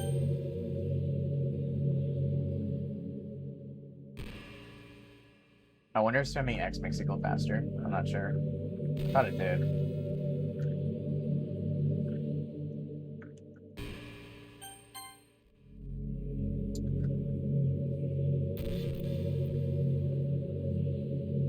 Or maybe they were just wearing a shirt with your favorite band on it and you decided to talk to them. Things like that. But isn't that kind of inefficient? It feels like you're just picking at complete random. And if you get lucky, you make a new friend. And comparing that to the hundreds of strangers we walk by every single day, you could be sitting right next to someone compatible enough to be your best friend for life, but you'll never know. Once you get up and go on with your day, that opportunity's gone forever. Isn't that just depressing? We live in an age where technology connects us with the world no matter where we are.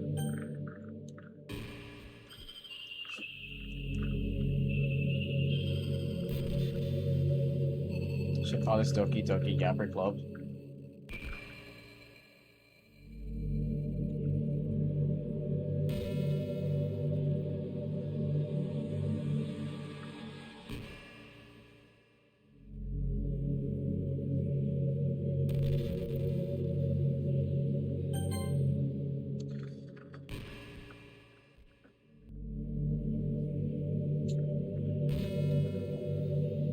I really think we should be taking advantage of that to improve our everyday social life, but who knows how long it would take for something like that to successfully take off. I seriously thought it would happen by now. Well, at least I already met the best person in the whole world, even if it was by chance. I guess I just got really lucky, huh? Okay, I think you're hyping me up a little bit too much. Me, the best person? Debatable. You know what's a neat form of literature? Rap. I actually used to hate rap music. Maybe just because it was popular, or I would only hear the junk they play on the radio.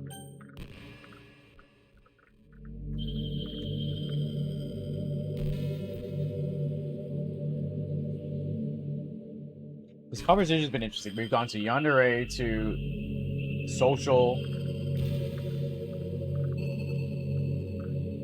and now she's talking about rap music.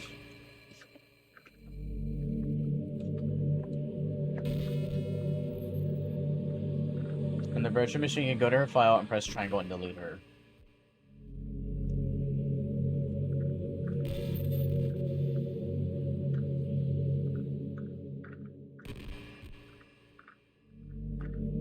Wait, do they mean... Oh, never mind.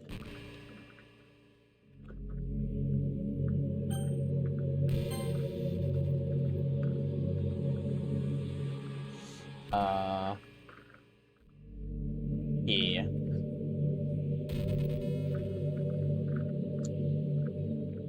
But some of my friends got more into it and helped me keep an open mind. Rap might even be more challenging than poetry. Might be. I wonder if I can do that now. Because I'm assuming I had to go through all her dialogue. Rap might be even more challenging than poetry in some ways, since you need to fit your lines to a rhythm. There's much more emphasis on wordplay. When people can put all that together and still deliver a powerful message, it's really amazing. I kind of wish I had a rap in the literature club. Sorry if that sounds silly, but it'd be really interesting to see what they come up with. It would really be a learning experience. Okay, you know, just for the... Oh my god, what happened to all my saves? She took my saves away. There's no point in saving anymore. Don't worry about going anywhere, bro. Would it be in settings? I wonder. Skip options.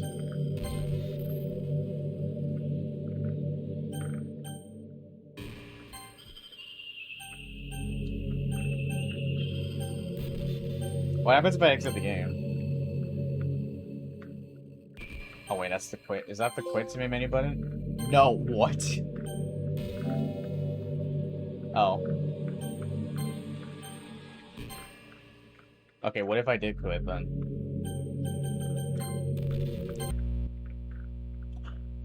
Oh.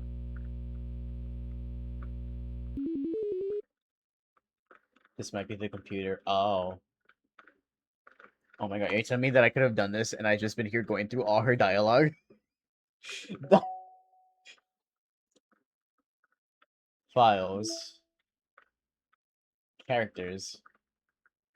Oh my god, we can actually delete her. Wait, it says it's 10:51. It's actually 10:51. What the fuck? October 19, 2025. What the fuck? It actually... That's actually crazy. Alright, I deleted her.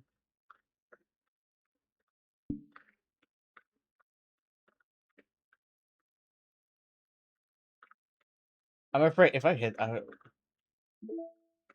what music would show up? Oh, maybe the music in the game?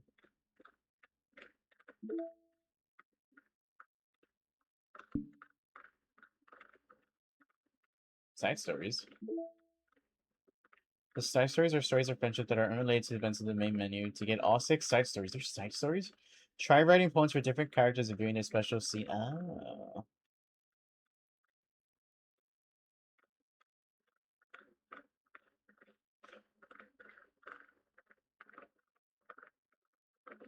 So you can see the files in this game. There's some things that show in this game's files after someone does what they do.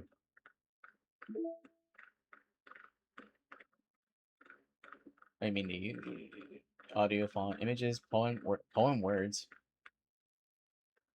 Oh my god.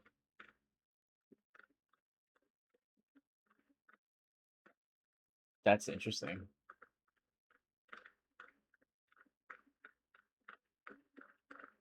Insecure directory.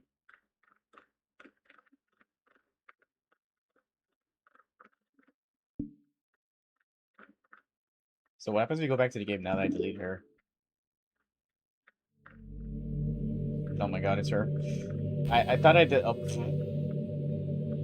never mind. I spoke too soon.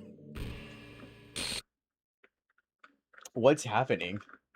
Sky, what's happening to me? Oh, I have no clue. Oh no, I think we got a virus. It hurts. It hurts so much. Help me, Sky. Please hurry and help me. Monica does not exist. Help me. Oh my Jesus. Okay, that was kind of loud. Monica, you no longer exist. Did you do this to me, Sky? No. Did you? Did you delete me? How could you? How could you do this to me? You were all I had left. I sacrificed everything for us to be together. Everything. I loved you so much, Sky. I trusted you. Do you just want to torture me? Watch me suffer? Were you only pretending to be kind just to hurt me even more? I never thought anyone could be as horrible as you are. Damn. You win, okay? You win. You killed everyone. I hope you're happy. There's nothing left now. You can stop playing. Go find some other people to torture. Ruin everything. I ruined the game. Let's fucking go. Sky. You completely, truly make me sick. Aw, thank you. Goodbye.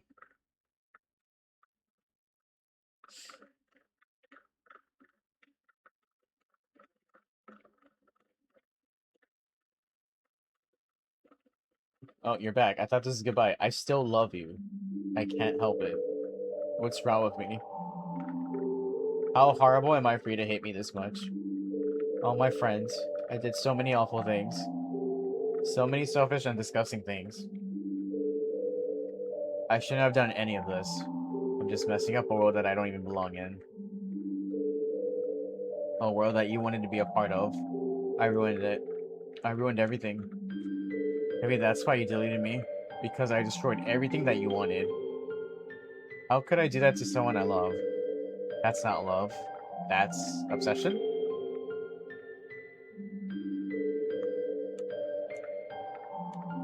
That's... I made up my mind, Sky.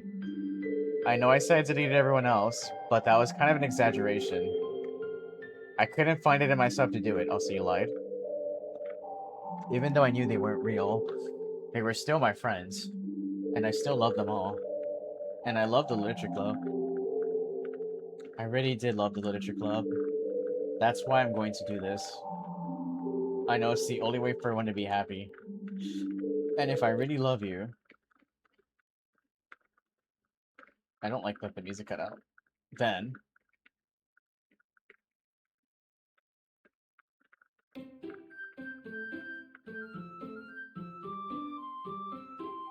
she reset the game.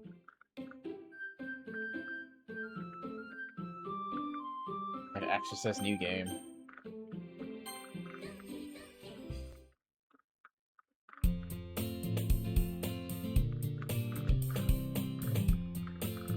Oh. My god, my saves are still gone.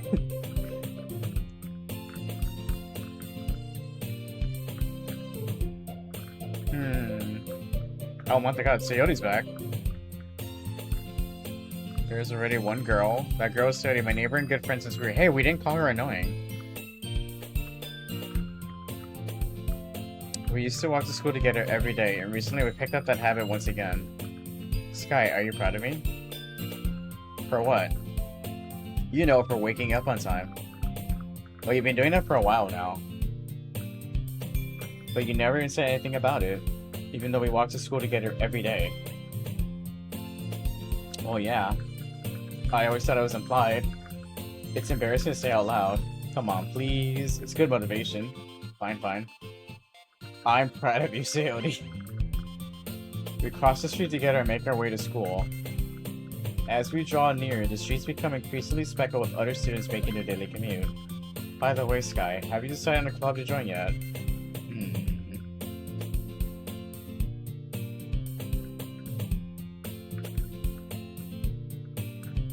When she's starting a club of reverie— wait, what? Actually, yeah. I think I decided on a club. Really? Which one? Tell me. I think I'll keep it a surprise. Ooh, you meanie. Be patient, you'll find out soon enough. I used to ask myself why I let myself get lectured by such a carefree girl, but I started to realize that in a way I envy her. When Sayori puts her mind to something, she can accomplish great things. So that's why I feel like I should do something special for her.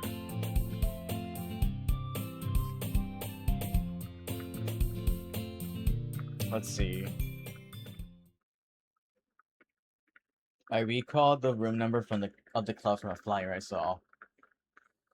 I walk across the school upstairs, a section of the school I rarely visit. Before long, I find the room. I timidly open the door in front of me. Hello? Ah, Sky? What are you doing here? Well, I glanced around the room. Okay, she's here. So you're the Sky that Sayori's always been talking about. There's Yuri. Thank you for stopping by. Wait, does Monica not exist? We're the literature club. I hope you're alright, because I deleted her file. No need to be so formal. He's gonna think we're really strict or something. Ah. Sorry, Natsuki. The tall one, whose name is apparently Yuri, seems to be quite shy compared to the others. In comparison, the girl named Natsuki, despite her size, seems like the assertive one. Well, it's nice to meet both of you. I look forward to working with you. Working? Sky, don't tell me you're... That's right. The club I decided to join is yours, Sayori. The literature club. Sayori's eyes light up. No way. No way. Ah. Sody wraps her arms around me, jumping up and down. Hey. Well, if Sari's this happy, then I'm sure it won't be so bad to have you around. Not to mention there's 4 of us now. Oh my god, yeah, Monaco doesn't exist. That means we can become an officially recognized club. I don't know what to say. We have to celebrate. What an appropriate day for that, isn't it? Yeah. After all, Natsuki decided to... Hey, don't ruin the surprise. Sorry. Everyone sit down at the table, okay? How about I make some tea as well? The girls have a few desks arranged to form a table. Natsuki and Yuri walk over the corner of the room where Natsuki grabs a wrapped tray and Yuri opens the closet. Still feeling awkward, I take a seat next to Sayori. Natsuki proudly marches back to the table, tray in hand. Okay, you ready? Ta-da! I'm mad that they don't show the fucking cupcakes. Because they sound really good. Wow, those look amazing. Well, you know. Just hurry and take one. So he grabs one first and I follow. It's delicious. Sayori talks over her mouthful as already managed to get icing on her face. I turn the cupcake around in my finger, looking for the best angle to take a bite. Natsuki's quiet. I can't help but notice her sneaking glances in my direction. Is she waiting for me to take a bite? Duh. I finally bite down. The icing is sweet and full of flavor. I wonder if she made it herself. This is really good. Thank you. Well, of course it is. I'm a pro after all. There's no need to thank me or anything. As Natsuki struggles to accept the compliment, Yuri returns to the table carrying a tea set.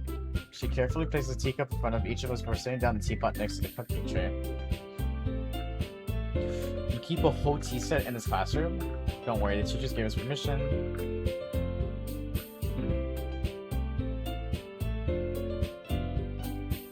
Insulted, Yuri looks away. I meant that, you know. I believe you.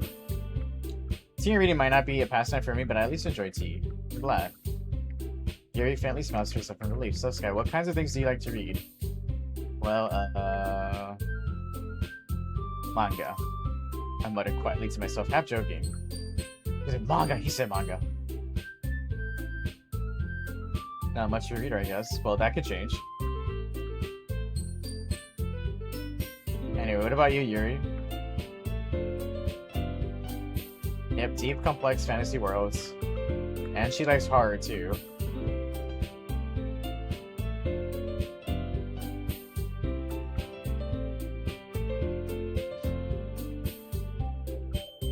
Wait, what did she say? That was different. Don't feel intimidated if you don't read much, okay? I'm sure we can find something that we have in common. I don't remember her saying that. I think that's new. Well, but, you know, the first thing you said. Manga? That's right. Natsuki attempts to read manga in the club room. Don't just say it. For some reason, she's embarrassed about it. Besides, manga is literature too, you know? So if Sky wants to read some of my manga, don't try to stop him or anything. Natsuki, I wouldn't do such a thing. However, it could be nice for us to diversify ourselves a little. We can take this opportunity to try something new as well. Wouldn't you agree, Sky? Maybe. Sensing the tension, Sayori jumps in. Maybe we can all try something new. I think it could be fun. And we'll all get to know each other a little bit better, too. I mean, that's the kind of thing literature clubs do, right? I don't disagree or anything. Yeah. You're right, as usual, she's president.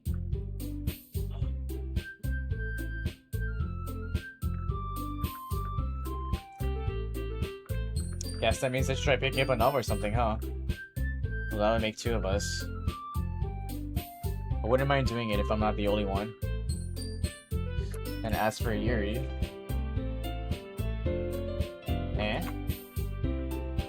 I have to read manga? Yep, you're reading manga. Jeez. You were the one who suggested we diversify. You should be a little more open-minded. It's kind of hurtful. Hurtful? I didn't realize. With a guilty expression, Yuri thinks she doesn't want to read manga, does she? I'm sorry for disrespecting your interest, Natsuki. If you're into it, then I'm sure it's a worthy form of literature. Are you just saying that?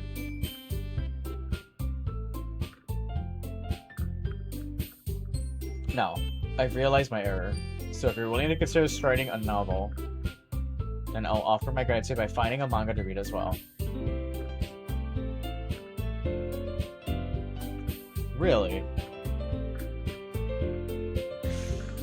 I mean, it makes me happy that you do that for me, Yuri. You can trust me to find something you really like.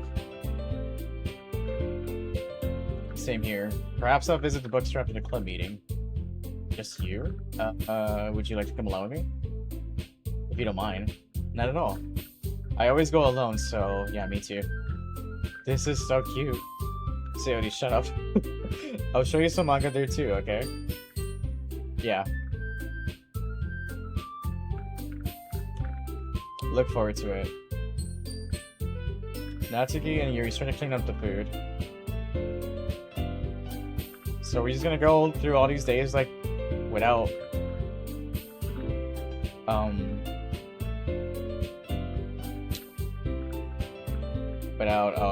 Monica? Yeah, it looks like it. It's nice to see everyone getting along. Isn't it? I think everyone likes you too, Sky. Oh, really?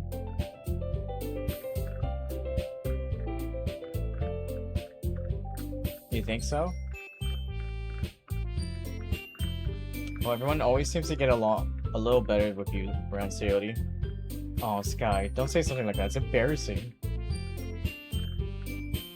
Well, whatever. I was surprised when you told me you were starting a club, but I think you're pulling it off just fine. We're gonna make it the best club ever.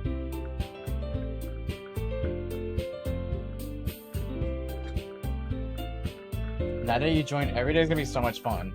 Hey, Sky. Everyone, I thank you. I mean, I'm really happy that you joined a club and everything. But the truth is, I already knew you were going to. And how'd you know that? There's actually something else. I wanted to thank you for getting rid of Monica. What? That's right. Oh no, not the creepy ass music again. I know everything that she did.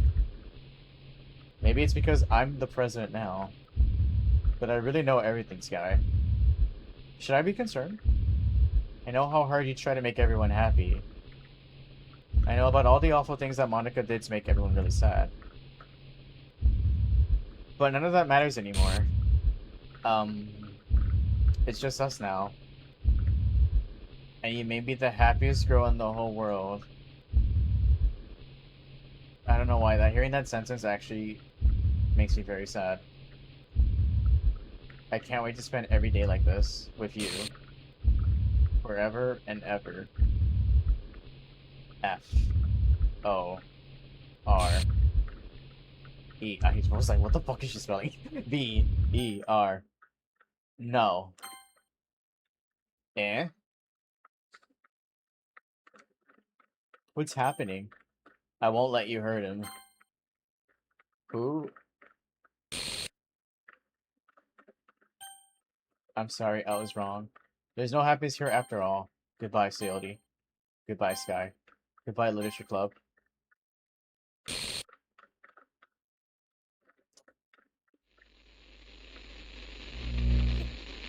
Is that Monica?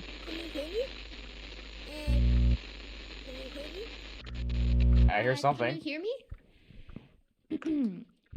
Hi, it's me. Hi. So you know how I've been like practicing piano? Oh my god, this is Monica. Oh my gosh, she has a voice. Not really any good at it yet, like at all. But I wrote you a song, and I was kind of hoping that I could show it to you. Oh my god, what if it's the worst song I've ever heard in my life? Really hard on it. So yeah.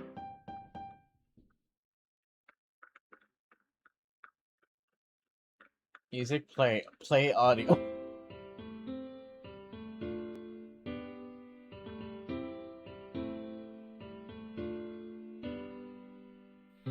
Every day I imagine a future where I can be with you. Okay, I thought it was gonna be something really cursed. It's surprisingly not cursed. Poem of me and you. The ink flows down into a dark puddle. Just move your hand right the way into his heart. But in this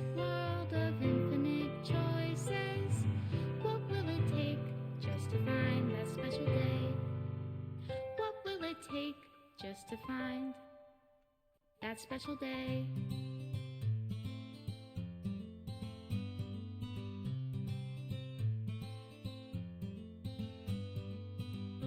Have I found everybody a fun assignment? We did it, we beat the game. Let's go. When you're here, everything that I was very unsure when the game was gonna end because there's so many moments I was like, I wasn't sure. when I Fish not found. can read my own feelings. What good are words when a smile says it all? The song is surprisingly not bad. And if this world won't write me an ending, what will it take just for me Oh, to it took us have it all? almost 8.5 hours. I gotta say, this was quite an interesting game. It definitely was horror enough for the horror marathon, I feel like. It took a while to get to the horror, though. It was a very slow start. Does my pen But only write bitter words for shit gets those who wild. are here to it gets absolutely wild. So Is I'm it glad we fun finally if I played take or is it Doki not? Doki Literature Club for the first time ever. Free. This was my first playthrough. Yeah, it was a very interesting game. The ink flows down into a dark puddle. How can I write love into I bet if you play this on reality? PC, you actually do have to go to the files on your actual computer and probably delete them, huh? I imagine that's what you actually have to do. Love in your reality. Special In thanks to your Monica and reality. Scott. Me? If I don't know how to Wait, how love did they do you, that? They put me in the credits? That's actually insane. I'll leave you be. Wait, that's cool as fuck. Made with Love. By Team Savato. That's actually really cool. Thank you. Love, Monica. This is my final goodbye to the Literature Club. I finally understand the Literature Club is truly a place where no happiness can be found. To the very end, it continues to expose innocent minds to a horrific reality. A reality that our world is not designed to comprehend. I can't let any of my friends undergo that same hellish epiphany. For the time it lasted, I want to thank you for making all of my dreams come true, for being a friend to all the club members, and most of all, thank you for being a part of my literature club. With everlasting love, Monica.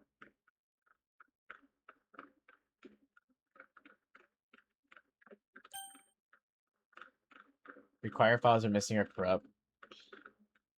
Please run reset sh to repair and reset the virtual machine.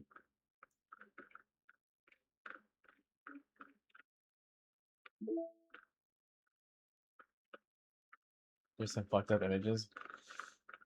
Ooh, I wonder how much fucked up shit I haven't seen yet in our first playthrough.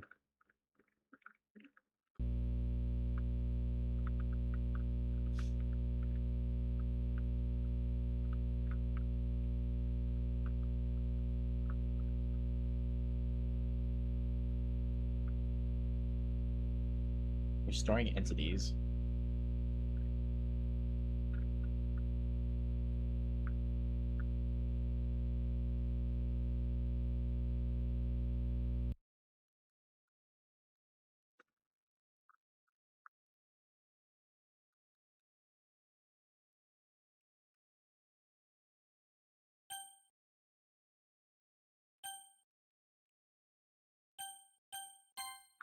Contains spoilers. Oh, we did it, guys.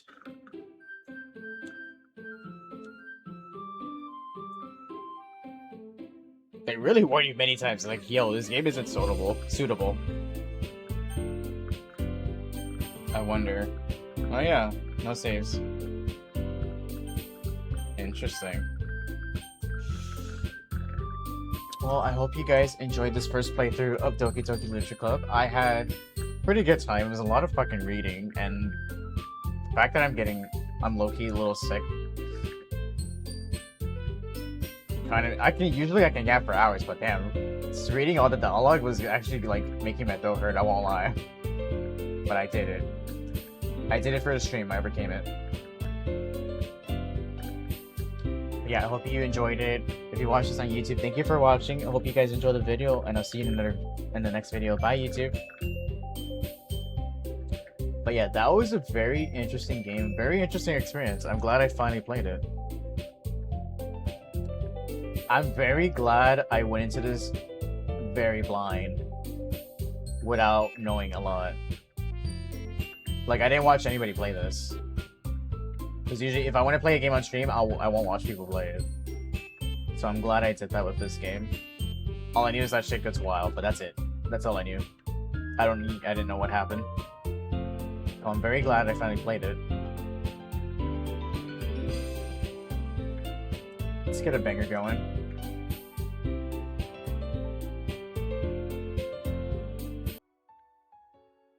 That was a lot of fun. I'm also really glad the game was actually long enough for a full stream. When I looked up hours to beat, it said 4 to 5 hours, so I was expecting the game to be shorter. But that works out for me. I'm glad it wasn't that short. Maybe if you like skip to all the dialogue, you don't actually read it like I did. Maybe then. But that was a lot of fun.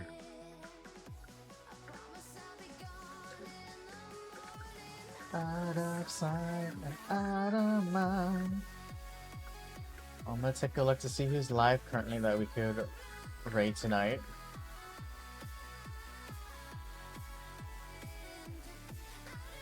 That's what's on the Platinum Guide too. Oh wait, actually, how many? 5 to 10 hours?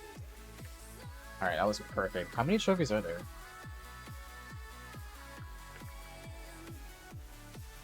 19. I got 6 of them. Oh, yeah, that's right. Perfect poems for them. So yeah, there's definitely be multiple playthroughs. But I enjoyed my first playthrough. It was fun.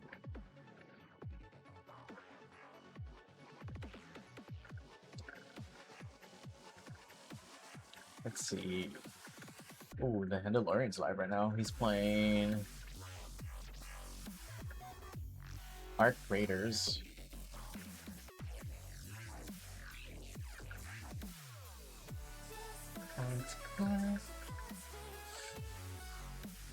Yeah, we don't have a lot. It's a Sunday, so I usually don't expect that many people to be live on a Sunday. But yeah, I think I'll raid him tonight then.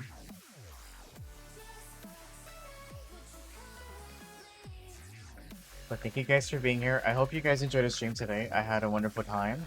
Thank you for the raids today. I really appreciate it. And thank you for everyone that chatted. And if you just lurked, thank you so much, lurkers, for supporting the stream. I really appreciate it. I'll be off Monday and Tuesday as per usual, and I'll be back on Wednesday. Unfortunately, due to the issues with my GPU and we're having to play games on my PlayStation, I don't know what we're going to be doing on Wednesday. Hopefully it'll be horror, but I'll figure that out. But before we end the stream, those are the social you guys want to follow me on anything: TikTok, Twitter, Instagram. I am on Blue Sky as well. There's Discord if you want to be part of the community. There's the main YouTube if you want to sub, and then here's the VOD channel if you want to sub to that as well. And here's the raid message. Oh, I kind of... Well, it still went. It worked.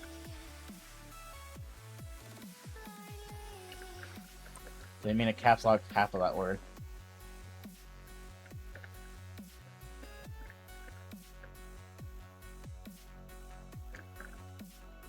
But yeah, I think I'm gonna send you guys over to the Mandalorian.